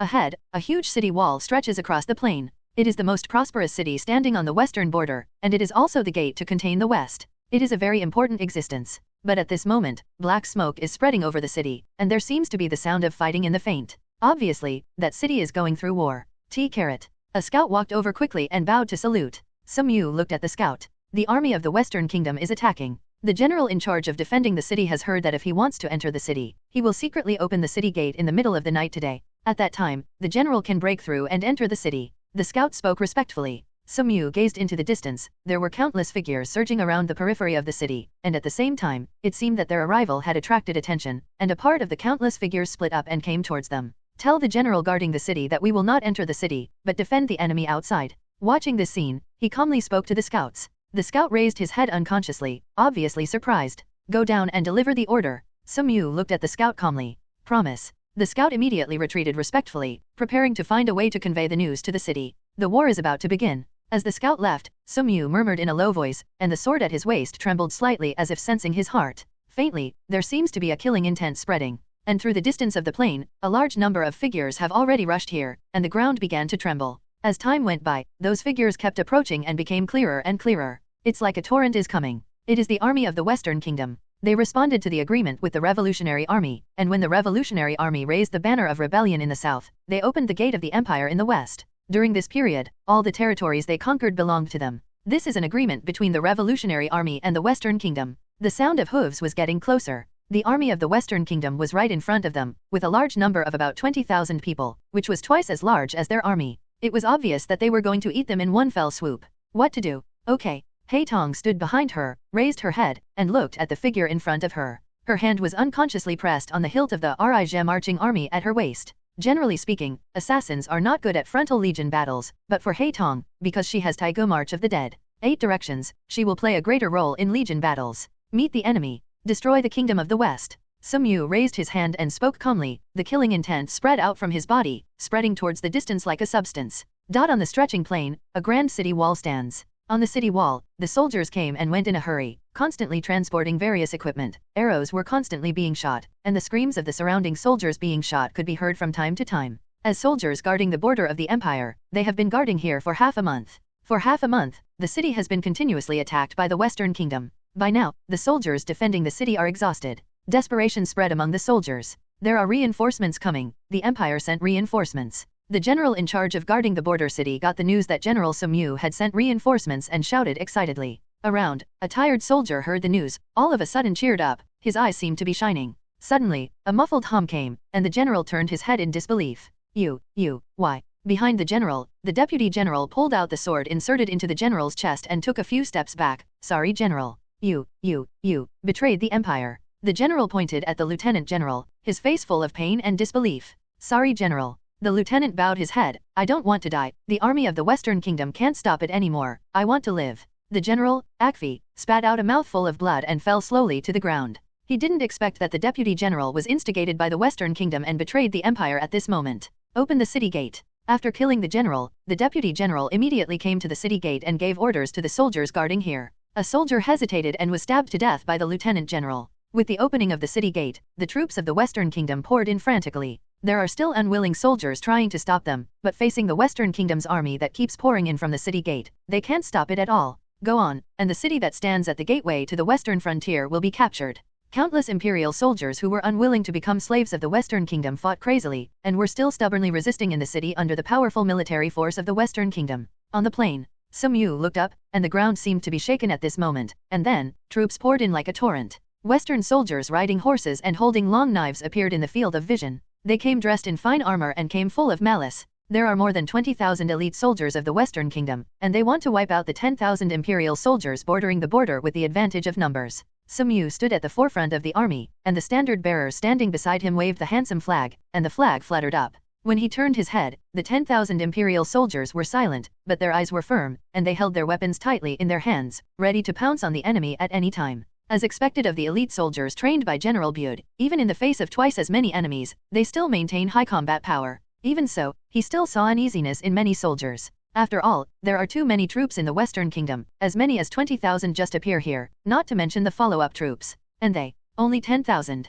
Can an army of only 10,000 drive out the army of the Western Kingdom? At this moment, doubts arose in the hearts of all the soldiers. If the leader was General Bude or General Estes, they would not be confused, because, no matter Bude or Estes, they have all proven their abilities. But this time is different, not only the disparity in military strength, but the leading general is also a rookie general leading the army for the first time. Can he lead the army to victory? Can he lead them to victory? All the soldiers followed the front man on the horse. This young man who led the army for the first time, a rising star in the imperial capital recently, defeated General Bude and General Estes successively. Can he lead them to victory and invincibility? Galloping horse. The sound of horseshoes stamping on the ground became more and more loud. The figure of 20,000 Western Kingdom soldiers became clearer and clearer. Kill the soldiers of these empires, kill them, and the entire western border will fall under our iron hooves. This fertile land, this 1,000-year-old empire, will eventually be ruled by us. The front of the Western Kingdom, the general roared with excitement. The 20,000 Western Kingdom army pressed forward, and they had already seen the 10,000 imperial soldiers standing on the plain. They stood there as if they had been frightened. Sumyu stood there, squinting her eyes to watch the yellow sand roll under the stepping of the iron hoof. The originally silent imperial soldiers were a little restless, looking at their generals frequently. The army of the Western Kingdom was approaching. It was time for the general to issue an order. If they did not take any action, they would wait until the iron hooves of the 20,000 Western Kingdoms approached. But their general still stands there, calm, like a statue. A feeling of uneasiness spread among the soldiers of the Empire, especially as the army of the Western Kingdom was getting closer, and the surging momentum was constantly approaching. And their generals remained where they were, still taking no action. This made these imperial soldiers feel panic in their hearts. Under the stamping of the iron hooves of the 20,000 Western Kingdoms, the ground shook violently, as if a drum was beating in their ears, which made the soldiers of the Empire feel more and more uneasy. General! Someone couldn't bear it anymore and shouted at the general in front. Some soldiers opened their mouths involuntarily. Sumyu turned her head. The expressions of a soldier appeared in front of his eyes. He gently pulled out the sharp knife in his hand. The blazing sun fell on the hilt of the sword, and a cold killing intent emerged from the sword. The killing intent soared into the sky. Feeling the killing intent that seemed fatal, the soldiers of the Empire suddenly realized that their generals were powerful men who defeated General Bud and Ests in succession. The wind blows, and 4 years of robes flutter. Sumyu stepped forward, standing in front of the 20,000 Western Kingdom troops alone. My name is Taboo. Sumyu, speak softly. His voice was not loud, but it echoed throughout the world. Whether it fell into the ears of the soldiers of the Empire or the soldiers of the Western Kingdom, it was like a heavy hammer hitting the ears. 020. All eyes could not help but notice this young boy. It landed on the figure of the boy holding the sword. Among the 20,000 troops of the Western Kingdom rushing forward, a general sprinting ahead stared at this figure, faintly feeling a sense of uneasiness in his heart. But, immediately, the general smiled. Isn't there really someone who is so arrogant that he wants to stop 20,000 iron hooves by himself?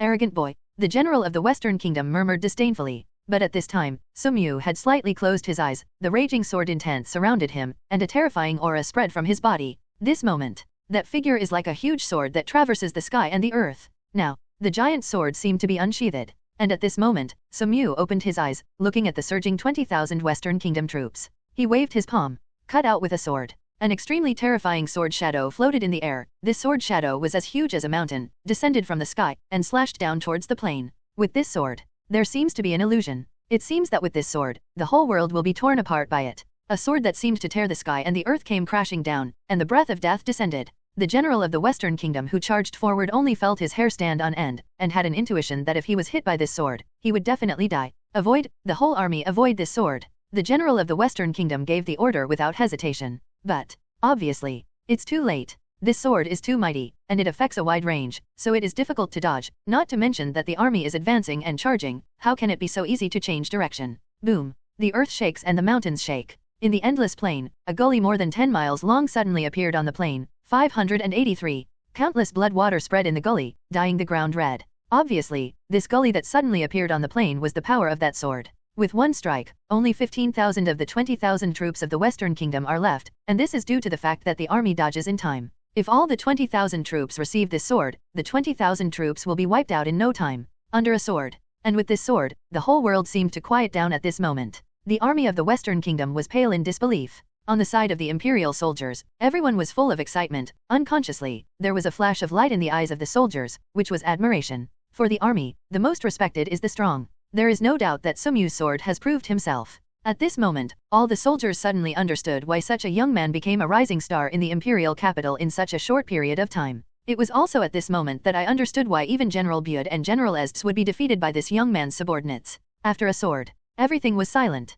Then there was a loud shout like a mountain torrent and a sea wave. The general, because the general. 10,000 imperial soldiers shouted and roared excitedly. Morale up. On the contrary, the soldiers of the Western Kingdom turned pale after the sword strike. A sword was cut out, and Sumyu put the sword back into the sheath. This sword alone was enough. Even though there are still many soldiers in the Western Kingdom, even more than the soldiers of the current empire, but at this moment, since he had just been cut down with a sword, his morale has already plummeted. No one is willing to bear that sword that seems to be Tianwei again. At this moment, they saw that the boy pulled out his scabbard again and raised his sword. Escape. Run away. For a split second, all the imperial soldiers had only one thought. At first there were only 1 or 2 soldiers from the Western Kingdom, and gradually, there were 2, 3, 10, and hundreds. From the initial sporadic fleeing to a large rout, even if the supervising team cleaned up the military planes and killed several fleeing soldiers, it still couldn't stop the army's prying eyes. The morale of the 20,000 Western Kingdom's army has been broken. Looking at the scene in front of him, Sumyu's eyes were calm. He raised his sword and pointed forward, chasing the enemy.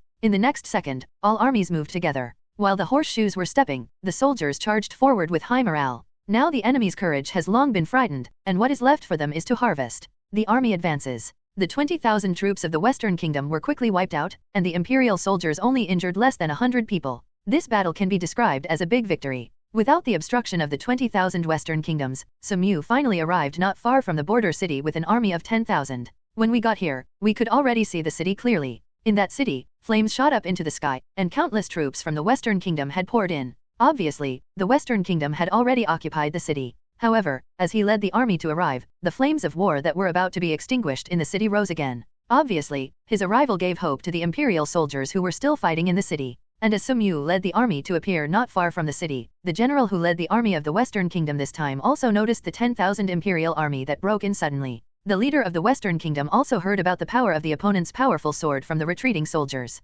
Even so, he wasn't afraid. Although I don't know why the opponent's sword is so powerful, but to be able to launch such a powerful attack, there must be a big price to pay, or this cannot be used as a conventional attack. Meet the enemy. The leader of the Western Kingdom spoke coldly. Following the leader's order, the army began to move. This time, the Western Kingdom dispatched a total of 100,000 elite soldiers in order to take over the western land of the empire in one fell swoop. In the previous siege battle, he had already lost 10,000, plus the 20,000 he just lost, for a total loss of 30,000. The remaining 70,000 1.6 kingdom troops. The remaining 10,000 kingdom troops were left to suppress the stubborn imperial soldiers in the city, and the remaining 60,000 soldiers and horses were all dispatched. An army of 60,000 appeared like Wang Yang and confronted Tsuyuri's 10,000 imperial soldiers. Obvious difference in military power. If it was before, 10,000 versus 60,000 would be a huge blow to the morale of the soldiers of the empire. But just now, the sword shown by their general gave them great courage. At this moment, all the imperial soldiers raised their heads high and looked excited.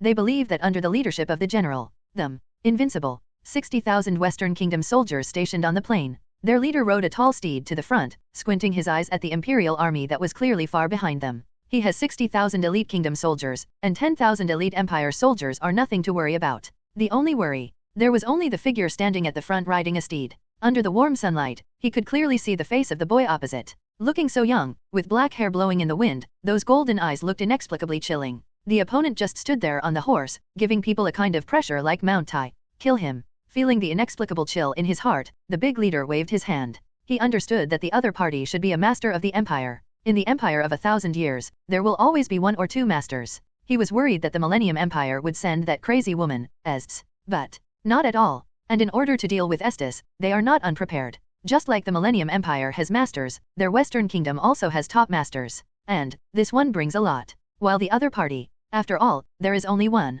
Therefore, the final victory will only belong to them. Kill him, and the 1,000-year-old empire and those fertile apprentices will all become the territories of the Western Kingdom. Brush, accompanied by the commander-in-chief and the leader of the whole army, give an order. The top masters of the Western Kingdom suddenly agreed, and figures rushed out of the army, killing those figures like ghosts. Behind the young man, Hei Tong and Chi Tong held down the hilts of their swords at their waists, and were about to move out. I am enough alone. A calm voice sounded in the ears of Hai Tong and Kai Tong, causing the two hands that were about to draw their swords to pause. Although they didn't draw their swords, Hai Tong and Kai Tong were still holding on to the hilts of their swords. If Tsuyuri might encounter any danger on the way, they would definitely attack immediately. Tsuyuri got off the horse. Stepping forward, he stepped forward slowly, his hand gently pressing on the hilt of the sword. Die. A top master from the Western Kingdom was already approaching, and the sharp blade slashed down, as if to cut the boy in half. It's just that the sword light has not fallen yet. A sword light has already flashed in the air, and the figure of this top Western master falls towards the ground. Then, brushed against the boy's figure, Tsuyuri stepped out with the next step, and the top expert who passed by, holding a sword in both hands, just fell to the ground. On the neck of this top expert, a wisp of blood burst out, like a blooming flower. Tsuyuri continued to step forward. A master from the Western Kingdom was besieged and killed, and those masters of the Western Kingdom were greeted by sword shadows all over the sky. No one saw how the young man drew his sword, but what he saw were swords from shadow boats floating in the air. And every time the sword light falls, 807 will always have a master from the Western Kingdom fall to the ground and lose his breath. A moment later, there was no one in front of Tsuyuri's eyes. The commander of the Western Kingdom, who was riding a steed in front of the 60,000 army, watched this scene with trepidation. The kingdom's masters came out in full force, but all of them died in the hands of this person. At this moment, fear spread in the bottom of my heart. Not only him, but all the soldiers of the West Kingdom have fear spreading. But at this moment, Tsuyuri raised her head, the corners of her mouth slightly raised, her golden eyes flickered, and in an instant, a murderous intent surged into the sky. A cold drink. In an instant, the killing intent signaled madness. The raised blade was shining brightly, and the blazing sun could no longer cover it. The man's long hair flutters with his movements. At this moment, the golden eyes seem to be watching from an abyss evil spirit. Kill him, whoever can kill him for me will be rewarded 10,000 gold, and be on the same rank as this king. Seeing Sumyu's wanton killing, the leader of the Western Kingdom panicked and began to drive soldiers to attack Sumyu. A soldier began to rush over. There are sturdy cavalry. There are pikemen. There is an archer behind him who shoots cold arrows. The cavalry, with their steeds on their hips, galloped like a train. Sumyu squinted her eyes, her golden eyes were extremely indifferent. Stride. Forward. The sword swung down, cutting off the horse's body and its rider. More people rushed over. Sumyu narrowed his eyes, took a breath, and in the next second, a terrifying aura erupted from his body. Bend slightly. Draw sword. Cut again. An extremely terrifying sword cut out. This sword is incomparably grand, as big as a mountain range. Boom long. When the sword was cut out, the earth's veins shook, and dust filled the battlefield. After the dust dissipated, the scene reappeared in front of the eyes, only to see a huge gully that traversed several kilometers suddenly appeared in the originally flat wasteland. But a second ago, this place was still a flat land, and the thousands of people who stood here a second ago and tried to charge had long since disappeared. Obviously, it is no longer in this world. A sword. Thousands of elite soldiers and horses died. Seeing this scene, the leader of the Western Kingdom's eyes widened. This terrifying sword is so frightening. And as the sword was slashed, the army of the Western Kingdom also began to panic, and some soldiers retreated involuntarily. These soldiers are all elites, but at this moment, all of them are pale. No matter how elite soldiers face such supernatural power, their hearts will be shaken and they will also be afraid. With a sword slash, Sumyu stood there calmly, her golden eyes lowered.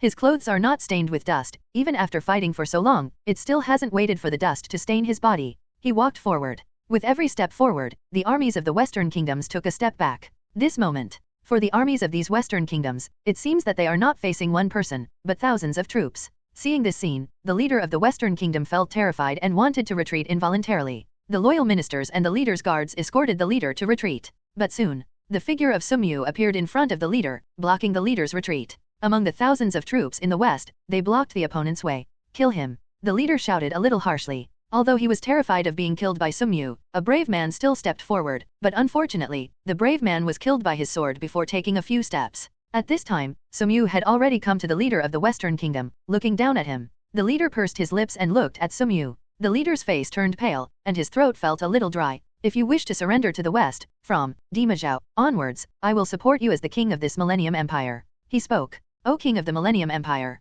Sumyu whispered slightly. Seeing that Sumyu seemed to be tempted, the leader felt a little relieved. Even if he is the most brave in the world, he is still human after all. People, after all, have weaknesses and desires. But, immediately, the leader's face changed. That person seemed not to be moved, but, holding a sword, walked towards him step by step. It seems that his head is going to be cut off. Can't even the throne of the 1,000-year empire be able to tempt him? Seeing Sumyu coming with his sword in hand, the leader murmured in disappointment, and stepped back at the same time. The leader knew that the invasion of the Millennium Empire had failed this time. With this person, the Western Kingdom would not be able to push into the Millennium Empire in its lifetime. Although he is unwilling in his heart, as long as he is alive, he will still have a chance in the future. Thinking like this, the leader felt even more retreating in his heart. With a wave of his palm, he spat out the word withdraw with difficulty. In the next second, the Wanjun retreated. The leader wanted to leave, but looking at the person blocking the way in front of him, his face became more and more ugly. This person doesn't want him to leave alive. Kill. With a light drink, Sumyu's figure appeared not far from the leader like a ghost. The guards guarding the leader rushed to stop him, but none of them was an enemy. Sumyu's footsteps were striding forward, and with every step, several elite guards died. Guardian sir. A loyal guard shouted, but the voice stopped abruptly, and no one could stop him. Every time the sword was swung, a figure fell down. In the next second, he swung his sword at the leader. But this time, it failed to kill. A man blocked his sword. This person is already old and has gray hair, but his eyes are full of embarrassment. He stood in front of the leader, staring at Sumyu solemnly. And the moment this person appeared, a light called hope suddenly appeared in the eyes of the already desperate leader of the Western Kingdom. Lord Guardian Angel. The leader shouted excitedly, this person is the #1 expert in the Western Kingdom. He has been retreating and cultivating. Many people thought he was dead. They did not expect to appear at this moment. Sumyu looked at the old man calmly. Her golden eyes were as indifferent as ever. A sword cut out again. The old man's face changed slightly, and the sun sword came out. Crack. The sword in his hand shattered in an instant. Another sword was blocked, but the sword in his hand could no longer withstand the force and broke. And at this time, Sumyu cut out another sword. Although it is a sword, but it is equivalent to 3,000 swords. One sword cuts out 3,000 effective swords. In the next second, the old man known as the patron saint of the Western Kingdom widened his eyes. Boom. With a dull sound, the old man's body crashed to the ground. The leader's eyes widened, and no one, Esab, thought that the #1 master in the Western Kingdom could not stop him. I'm afraid this person is already inhuman. The leader retreated involuntarily. As the commander of the 3 armies, he was not a timid person, but at this moment, his heart was already filled with fear. The leader has understood that no one can stop this person's footsteps. His body began to tremble. He raised his head with difficulty, wanting to beg for mercy. At this moment, he just wanted to live. But, greet the chief. It is a sword. A sword invisible to the naked eye. The leader only saw that he seemed to have escaped from his body and flew into the sky. When he fell to the ground, he realized that it was not he who flew into the sky, but his own head flew into the sky. Consciousness gradually blurred, and the leader was very unwilling. He didn't understand why there was such a terrifying existence in this world. And after killing the leader, Tsuyuri also sheathed his sword. His face was always calm, as if such a thing was very easy for him. At this moment, the army of the Western Kingdom fled in embarrassment. Tsuyuri turned her head and looked behind her. 2 sisters who were wearing military uniforms but couldn't hide their beauty were walking towards him. Tsuyuri also silently walked in front of Haitong and Kaitong. He glanced at Haitong, then set his eyes on Chitong. The future you want to witness, the future you want, I will help you create it with my own hands. Chitong was stunned, then laughed, very happy. I believe, Master Tsuyuri will be able to do it. The army of the Western Kingdom fled in embarrassment, and the crisis on the western border of the empire was resolved. A battle is over. In the border city, Tsuyuri stepped into it. He was greeted by frenzied shouts. Sword master, sword master. They all saw just now that Tsuyuri had 1 person and 1 sword. 1 person should be an army. Facing the fanaticism of the crowd, Tsuyuri's eyes were calm, and his eyes swept over a soldier named Frontier. They are all very tired, but their eyes are so determined. You have worked hard. He opened his mouth softly, and persisted until now under the siege of several times the Western Kingdom's army. If they hadn't encountered betrayal, they might have persisted even longer. At this moment, all the soldiers guarding the city couldn't help raising their heads, and tears were faintly shining in their resolute eyes. These days, they risked their lives to fight against the army of the Western Kingdom, and they were in danger countless times. At that time, they didn't cry. Now, hearing Tsuyuri, the great general's concern, they couldn't help crying. Looking at some faint crying voices, Tsuyuri couldn't help turning her head to look at Kaitong. Chitong was also slightly silent at the moment. At this moment, Kaitong seemed to understand Tsuyuri's words. It is true that this Millennium Empire is now dark, decayed, and depraved. However, there is still light in bloom. There are still people who are correcting the empire and working hard for the empire to return to the right path. Perhaps, as Tsuyuri said, the empire is not hopeless. Although the western border crisis has been resolved, the border cities and many surrounding areas have long been destroyed, and many residents have lost their homes due to the war. These must be resolved. These are all the finances and household registrations of the Western Territory. Haitong stepped out of the shadows and handed over a booklet. Tsuyuri casually turned it over, glanced at it for a while, and then handed it to Chitong. Let's start to deal with it. It is good. Chitong nodded. The people affected by the disaster need medical treatment, the soldiers who died in battle need comfort, and the wounded soldiers also need treatment. These need to be dealt with. However, Kaitong was a little hesitant. What's matter? Seemingly seeing Kaitong's hesitation, he opened his mouth gently. This time, although the empire has provided enough food and grass, it doesn't have much gold and silver. Rescue victims need money. Retiring soldiers also needs money. I heard that there is a chamber of commerce stationed on the border exclusively for Minister Ernest. 0*. He spoke softly. Yes. Akihito nodded. Confiscate their finances. He said calmly, I have sucked so much people's fat and people's ointment these years, it's time to come out. It is good.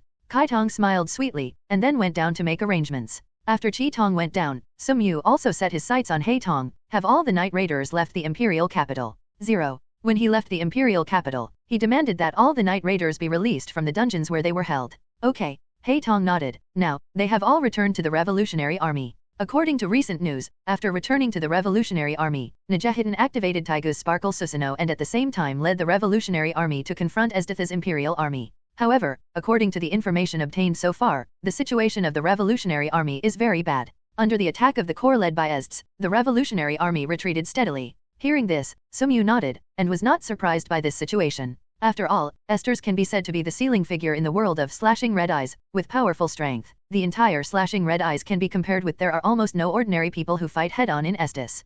Empire. Minister's residence. Minister Hornest's face became extremely ugly after listening to his subordinate's report. This damn Tsuyuri. The minister's fat body trembled with anger. He did not expect that in just a few days, Tsuyuri had put down the western invasion. This was beyond his expectations. But the reason for his real anger is not this, but he received a report from his subordinates that Tsuyuri was in the western border, and Chi confiscated all the caravans belonging to him. You must know that the caravans in the western region are his most important source of money, and almost half of his income comes from there every year. But now, this hateful BD confiscated them all. That money belonged to his minister Ernest. Of course, in addition to the anger and hatred towards Sumyu, there is also a trace of fear lingering in Minister Ernest's heart. Sumyu's own strength is already enough to make him afraid. Unexpectedly, his ability to command troops is not weak, even Estes. Involuntarily, Minister Ernest thought of Estes. He recommended Estes to suppress the revolutionary army because he felt that the strength of the revolutionary army should be weaker than that of Western aggression. But, up to now, Estes still has not completed the suppression of the revolutionary army.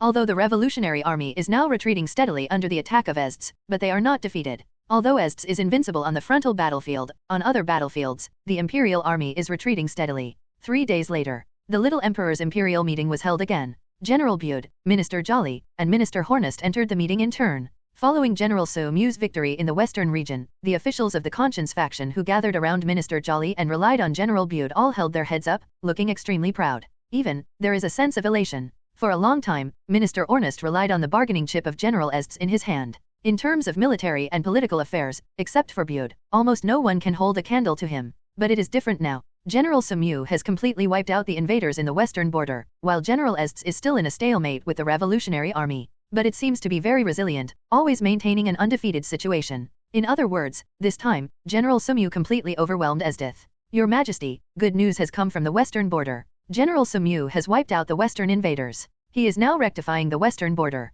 He will return to the imperial capital in victory soon. A minister stood up. When the little emperor sitting on the throne heard the good news, he couldn't help but clenched his scepter happily. General Sumyu is good, you've done a good job. The minister has a play. But at this time, a minister stepped forward, a minister belonging to the Hornist camp. The little emperor nodded to him. General Chen Tan, General Sumyu has made great achievements after the strategy, but in the western border, he constantly harassed the local people, in order to satisfy his own selfish desires, brutally looting the property of ordinary people. The little emperor couldn't help looking at Minister Hornist. Minister Hornist nodded and said, Your Majesty, although General Sumyu won the battle in the western border on 5.8, he was very arrogant, especially when he ordered that all the caravans on the border be surrendered. When talking about this, Minister Hornist was heartbroken. I really didn't expect General Sumyu to do this. But he was very heartbroken. Sumyu was in the western region and almost confiscated all the caravans that belonged to him. That's all his money, western territory. Santo's mansion. Sumyu was practicing his sword, and as he swung his blade, there was a sharp light that diffused faintly, but it was very restrained. Not far away, the two girls watched the scene quietly. Although they looked very ordinary, no matter whether they had red pupils or black pupils, they all felt a terrifying danger like hairs standing on end. Long. Sumyu withdrew his sword, and exhaled a wisp of white mist from his nostrils. Up to now, he felt that his own strength seemed to have taken another step forward. Since the last battle with Estes, this feeling has become stronger. 02 up to now, he felt that his strength was only one step away from the limit of this world. I feel more and more out of place with this world, and this feeling is more and more similar to the feeling when I reached the ceiling of the world of Demon Slayer in the world of Demon Slayer. Indistinctly, he felt that the blurred place where his consciousness extended had a mysterious spatial attribute. A sense of familiar space is vaguely felt, almost just a stone's throw away. It seems that if only he can go one step further, he will be able to return to the world of Demon Slayer again. But it's just a short distance away, but it looks like Tianya. My lord, drink some water. Hei Tong came over and handed over the tea that was usually already brewed. Sumyu recovered from her thoughts, took the teacup, took a sip, and the lingering tea fragrance echoed in her mouth. In addition to the good tea, it is obvious that Hei Tong also made good tea. It feels like Mu's strength has taken a step forward. The red pupil on the side opened his mouth, and the pair of red pupils flickered slightly. Sumyu nodded. I do have some insights, but it's still not there. He was a little happy, and sighed slightly. I always feel that there is only a slight difference, so there is a feeling of regret. Hearing what Sumyu said, both Kaitong and Haitong felt very speechless. Sumyu's age seemed to be about the same as them, but their strengths were far apart. Even, Sumyu is much stronger than that pervert of Estes. It's already like this, and they still sigh like this, so what should they say? By the way, let's talk about the latest situation. Returning from the site, Sumyu looked at Haitong and asked. Haitong nodded, and then began to describe the recent situation of the empire. First of all, Anningdao has returned to reality under his teaching. Very honest after the lesson. Secondly, since Najahitan and other Night Raid members returned to the Revolutionary Army, especially General Najahitan returned to the Revolutionary Army, under his leadership, the Revolutionary Army is very strong, but facing the Imperial Army is still retreating steadily.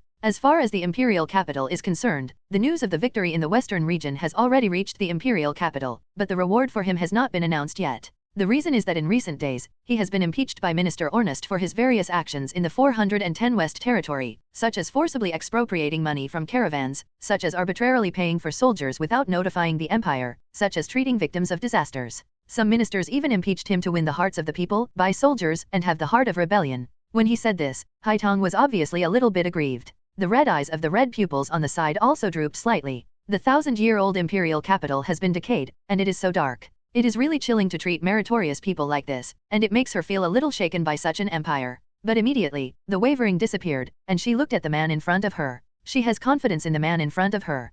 Hearing the narration of Haitong's situation, Sumyu stood in the courtyard, looking in the direction of the imperial capital, and remained silent. The millennium-old empire has been decayed and plunged into darkness. Although there is light shining in the darkness, trying to revitalize the decaying empire, the darkness is so gloomy that many lights are extinguished by the darkness. Today's empire cannot be completely corrected only from within. Still need further changes. And this change will inevitably be accompanied by bloodshed, and even some former allies will betray. For example, General Bude. In the past, General Bude had always supported him, but when some of his actions betrayed the emperor, then this General Bude who supported him was no longer his companion and teammate, but would become his enemy. Because Bude's loyal minister is not the empire, but the royal family. And what he wants to change is the empire. As for the royal family of this empire, according to the current situation of the little emperor, he is unlikely to be able to be the head of a country. And this is definitely not what General Bude wants to see, although he didn't want to see the time when he was really an enemy with General Bud. Let's develop the Western Territory first. Sumyu whispered softly, waiting for the arrival of the last time.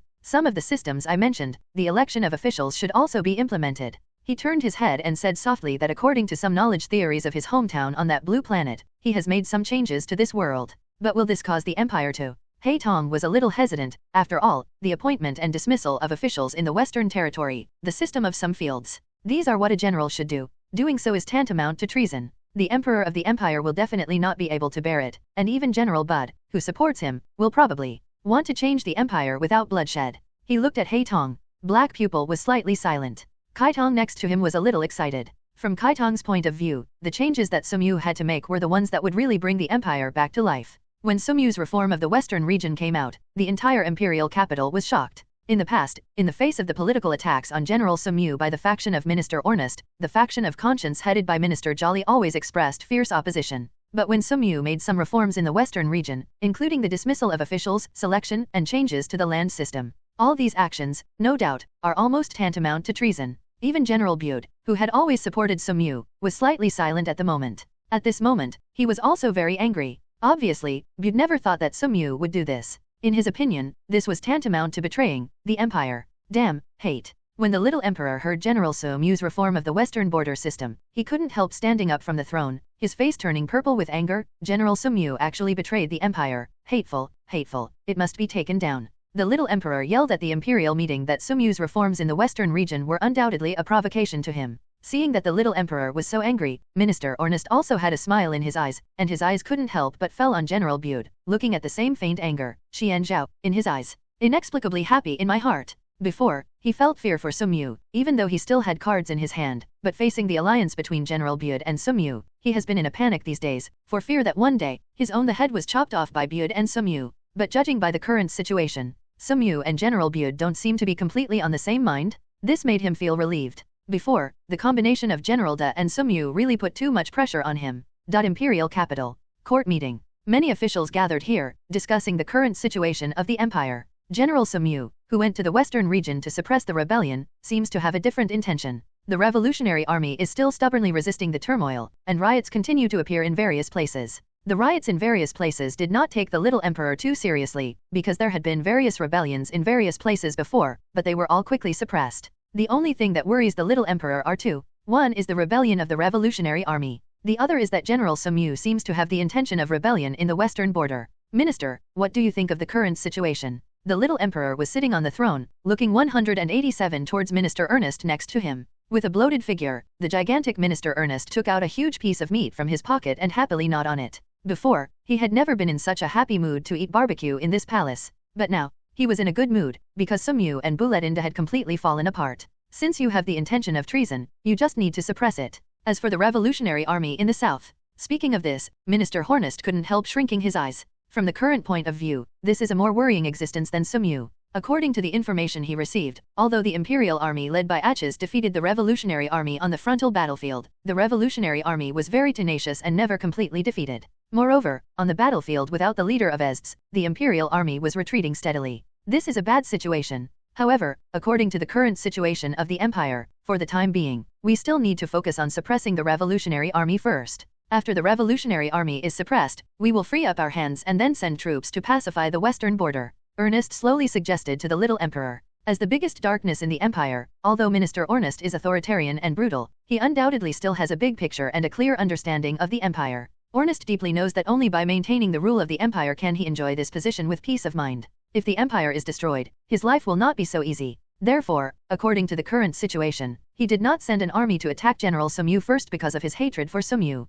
In any case, the Revolutionary Army in the south is the real scourge of the empire. Even he underestimated the Revolutionary Army before. If this rebellion completely exposed the strength of the Revolutionary Army, it also made Minister Nestor understand that the Revolutionary Army military threat. After all, in just a few days, countless cities from the southern border to the imperial capital were controlled by the Revolutionary Army in a short period of time. This kind of terrifying strength is really shocking. If it weren't for the terrifying presence of a military god like etched under his command, a terrifying force like the Revolutionary Army would be destroyed by the Revolutionary Army very soon, relying on the current situation of the empire. Compared with the Revolutionary Army, the situation of General Sumyu is not worth mentioning. Although General Sumyu is powerful, he is still only one person. Together Mu rebelled against the empire. What's more, if General Sumyu really rebelled against the empire, it is absolutely impossible for General Bude to sit idly by. An Estes may not be able to handle Sumyu. How about adding a General Bude? The strongest of the two empires make a move, even if Sumyu's strength has stepped into the extraordinary. Can he deal with the strongest of the two empires at the same time?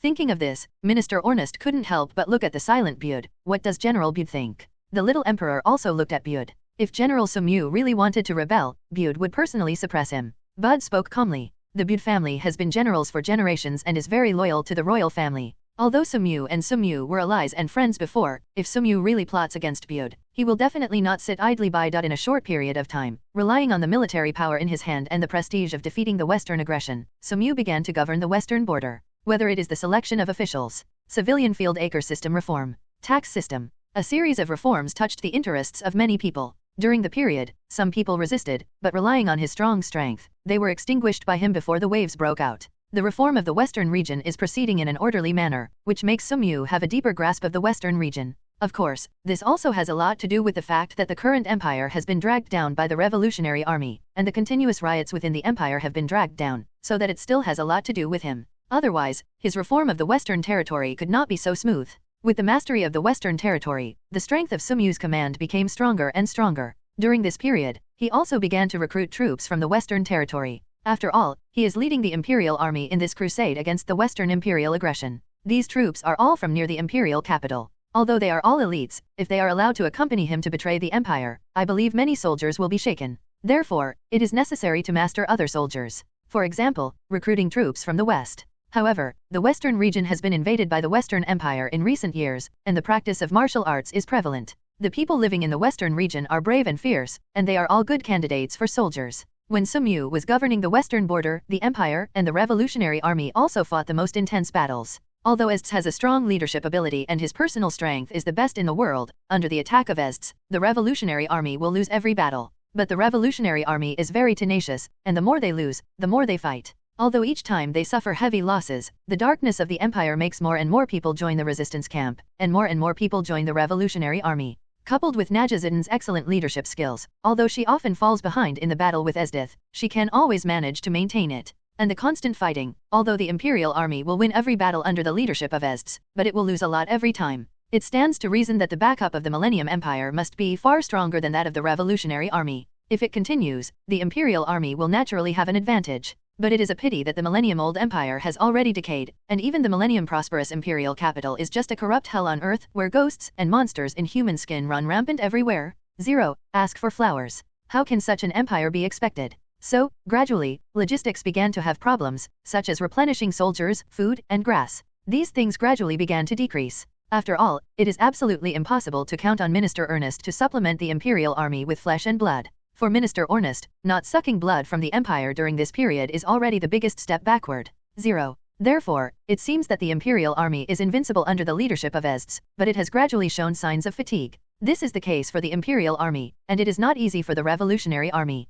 Although there are a steady stream of rebels joining in, the atmosphere in the army is very sluggish as they continue to lose to Esther's. Block Estetha's attack. After all, Esdith is very powerful, and the Revolutionary Army can't do anything to Esdish after losing the killer weapon of Kaitong. If Estes is not dead, the Empire will not be popular, and the Revolutionary Army will have no chance of victory. Therefore, Najazidin once again set her sights on the western region. In this world, there are people who can deal with Estes. Great in the west.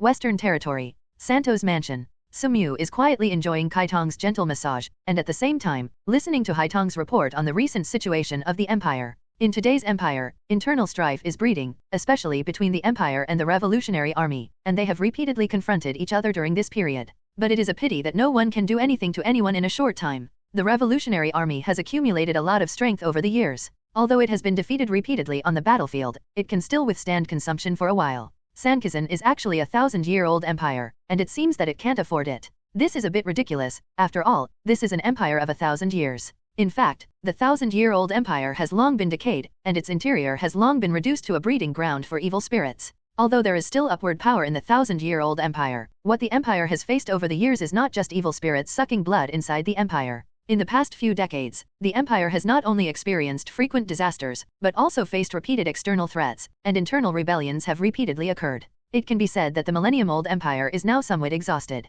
Sumyu was not surprised to receive such news, but just sighed a little, because, whether it is the empire or the Revolutionary Army, it is the ordinary people who are really suffering. My lord, the Revolutionary Army has sent envoys to talk to you. Black Pupil continued to tell. The Revolutionary Army sent people over. Sumyu, who was slightly closing her eyes and enjoying the gentle massage of the red pupils, opened them involuntarily. Yes. Haitong said respectfully. Sumyu nodded. It was a little unexpected that the Revolutionary Army would choose to contact him at this time. However, according to his previous attitude towards the Revolutionary Army, the Revolutionary Army should understand that there is actually nothing to talk about between him and the Revolutionary Army. Although he felt that he had nothing to say with the Revolutionary Army, he was a little curious about who the Revolutionary Army sent over. Let her in, he said softly. Haitong nodded, and walked down lightly. Soon, a girl with long orange hair, headphones, and British-style clothes walked in. Chelsea, a top killer who can be compared with Kaitong. I didn't expect the Revolutionary Army to send the opponent over. You must know that today's Revolutionary Army is under extremely strong pressure in the face of Estes' attack, and a top killer like Chelsea is an indispensable force.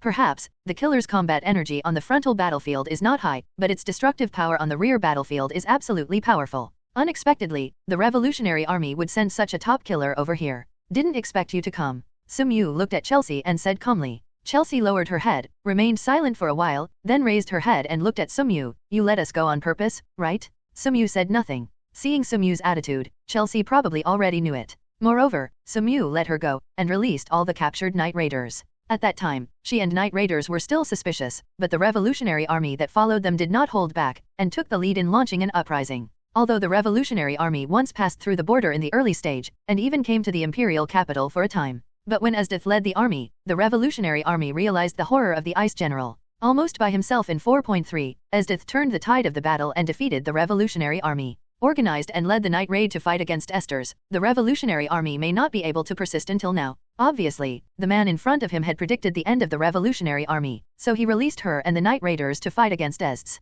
What did the Revolutionary Army send you over this time? Sumyu stared at the girl in front of her and asked calmly. What is the purpose of the Revolutionary Army sending you here this time? Sumyu calmly looked at the girl in front of her. The Revolutionary Army would definitely not let a top killer come over to do meaningless things at the critical moment of fighting the Imperial Army. Your Excellency's actions in the western region these days have also reached the ears of General Najahidin. The general feels that if you do such a thing at this time, you must also be disappointed with the current empire. The Revolutionary Army hopes to join forces with your Excellency. Let's overthrow this corrupt empire together. Want to work with me? Sumyu looked at 02 Chelsea. Yes. Chelsea nodded. Sumyu couldn't help sneering. Why should I cooperate with your Revolutionary Army? Because we have a common enemy. Chelsea said. This is what you said, my lord.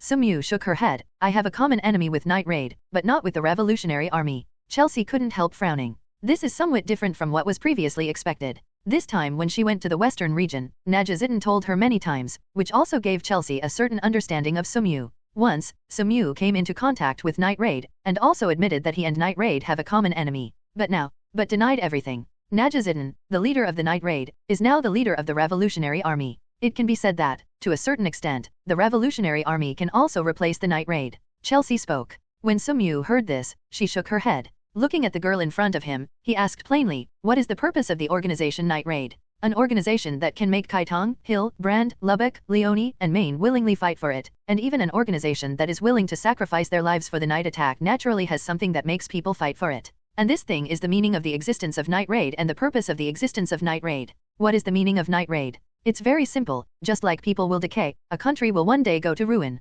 Even the imperial capital, which has been prosperous for thousands of years, is just a corrupt hell on earth where ghosts and monsters in human skin run rampant everywhere. If the sky is incapable of punishing the evil, the night raid will disappear in the darkness. This is the purpose of night attack, and it is also the enemy of night attack. Before, he had a common enemy with night raid, which was the source of cholera in this empire, and the biggest darkness was Minister Ernest. At that time, he had a common enemy with night attack. But it's different now. Night raid is no longer night raid. Now, Najazitan has become the leader of the Revolutionary Army. The meaning of night raid is a sharp knife in the hands of the Revolutionary Army, not the punishment of evil in the past. The current enemy of the Revolutionary Army is the Empire, to overthrow the 990 Empire, and break everything inherent. And his enemy is not the Empire. His purpose was to right the kingdom, not to overthrow the Empire. Therefore, fundamentally speaking, he and the Revolutionary Army do not have a common real enemy now. Moreover, the ugliness of the Revolutionary Army before him also made him not have any good impressions of it. In his cognition, no matter what is going on inside the Empire, it is a matter within the Empire, but the Revolutionary Army wants to introduce the Western Kingdom into the Empire, and then unite with the Northern nations to open the country.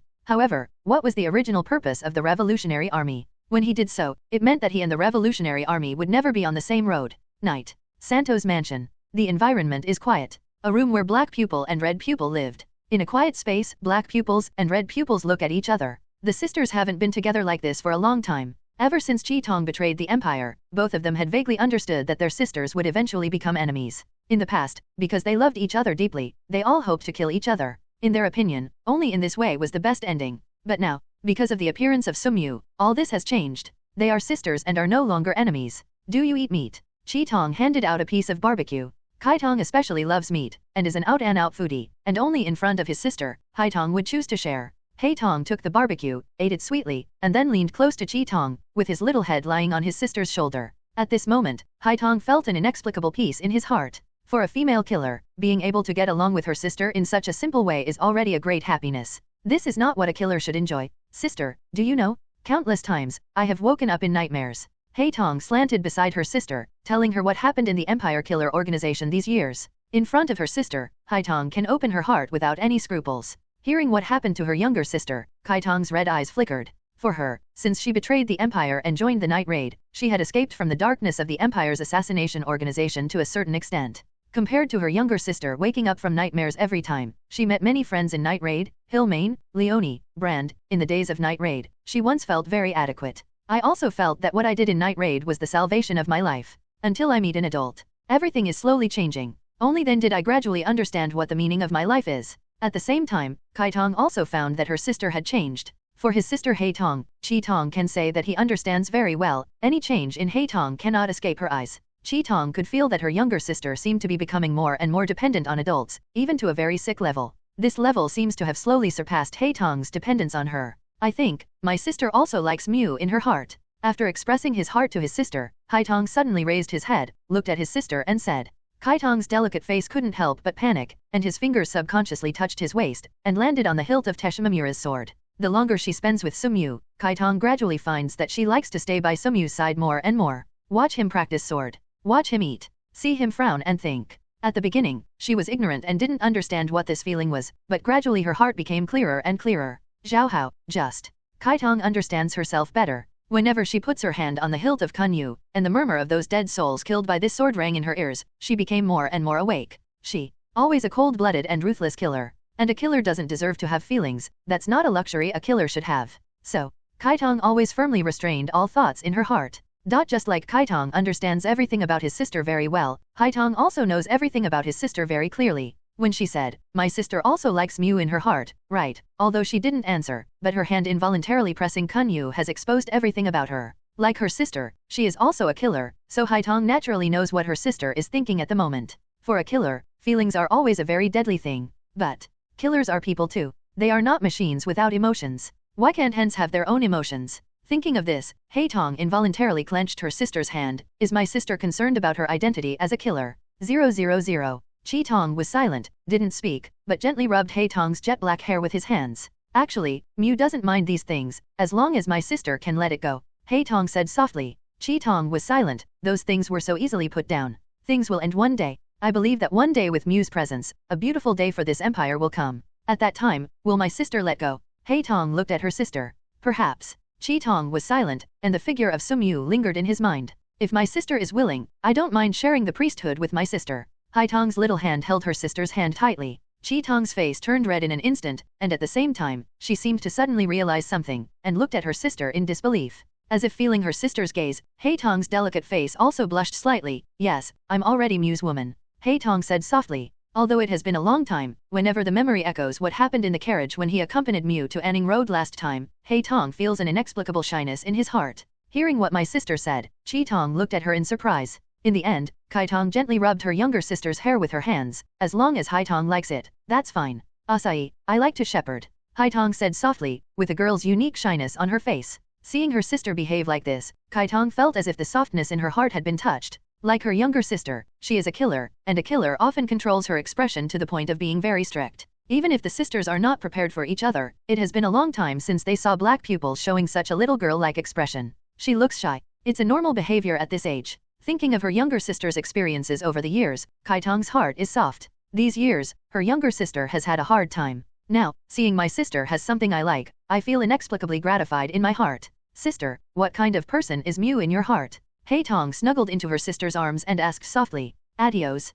Haitong raised her head, saw the bright stars in the sky through the window, and then whispered softly in her sister's ear. Haitong listened, his eyes became brighter and brighter. The person who can make the elder sister praise him proves that Haitong's choice is not wrong. The girl's heart was a little happy, but at the same time, she was also a little troubled. Which one did she like best, her sister, Mew? Do I like my sister more, or do I like Black Pupil more? Half a year passed in a blink of an eye. This year is destined to be a stormy year for the 1,000-year empire. This year, the empire has been busy dealing with the Revolutionary Army, and the war with the Revolutionary Army is in full swing. And this year, for the Western region, apart from being invaded by the Western Kingdom in the first half of the year, in the second half of the year, after General Mew moved into the Western region and defeated the invaders of the Western Kingdom, the Western region ushered in peace. And as General Mew moved into the Western Territory, he also made various effective reforms to the Western Territory. The development of the Western Territory developed rapidly in the past 6 months, attracting a large number of refugees who lost their homes due to the war to the Western Territory. A large number of people began to flock to the western border, and the western border began to develop crazily.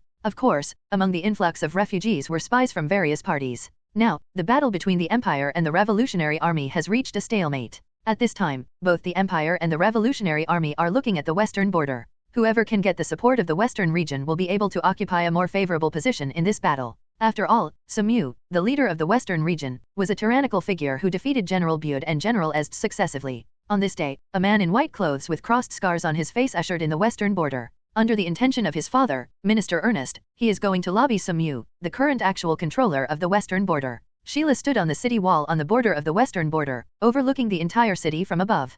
Compared with the 1,000-year-old imperial capital, this place looked too dilapidated. However, compared to the people of the imperial capital, the people living here seem to be more energetic. He couldn't help licking his lips, feeling that the people here are very interesting. It's just that when he just made a move, Sheila couldn't help but think of his father's advice before leaving, telling him to come to the western region and try not to offend Mew. But Sheila didn't pay much attention to her father's exhortation. He is the son of a minister, who would dare to touch him? And he just wants to do something fun right now. His eyes turned unconsciously among the crowd in the city. The people here seem to have no defense at all. He murmured softly, and the playfulness in his eyes became deeper and deeper, so that it would be more fun. His eyes turned, and soon, his eyes fixed on a slender girl. 0 for flowers. In the imperial capital, pretty girls rarely dare to go out alone. It's really lucky to find the prey so quickly. Sheila licked her lips, her eyes glowing with excitement. Almost without hesitation, he immediately followed the girl. The girl walked home with light steps. Since General Mew was stationed in the western region, the law and order in the entire western region has improved a lot. If it was before, she would never dare to go out alone. But now, there is no need to worry about these. Because those who committed crimes have already been imprisoned by General Mew's thunderous means, and some serious cases were even executed directly. This has greatly reduced the crime rate in the entire Western Territory, and the peaceful environment also allows girls like her to go out of the house and play on the streets with peace of mind. However, just as the door was opened, a man with a scar on his face suddenly appeared, and suddenly pressed the door that was about to close. The girl couldn't help raising her head in panic, and what she saw was a pair of malicious eyes. Sheila pushed open the door and approached the girl a little rudely. The girl backed away in a panic, looking at Sheila with a terrified expression. The man who suddenly broke into her house had a malicious expression on his face, and it seemed that he had malicious intentions. It scares her. Seeing the girl trembling with fear, like a little rabbit meeting a big bad wolf, Sheila couldn't help but licked her lips. This kind of frightened appearance is always so likable, and makes people fascinated by 720. Then, next, it's time to see the girl's expression of despair and screams of pain. That must be wonderful. He couldn't wait any longer. You can't do this, General Sumyu will punish you. The girl shrank back, and at the same time issued a warning to the malevolent man in front of her. When mentioning General Sumyu, the girl's eyes obviously had a touch of hope. That is the patron saint of the Western region, and with his entry into the Western region, all criminals have been punished by General Sumyu. He protected everyone in the West. Now, whoever dares to cause trouble in the Western region will have to consider bearing the wrath of General Sumyu. Hearing the girl mention General Sumyu, Sheila was slightly taken aback, and then a sneer appeared on the corner of her mouth. So what if the other party knows?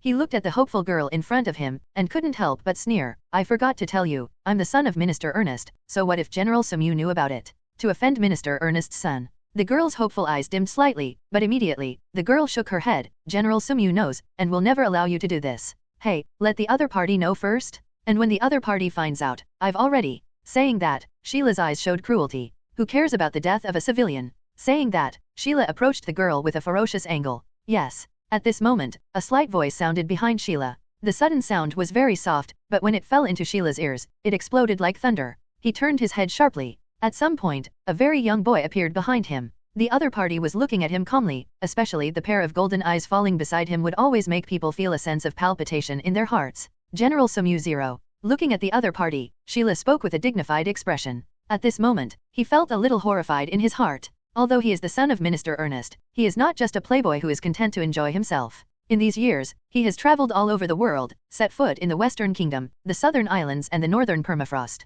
During his travels, he learned from the strengths and weaknesses of the martial arts of various countries and perfected his martial arts. He once beat dozens of Huangquan Temple disciples into the air and was defeated by General Bude. Evaluated as a master at a young age but with a lot of kung fu, but from the beginning to the end, he didn't feel when the other party appeared behind him. It can be said that if the other party wants to kill him, just now, there is a great chance that he will succeed. Involuntarily, Sheila remembered what her father, Ernest, had entrusted to her, asking him to be very careful when facing each other. When it was 2.4, he didn't care too much. Now it seems. It was because he was too careless. He really should be as his father said. When facing her, he should be very careful. Since you know it's me, come to my place to make a fuss, do you think you'll end up offending me? Sumyu calmly looked at Sheila, the son of Minister Ernest. A ray of coldness appeared in his golden eyes. Since you know it's me, come to my place to make trouble, do you want to end up offending me? Sumyu looked at Sheila, and said indifferently. Sheila's gaze fell on the girl in the room, and then glanced at Sumyu who was standing outside, and she couldn't help but spread her hands. Why is General Sumyu angry with me because of a commoner woman? After all, he's just a commoner. In any case, he is the son of Minister Ernest, and the other party already understands his identity, so, there is no need for them to conflict because of a commoner woman. In my eyes, you are not as good as a commoner. He opened his mouth lightly. For 02 Uzilla, the son of Minister Ernest, he has a certain understanding, and he is a young bully doing evil in the imperial capital area. In terms of character, he is as brutal as Naifu, cruel and lustful, relying on his father's power to harm girls from good families everywhere. He even set up an organization called Wild Hounds to brutally hunt and kill ordinary civilians in the imperial capital. For such a person, he didn't have any good impressions, or even disgusted him. General Sumyu really knows how to joke. Sheila laughed and said, no matter what, he is the son of Minister Ernest, how can he be treated like a commoner? Even if you know that the other party may hate your father, you should also understand that his value cannot be compared with that of a commoner. Do you think I'm joking? Sumyu looked at Sheila indifferently. A killing intent flashed in her golden eyes. There was no cover-up for this murderous intent. Sheila's expression couldn't help but froze, especially when the murderous intent came out. He knew that the other party was not joking with him. This made Sheila feel extremely angry in her heart. How could her noble status be comparable to those humble civilians? Although she was extremely angry, Sheila still controlled her emotions well. I came here this time to talk to you on behalf of my father, for example, about cooperation. But I don't think there's anything to talk about with your father. Also, it never occurred to me to have any cooperation with your father. Sumyu looked at Sheila lightly. After receiving such a reply, Sheila was also silent, and it took a while before she opened her mouth to say, since you don't want to talk about it, and it seems that General Sumyu doesn't welcome me, then, let's leave. Sheila said, I'm afraid you won't be able to leave. Sumyu said lightly, when you want to make trouble with me, you can't leave. Sheila sneered, I admit that General Sumyu is very powerful. Neither General Bud nor General Estes has ever been your opponent, but it may not be so easy for you to keep me. As 617 said so, he had already grasped Taigu in his palm. Dimensional Phalanx Shangri-La. Taigu is a space movement system, equipped with a device that can instantly move the target to the predetermined marked position. Even among all Taigu, this is a very rare existence.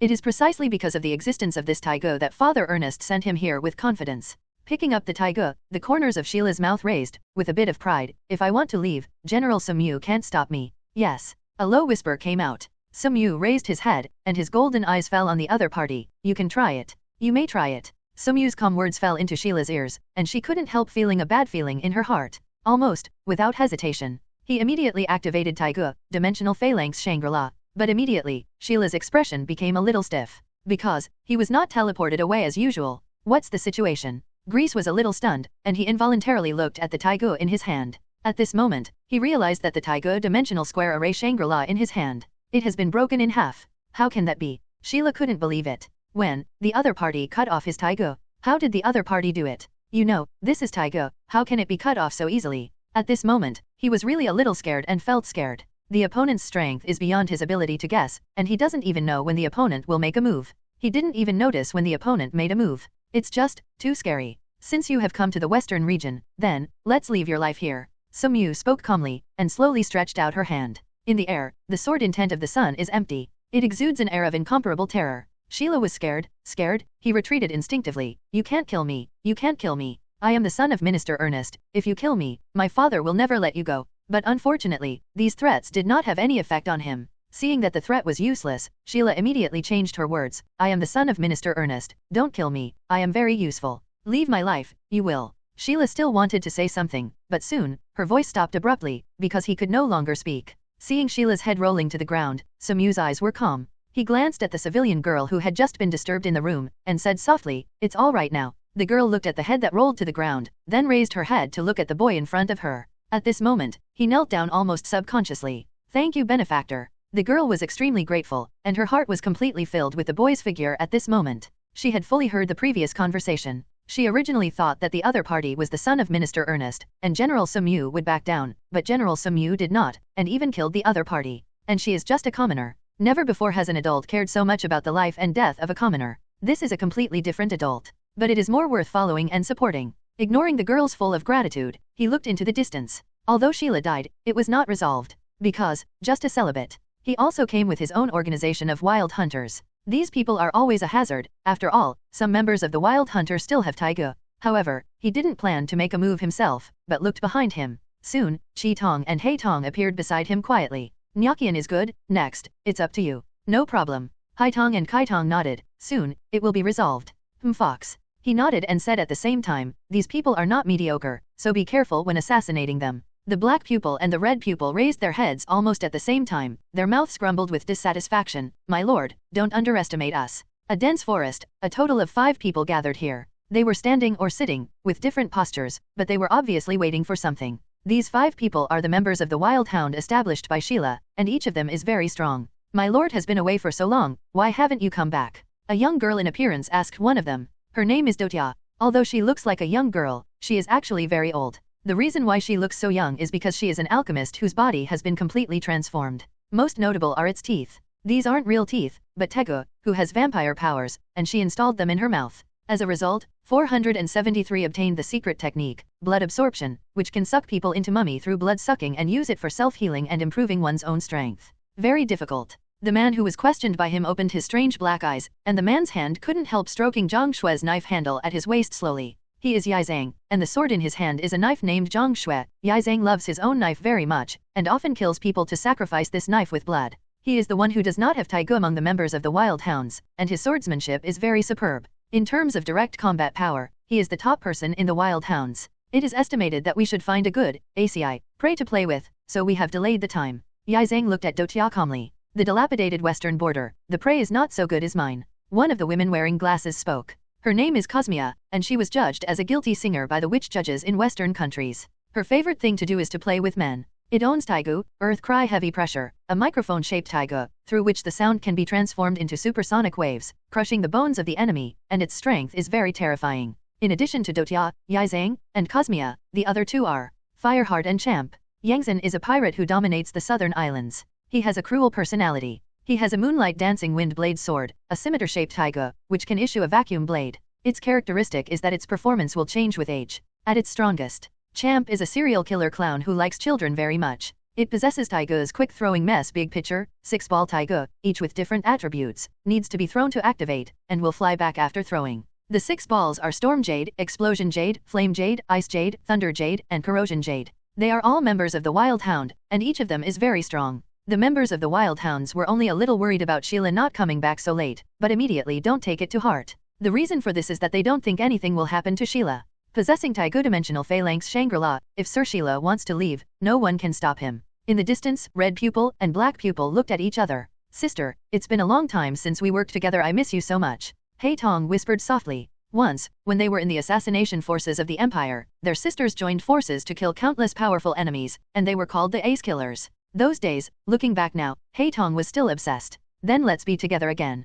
Chi Tong pursed her lips and murmured softly. No longer for the Empire, but for the shepherd. The girl spoke softly. The Wild Hounds were still waiting for Sheila to come back. Sitting cross-legged on the ground. Suddenly, as if sensing something, Yizang suddenly opened his eyes, and the whole person jumped out of the spot like an ape. And at the next moment of his movement, a sharp sword glow slashed towards the ground where Yizang was sitting cross-legged just now. It is conceivable that if Yizang was still here just now, he might have been cut in half by a single sword. Following the sudden appearance of this sword, the faces of the 5 members of the Wild Hound suddenly changed, and they all became vigilant. But the surroundings were silent, and there was no sound, as if the sudden appearance of the sword just now was just an illusion. But everyone in the Wild Hound knew that they had met an assassin, and belongs to the kind of top assassin. Caressing the hilt of Zhang Shui with his hidden hand, he closed his eyes slightly. The next moment, he opened his eyes and stared at the back of a big tree. Bow, bend down, accumulate strength, and the body bounces up instantly. Next second, Yizang's figure disappeared from the spot at a speed that was hard to discern with the naked eye, and at the moment when Yizang's figure disappeared, a thunderbolt of saber light appeared in the air, and then, the thick tree that Yizang was staring at was instantly cut off by the thunderbolt of the saber light. The tree broke, and the figure of a young girl appeared in front of everyone. She has a pretty face, an extremely good figure, and beautiful black hair. The most striking thing is her red eyes that are like rubies. Almost at first sight, Yizang recognized who it was. Red Pupil, one of the 7 former elite assassins of the Umbu Empire, who later betrayed the Empire and joined the Night Raid, becoming the ace killer of the Night Raid. The strength is very strong. The moment they saw that it was the other party, the faces of the Wild Hounds including Yizang all became ugly. Their eyes could not help but glance around. The red pupils have already appeared, so, does it mean that the eyes of Night Raider are on them? The slender figure with red pupils lightly landed on the ground, and the red eyes looked at the Wild Hound people calmly. By the order of your lord, leave your lives here. Chi Tong opened his mouth. Dotia sneered, and couldn't help showing Tegu's vampire-like teeth. I have admired the name of Kaitong for a long time, but if you want to kill us alone, it won't be so easy, right? What? A painful voice came out. 0, ask for flowers. But it was from Champ of the Wild Hound. He staggered back, one of his arms was broken, and the bright red blood flowed out as if he didn't want money. Another figure stepped out of the shadows, with almost the same delicate face and good figure as Chi Tong. The only difference was that her eyes were not red, but dark. Black pupil. Champ clutched his broken arm, his face extremely ugly. My sister is not alone. Hei Tong gently caressed his Taigubei fang with his hands, and looked at his sister with a pair of black eyes. Sister, your strength has dropped a bit? I couldn't kill him all at once. His reaction was quick and his strength was stronger than expected. Kaitong looked at Yizang, and said flatly, then it seems that it will take a certain amount of effort to clean up everyone. Black pupil whispered, it's better to hurry up, don't make Mew wait for too long. Chi Tong opened his mouth. I feel the same way. Hei Tong nodded, agreeing very much. After the words fell, the figures of Black Pupil and Red Pupil had disappeared from the original place, and at the same moment, everyone in the Wild Hound also felt a deadly danger in their hearts. Listening to what the pair of sisters said, the faces of the Wild Hounds were very ugly. Almost without hesitation, they also launched an attack on Chi Tong and Hei Tong at the same time. He holds Zhang Shui in his Tibetan hand, and the handle of the knife is held in the palm of his hand. He took a deep breath and held the sword in both hands. A powerful aura circulated in Yizang's body. The blade of Zhang Shui shone slightly. In the next second, with Yizang's sharp slash, the air seemed to be cut open at this moment, and the tyrannical knife light slashed towards Kaitong. Today, I will use your red pupil's blood to sacrifice to my Zhang Shui, even if you are an ace killer. Kaitong's pretty face was as indifferent as usual, and the moment he slashed out with the knife, his body jumped up. Power flows through it. The kunyu in his hand also suddenly came out of its sheath, and the sharp sword light cut down like a shooting star. Zhang Shui and kunyu touch in the air. In an instant, the light shone brightly. The powerful airwaves spread around like a gust of wind. Yi Zhang's knife is extremely powerful, but Kaitong's advantage has never been strength. Almost in an instant, Yi Zhang's Zhang Shui swung away Kaitong's Kunyu. At the moment when Kaitong's Taigo Murasame was swung away, Izzo's whole body suddenly moved forward, raised his knees, and hit Kaitong's abdomen directly. As soon as the elbow hit fell, it hit the empty space. This made Yi Zhangxiao powerless, his figure staggered a little, and his body almost lost his balance. In the next second, the figure of Kaitong appeared behind Yi Zhang like a ghost, and the raised Kunyu made the sound of clanging swords in the air. At the critical moment of life and death, Yi Zhang responded in time, and his whole body dodged to the side. But he was still a step too late, and his skin was cut by Murasame. And that alone was enough. The girl stepped back almost instantly like a dancing kochu, looking at him calmly. It's over. The other party's skin has been cut by one hit kill. Murasame. As long as you are cut by this knife, you will be infected with curse poison from the wound and die quickly. There is no way to detoxify. This knife was originally used by the Revolutionary Army to deal with etched. The curse poison spread across Yi Zhang's body instantly along the cut skin, accompanied by Yi Zhang's painful roar, and finally everything was silent zero. After killing Yi Zhang, Qi Tong looked elsewhere. At this moment, the other members of the Wild Hound were stopped by He Tong alone. He Tong activates Taigu's ability of March of the Dead, 8 directions, and summons the dolls Natara, Doya, Wall, Eatman, Hunter, Locke, Destiguru, Caesar Giant Frog and Orchid. These figures are the same as in life and can move freely. You know, in Slashing Red Eyes, Black Eye even manipulated these puppets to fight against the entire night attack and stop Dotia, Cosmia, Yangzhen, and Shangpu who were in the Wild Hound. Still very simple. The people of the Wild Hound also want to break out from these dolls, but it is not easy. These dolls have maintained a strength of 0.6 before they were alive. You must know that each of these dolls was extremely powerful in their lifetime. Are comparable to a Taigu envoy. It is impossible to break through in a short time.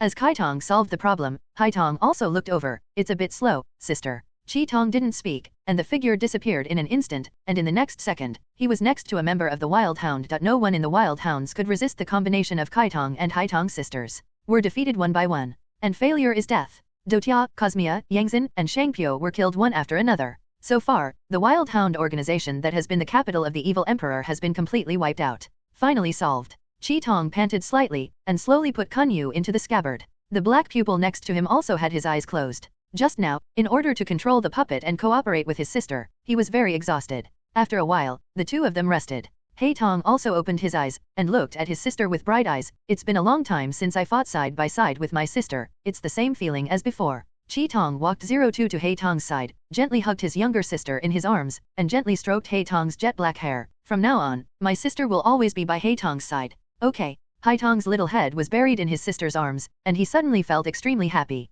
Returned to the city lord's mansion. Qi Tong and He Tong noticed that Sumyu was standing quietly in the courtyard alone. The moonlight was shining down on each other, as if there was a faint sense of illusory haze. It was as if he was about to leave this world. This feeling was so real that the hearts of Qi Tong and He Tong couldn't help becoming panicked. It was as if something was about to leave him. Solved. He turned his head, and his golden eyes fell on Qi Tong and He Tong. Qi Tong nodded, and at the same time, pointed at him with some doubts. Did something happen to Mew? There was a hint of worry in her red eyes. The black pupil next to him was also staring at him closely. Well, something happened. He nodded without denying it. He Tong and Qi Tong's hearts were inexplicably tightened, and they watched with worried faces. But the two didn't say much, but looked at Sumyu quietly, waiting for Sumyu to say, "Ever heard of the Shattered Void?" Sumyu looked at the black pupil and the red pupil, and asked calmly. Haitong and Kaitong were a little dazed. It is said that when the strength reaches a certain level, it will be able to break through the limitation of space and transcend the original space. He explained a little bit. But now, my strength should have almost reached the limit that this space can accommodate.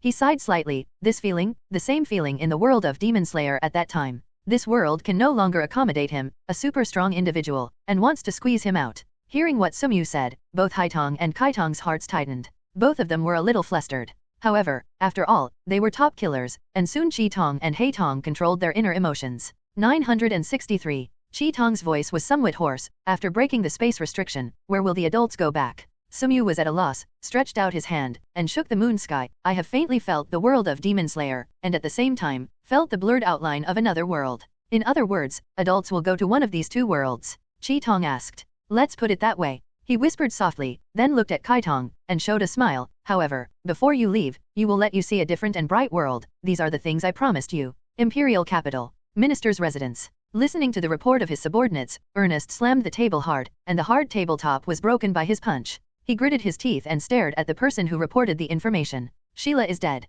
Stared at by Minister Hornest, the intelligence officer couldn't help but turn pale. Yes, district. This information was not kept secret in the western border, so it was easily obtained. Ernest drew a knife from the room and chopped off the head of the man with one blow. His head rolled to the ground. Obviously, before he died, he didn't expect the minister to kill him. Ernest's fat body trembled with anger, and he kept walking around the room. He is very angry. Sheila is one of his best sons, and he had placed high hopes on him, otherwise, he would not have given Tego Shangri-La to him. But now, his son was killed. How can he not be angry? Already, it has been a long time since anyone dared to provoke the anger of Minister Ernest. Tap tat tat. There was a sound of hurried footsteps. Owner. A respectful voice came from outside. Minister Ernest raised his head, and said in a ferocious voice, "Come in." An attendant hurried in, and when he saw the dead body chopped off by Ernest, his body couldn't help but tremble. What's the matter? Ernest stared coldly at the attendant who came in. Sumyu led the army to leave from the western region and was on the way to the imperial capital. There were troops blocking them, but they couldn't stop them.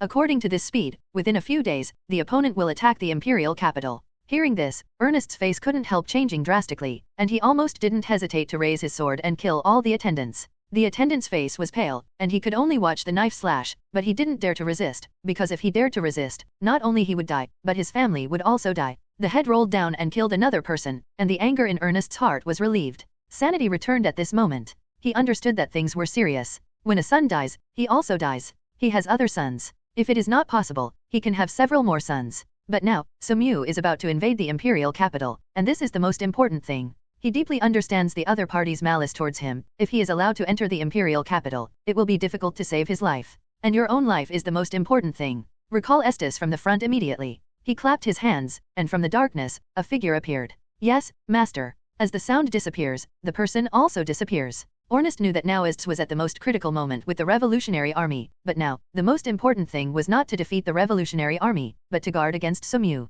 After all, this is a terrifying figure who defeated General Bud and General Estes successively. Once such a person enters the imperial capital, he will not feel at ease without effective protection by his side. At the same time, he immediately walked out of the room. Quickly prepare the carriage. I want to go to the mansion of General Bud. Good king. Although, he was at odds with General Bud, even General Bud wished for his death. But Ernest knew that in a short period of time, it would be absolutely difficult for General Bud to make up his mind to attack him, because General Bud was too loyal to the royal family. He went to General Bud's mansion this time to persuade Bud. Generally speaking, it is impossible for General Bud to be persuaded by him, but what if Sumyu wants to harm the royal family? The loyal General Bud will definitely stop it. South. In a newly cleaned battlefield, Estes stood quietly. These days, although they are invincible against the revolutionary army, they still cannot completely wipe out the revolutionary army. However, Estes is confident that he will be able to kill all the revolutionary army in a short time. Although the revolutionary army was a little more difficult this time, it was just a relatively difficult hunt. Prey cannot escape the hunter's palm.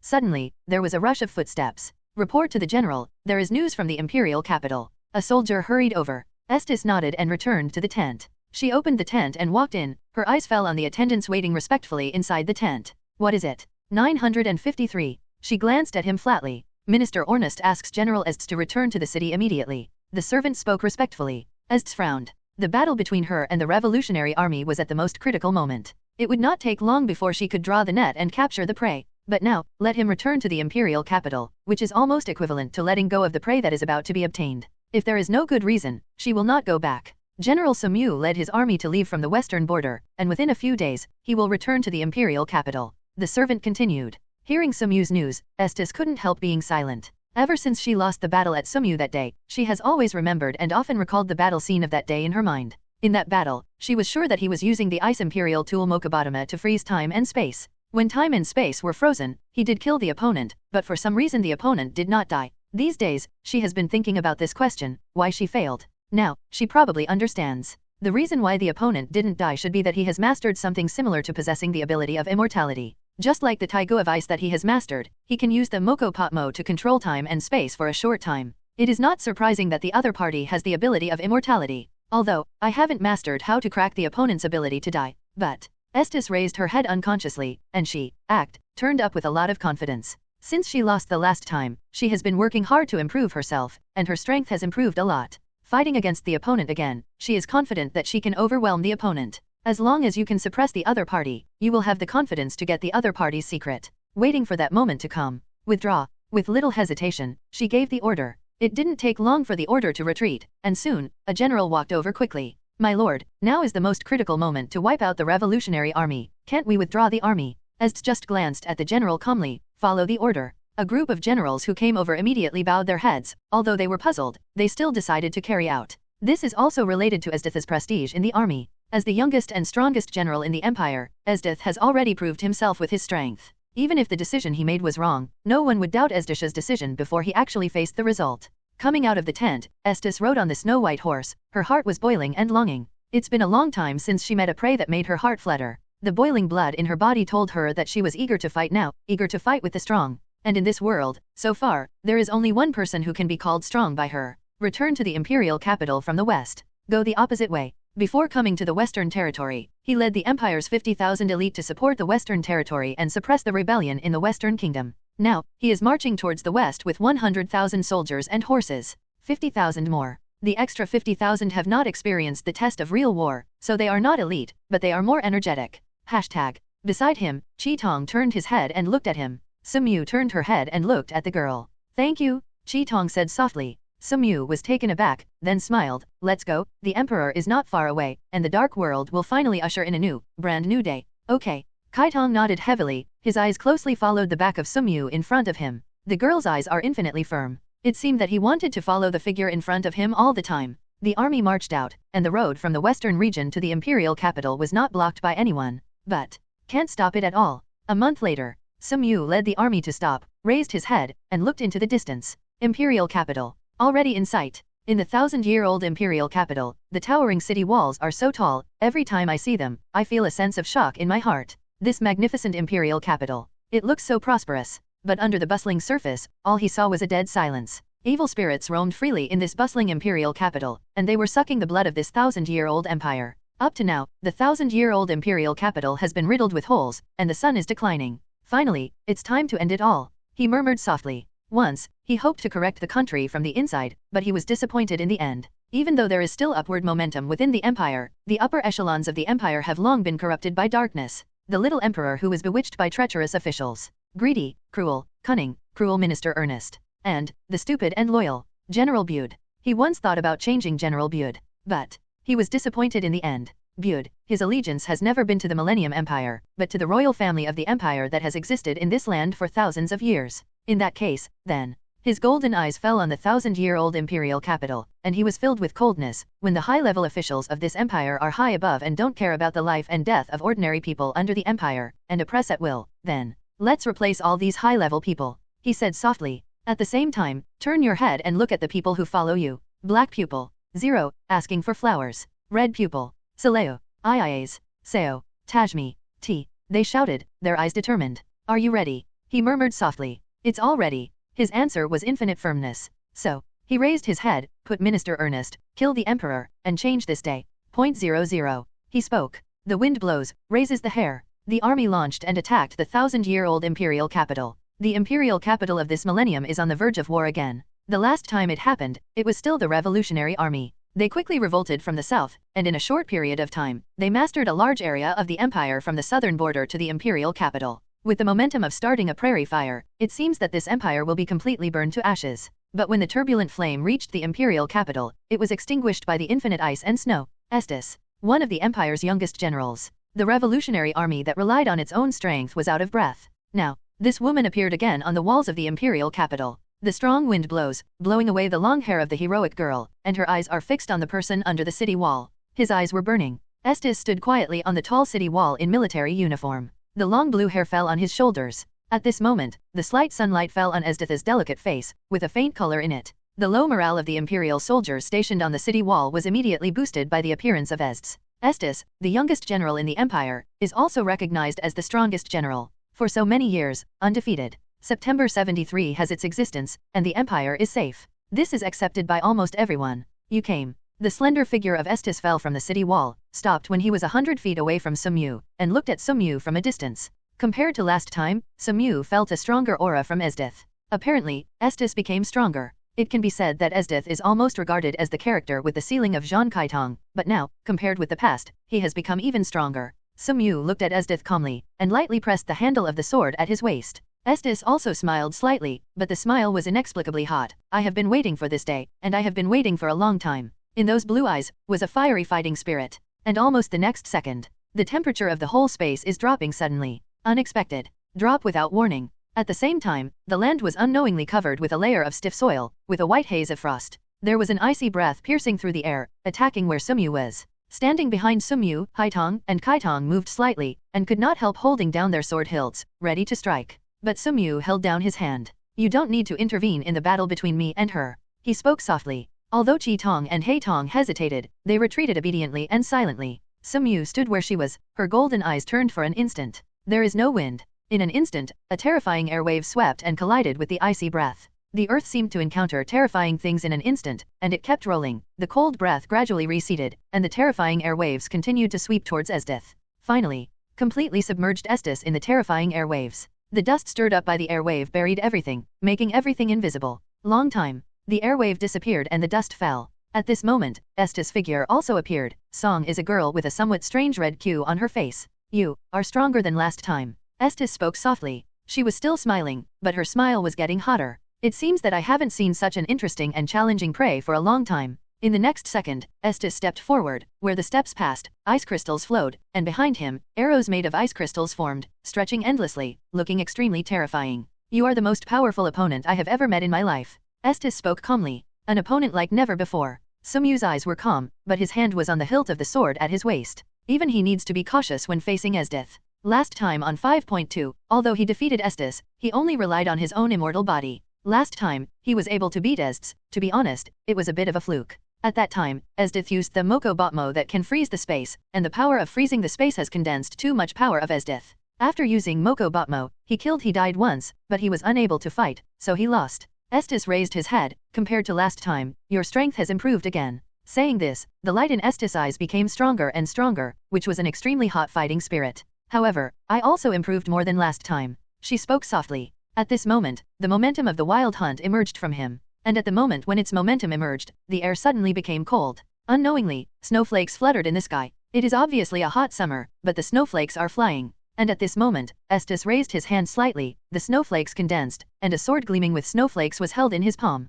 Come on, let's fight. There was frenzy on her face. For Estes, what he believes in has always been the strong are respected. Only the strong can survive. This is her inner code. And from birth to now, she has been working hard to become stronger, hunting step by step, defeating one enemy after another. Gradually, she has discovered that there is no enemy worth fighting in this world. So, she began to cultivate the enemy herself. Every time he wins, he doesn't kill the enemy completely, but insults them to the utmost, and then let them go, looking forward to the day when they grow up and make a comeback. Among these people is Naja Hidden, the leader of the night raid. But it is a pity that no one grew up to the point where she expected, which made her very disappointed. Until met Sumyu. This powerful man was so strong that her body trembled with excitement. It has been, for a long time, I haven't met an opponent who can fight her. Do you think you can defeat me now? Looking at the other party, Sumyu spoke calmly, gently stroking the hilt of the sword with her hand, and there was a clanging sword sound. The next second, his foot moved. The figure disappeared in an instant, and in the next second, a sword light wrapped in flames appeared in front of Esdith and cut out.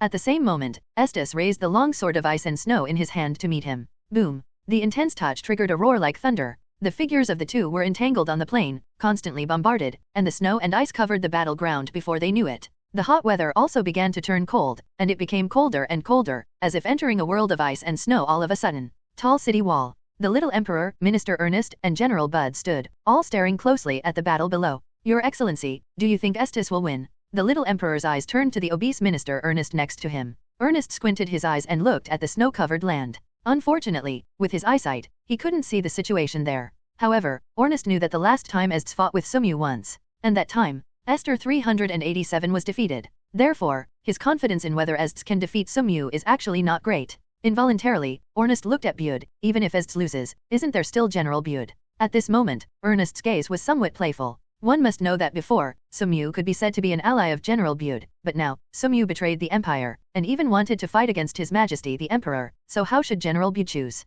Your Excellency said that even if Esdith is defeated, there will still be General Bud. The little Emperor couldn't help but nodded, and his slightly worried heart was relieved. In the air, the figures of the two intertwined. Estes has been working hard to practice during this time, and his strength has already improved to a higher level. He originally thought that he would be able to defeat the opponent in this battle, but found Sumyu improved faster than her, and her strength became more and more brilliant. At this moment, she couldn't help but tighten her lips. It also made Estes understand that he might lose again. But immediately, her momentum became stronger and stronger. It's not the last moment yet. At this moment, her eyes were burning, her palms were stretched open, and a powerful aura emerged from her body. Moko Pitmo, she murmured in a low voice, accompanied by the whispering sound. At this moment, the world seemed to quiet down instantly, the snowflakes stagnated in midair, and all the people kept their expressions from the previous moment. The time of the world was completely frozen by his death at this moment. And during this frozen time, only Esdish can act. Her gaze is fixed on Sumyu, who is holding a sword in the distance. Last time, she killed Sumyu once with the Moko Patmo, but the other party seemed to be an undead existence.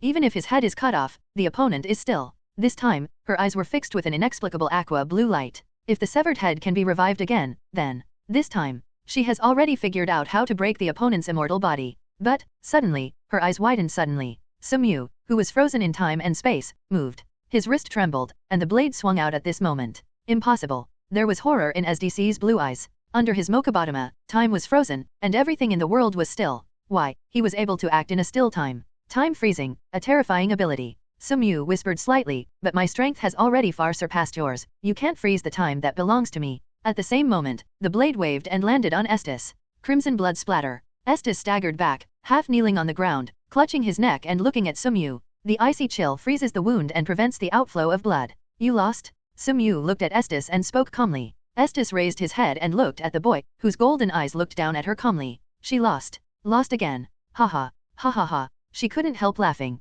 It has been a long time since I have experienced this feeling called failure. For a long time, she has always believed that she will not fail, and it is impossible to fail, but she never thought that. She still failed in the end. She was born in the northern border area, and she is the daughter of the chief of the Baluz clan, a tribe that specializes in hunting dangerous species. When I was very young, I was instilled by my father with the idea that the strong can survive. I often hunted and killed terrifying and dangerous species alone. After returning from hunting, I found that the whole family was wiped out by the invading northern aliens. Be strong. All along, she has been working hard to become the strongest. Zhang, the one who won the king, once thought that he had already stood at the pinnacle of this world, only to find another mountain appeared in front of him. Compared with the other party, myself, is still far behind. Let's do it. She looked at Sumyu with calm eyes, for Esdith, who believed in the concept of the strong survive since childhood. In the past, she always recognized the strong. Now, but it is a loser. A weakling. The fate of the weak is determined by the strong. Estes lost again. Even as proud as Estes, he lowered his head.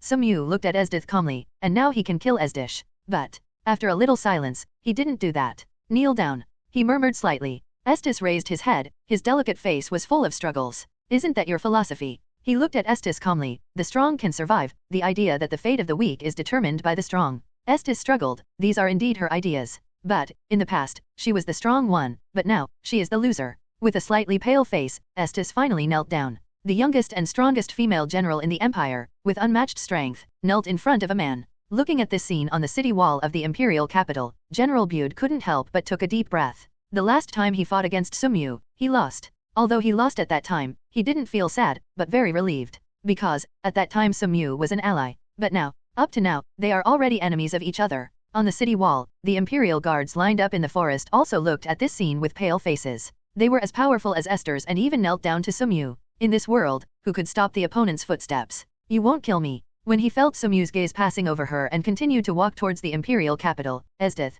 who had been lowering his head, couldn't help but raise his head. Why should I kill you? Sumyu turned her head and looked at Esdith calmly. Estes was silent, then stood up, and silently walked behind Sumyu. From today onwards, I will be your most loyal servant. That may not be what you really think, he said calmly. Before surpassing the adults, I was the sword in the hands of the adults, the most loyal servant of the adults, and the most loyal dog. Interesting. Sumyu's eyes fell on Esdith's delicate face. Is it to wait for the day when you surpass me? He is calm. Estes nodded without denying it. Moved. The girl raised her head, her delicate face blushing. Sumyu was slightly taken aback. Masochistic tendencies. There was a slight doubt in his heart. The girl raised her mouth and looked at him with excitement. You are my next prey, I will defeat you, and when the time comes, you will completely belong to me. Esther speaks his inner thoughts without hiding them. Sumyu is silent, feeling a little weird in her heart. She really deserves to be shaking Essin's slashing red eyes. However, immediately, he raised his head, showing great confidence. I'm afraid you will never wait for that day. Estes silence. Then he said calmly, if you can't surpass, Esdish will be the most loyal maid of the Lord.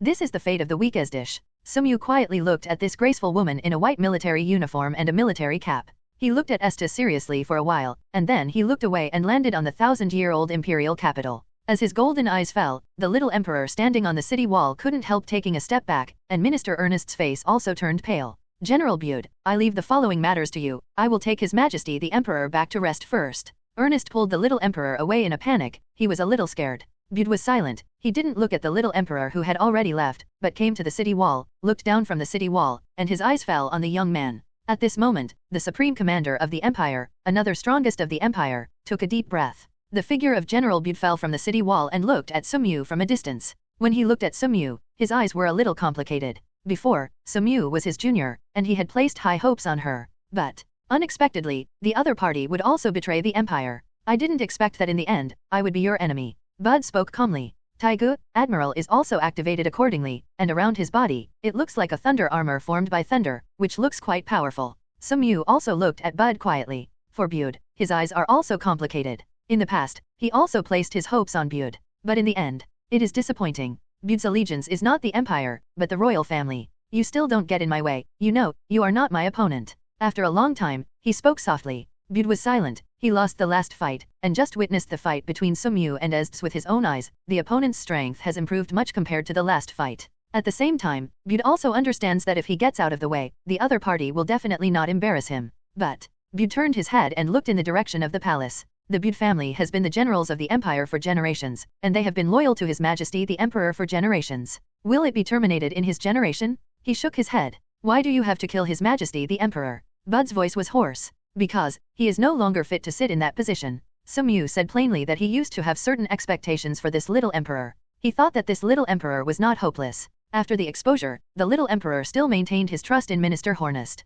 Maybe even if you know it, you don't care. He didn't care about his own empire anymore. Such an emperor is no longer worthy of being the emperor of this empire. Bude was silent for a while, and then looked deeply at Tsuyuri. I had high expectations for you. I'm really sorry to disappoint the general. Tsuyuri put her hand on the hilt of her sword. Get out of the way, I don't want to be your enemy. You should understand that no one in Bud's family has ever betrayed His Majesty the Emperor. Bude opened his eyes, and the ray of sunlight flashed away. So, sorry, I can only send General Buddy on his way. Tsuyuri sighed slightly. As for Bude, he didn't want to kill him unless he had to. Bude is not a minister like Ornest. He has been loyal to his duties and served in the empire these years. It is precisely because of his existence that Ornest Minister Nestor had some scruples and dared not let go. But, over the years, although he had recognized the corrupt behavior of Minister Ornest, he did not take action. It was only because he followed the ancestral motto of the Bude family that military generals must not interfere in internal affairs, and he has always allowed Ornest's behavior. In the end, although he stood up against Ernest under his persuasion, he gave up the chance to kill Minister Ernest several times because of the little emperor's few words.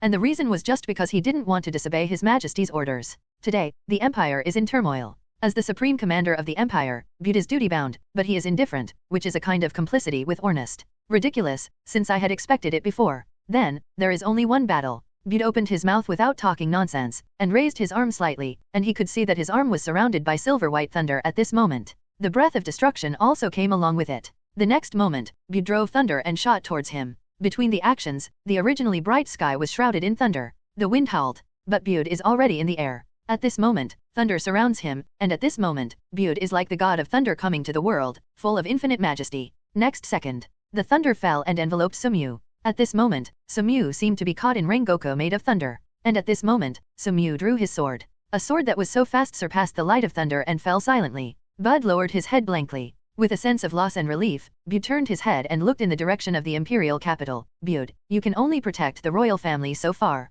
Next second, it fell apart, and General Zaid's tall body fell to the ground. The supreme commander of the empire, another strongest person, General Bude, who commanded the palace guards, fell. The great general has also fallen. At this moment, the mood of the originally sluggish imperial soldiers has collapsed. Better than Bud is dead. No one in the entire empire can stop the footsteps of any young man. After beheading Bude, Tsuyuri's figure flew up to the tall city wall of the imperial capital lightly. This time, everything was silent, and no one thought of blocking the other party. And Tsuyuri walked towards the palace in such a calm manner. The palace. Ernest gritted his teeth, unaware that things had come to this point. But, simply, he still has some trump cards. Involuntarily, Minister Ornest looked at the little emperor. Your Majesty, now, I can only rely on you. Only you can stop this. Because, you are the emperor. The little emperor had been frightened for a long time, but after hearing what Ernest said, he couldn't help clenching his fists. I am the emperor. Let's go. Ernest nodded. Arriving at the forbidden area of the palace, through countless corridors, finally, Ernest stopped with the little emperor.